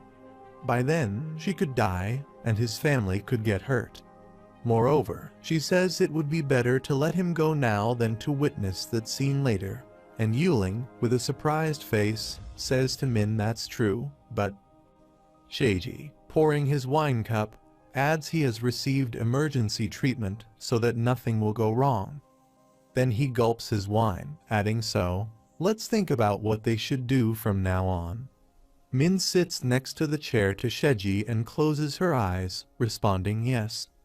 After this, she looks toward Sheiji and asks whether he knows any people who go by the names of Liu Ziyu and Liu Ning. Sheiji, placing the cup on the table before him, responds to Liu Ziyu and Liu Ning. She then says he is unsure. However, an elder with gray hair sits in the meeting, hears these two names, and, looking toward them, adds he knows them. They are the Chief Heaven Palace's elders. Hearing this, Sheiji, looking toward that elder, asks him how he knows them. Matriarch, they shouldn't be that well known. Min gets up from her chair and, holding the book in her hands, comes to Sheiji and extends her hand toward him where she keeps that book, and says the information that the Blood Shadow Squad leader who had infiltrated the Yu family before the Four Heavens revolt and sacrificed his life to protect them was given to young Master Yu Chai Huang, and he gives it to her. Hearing this, Sheiji is surprised. Then he gets that book from her and turns its pages to check, asking what this is. Min, after giving that book to him, returned to her seat. She then sits there and says they must check to be sure. But before becoming elders of the Chief Heaven Palace, those brothers seem to have infiltrated the Chief Heaven Palace as spies from Midheaven. Hearing this, all the members sitting in the meeting hall are surprised. Then one of the men with red brows, beard, and a mustache says this is impossible. With a surprised face, Song also sits in the meeting and adds that there is no way.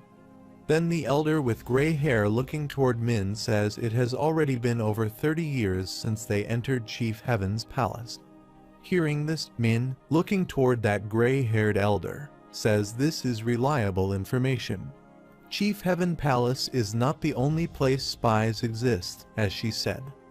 Meanwhile, Sheiji turns the pages of the book to check it and gets furious. Then he, with an angry and surprised face, adds the beggar clan Wudang manhwa, even Shaolin. Except for the 5 great families, there are spies in the majority of clans. Then Sheiji gives that book to the elder with gray hairs.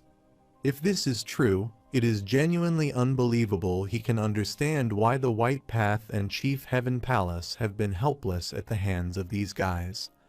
The elder with gray hair takes that book from Sheiji and Min, looking toward Sheiji, and responds that they have planned this for a long time.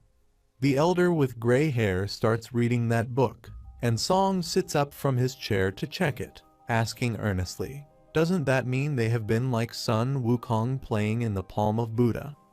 The elder with gray hairs checking that book responds to Song regardless of the authenticity of the information. This information is of great importance. If they make a mistake, the palace lord may be in danger. Hearing this, Song, surprisingly looking toward the elder, asks him if the palace lord may be in danger. The elder with gray hair says these people have been acknowledged for their skills and have risen to the rank of elder. Then, he asks them if they think they will be satisfied with stealing information. Hearing this, all the members sitting there in the meeting hall surprisingly look toward the elder, while Song, checking that book, also becomes speechless. With a surprised face, Song asks the gray-haired elder if he means assassination, and the elder, looking toward the book, replies yes. However, the man with the red beard raises his voice, asking why these idiots deserve to die, and another elder with dark gray hair sits beside the bearded guy and asks how dare they target the palace lord. After this, the elder with gray hair sits beside Sheiji, placing his hands on his lap and looking toward Sheiji, saying he thinks he must see him. Sheiji sits there with folded arms and responds yes. Then Sheiji, looking ahead with an angry face, says he must be struggling due to a surprise attack and will need his help. Hearing this, the elder with gray hair asks Sheiji what he will do, and Sheiji responds he plans to stay with these guys.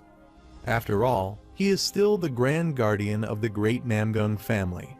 While all the members sat in the meeting looking toward Sheji to listen to him, the elder with gray hair looked toward Sheji and added he understood.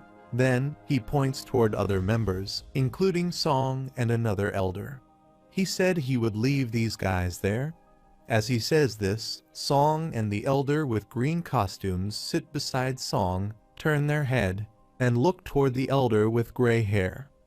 Sheji responds there's no need to do that. Then he asks there's a big fight awaiting at the Chief Heaven Palace. No. Then Sheji asks the elder with gray hair, then please allow at least one person to remain there. Hearing this, Song quickly gets up from his seat and looks toward Sheji, hitting his left-hand fist with his right palm and raising his voice. He will stay there.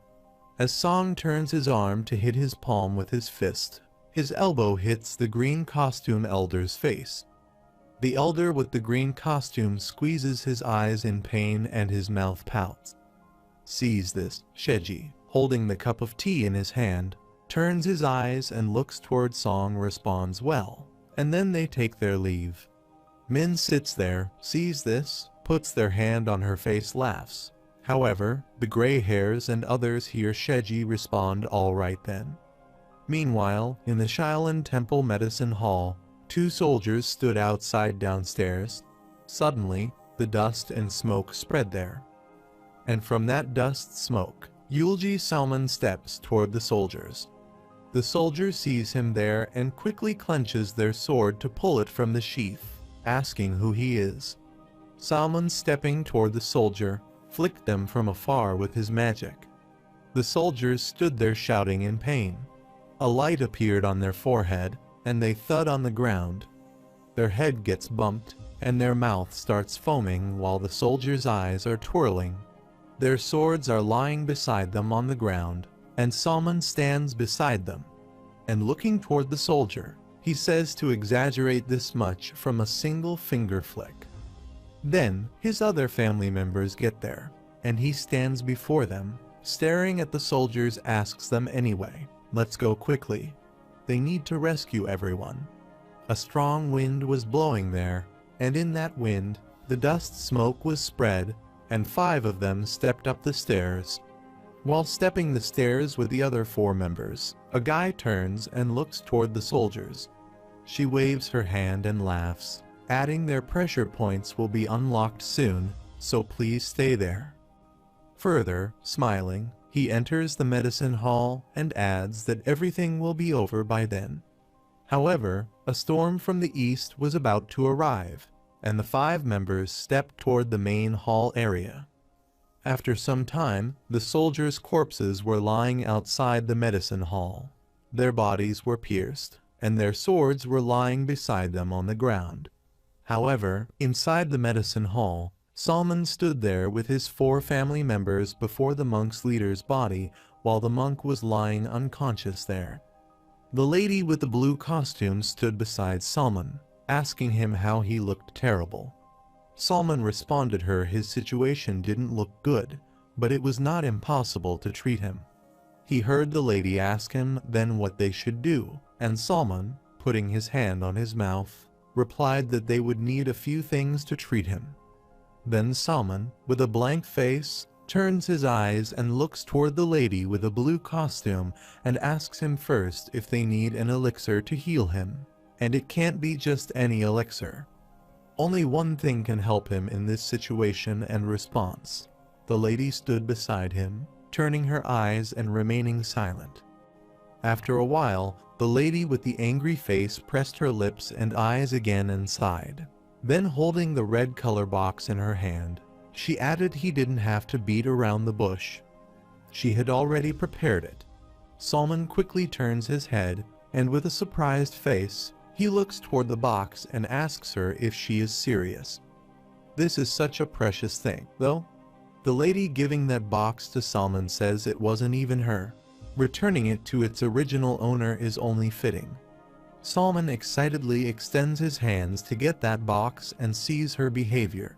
The lady with the yellow and green costume lovingly holds the blue costume lady's hands and brushes her hands, adding great thinking.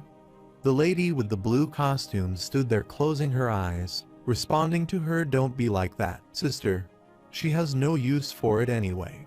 Also, the boy standing beside was silently looking toward both ladies. After this, Salman excitedly opened that box and looked toward the item in that tiny box. He laughed and thanked her anyway. They are halfway to success with this. Also, the box was glowing when Salman opened it to check.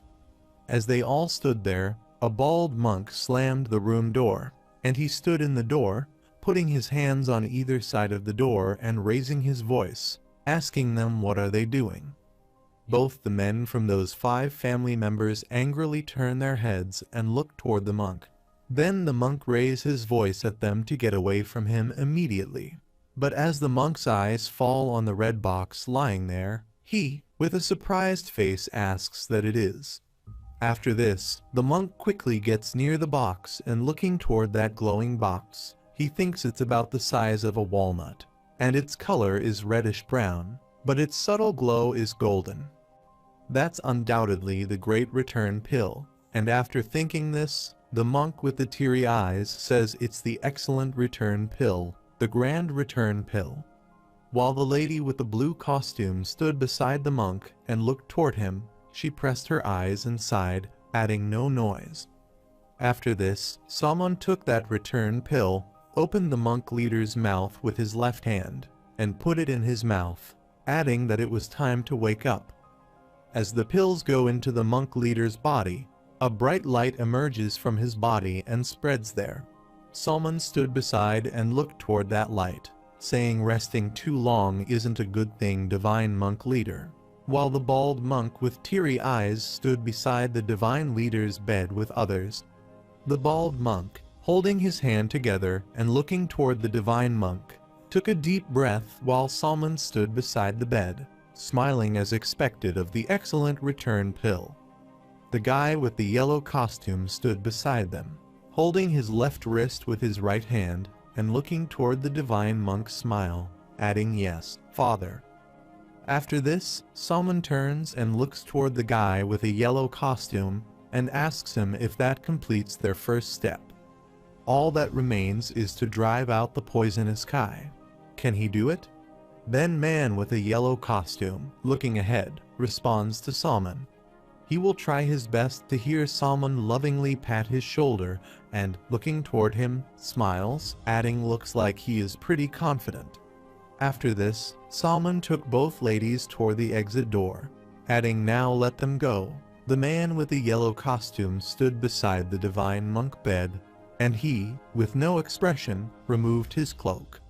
While the monk with a bald head stood beside the man with a yellow costume, and with a scared face, he turned his head and looked at Salman and the other, leaving the room, and said, "But..." Salman turns and, looking toward the monk, asks him if he should go out too, and the monk stands there looking toward Salman and asks pardon. Yes. The man with the yellow costume stood beside the divine monk's bed, removed his cloak, and put it on the chair beside him. However, the bald monk turns and looks toward them all, thinking these people even used the Great Return Pill on Grand Marshal's uncle. He has no choice but to trust them for now. On the other side, in the area of the field, the people of Midheaven wearing white costumes and sitting on their horses were following Yulji. Yulji was running ahead of them very fast, and while running away, they attacked those soldiers with arrows and killed many of them. The other soldiers run away with their swords in their hands. One of the soldiers, while running, raises his voice, asking his other companions how many people have died already. The other soldier quickly moved toward Yulji and raised his voice over there. After them, Yulji was running through the fields soon, while those soldiers were following him, swinging their swords. As the soldier's head gets near Yulji, and he sits on his horse, swings his sword to kill him. But before he can harm, Yulji quickly passes by him. Then he jumps up and kicks that soldier and throws him away from his hoses.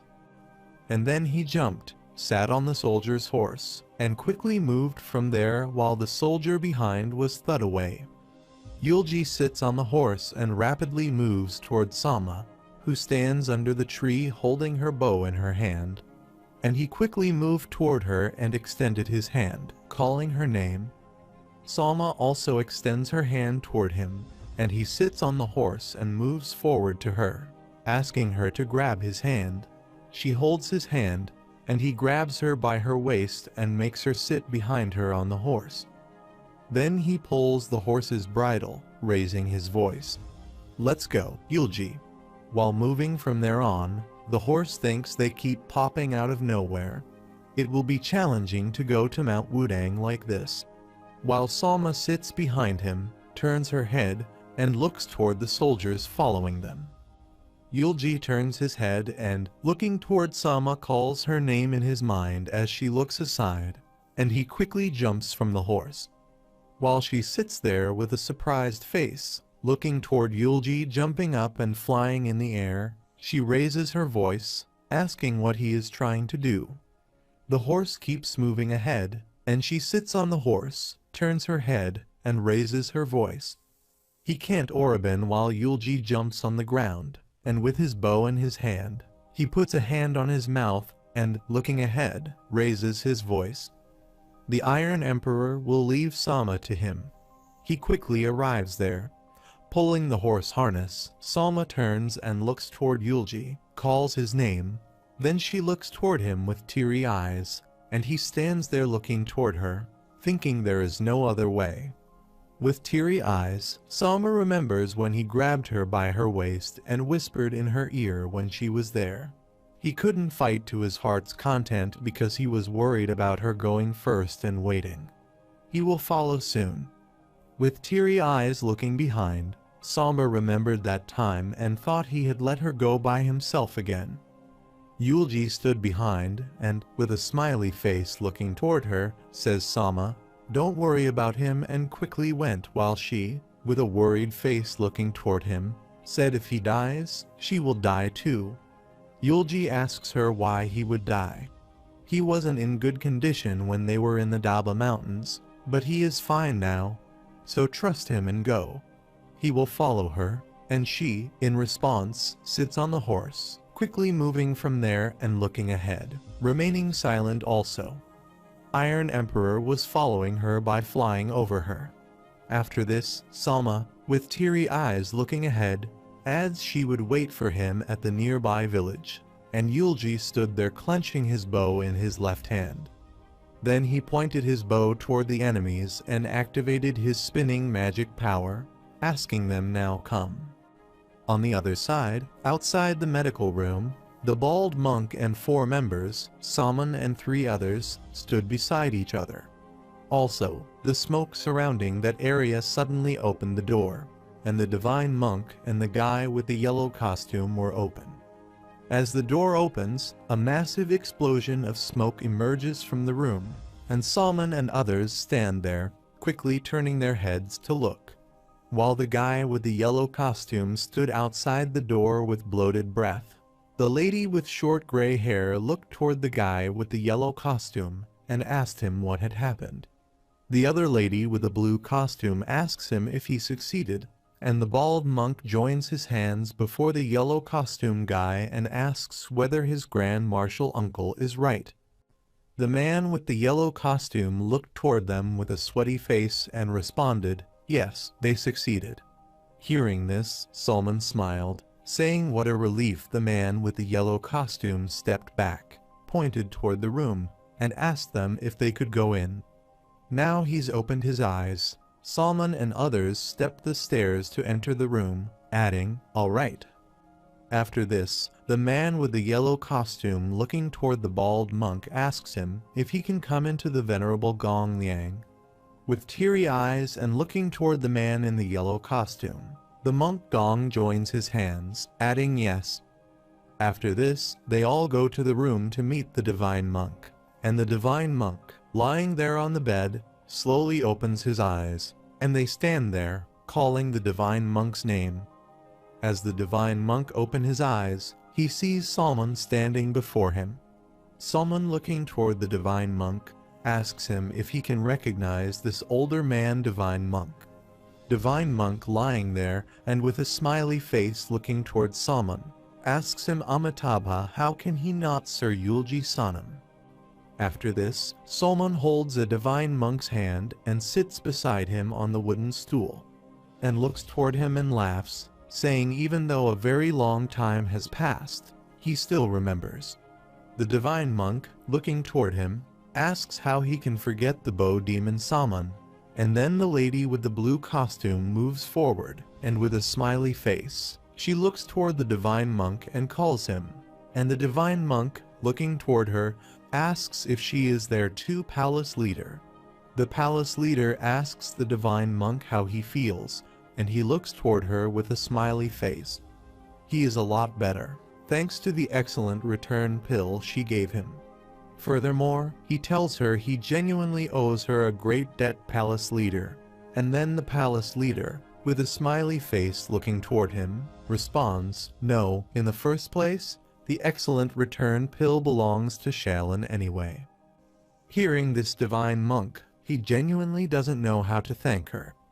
The divine monk looks toward the short, gray-haired lady beside the palace leader. He looks toward her, smile, and adds that even Lady Nangong is there. And Lady Nangong joins her hands and looks toward the divine monk, smiling. Yes, divine monk, is she, Nangong Hui? As they all were talking, suddenly Gong rashly passed between the two ladies and came to divine monk with teary eyes. He looked toward divine monk, adds Amitabha. He was worried because there were so many rumors. He was glad to see him in such good health, grand martial uncle. Both the palace leader lady and Nangong see him step aside, stand there, turn their heads, and surprisingly look toward Gong. Looking toward him, the divine monk smiled, adding he Gong Liang then said he heard him calling from beyond his consciousness. Further, the divine monk adds it's all thanks to him that he was able to survive, and Gong, with teary eyes, joins his hands together, responding that's not true. Further, he moves forward to the divine monk, saying anyway Shaolin has been, as he is about to complete his sentence. The divine monk looks toward him and smiles, adding he knows. Moreover, the divine monk says he has committed a great sin against the ancestors. He has committed an unforgivable sin. Hearing this, Salmon stood there looking toward the divine monk, asks how it that his fault. Divine monk and Gong stood beside Salmon, gritting his teeth. The divine monk, looking upward and with no expression, responded no, he was seriously injured at a critical moment and was unable to stop them. It's his fault, and Salmon, looking toward him, says there is no helping since the guy who decided to bring him down together is the leader of the four heavens and whatnot. Hearing this, the divine monk asks the leader, and Gong responds Grand Martial Uncle, the Shandong Yu family, was mid-heaven. Until now, they have hidden under sheep's clothing but eventually revealed their demonic scheme. The divine monk, hearing, closes his eyes and squeezes his lips, saying Amitabha. He sees, so it's the Yu family. That's why the 9 great sects and 1 great clan were defeated. Then the divine monk asks him, so what's the abbot doing now? And Gong closes his eyes and responds, mind. Zong has received the green jade Buddha staff.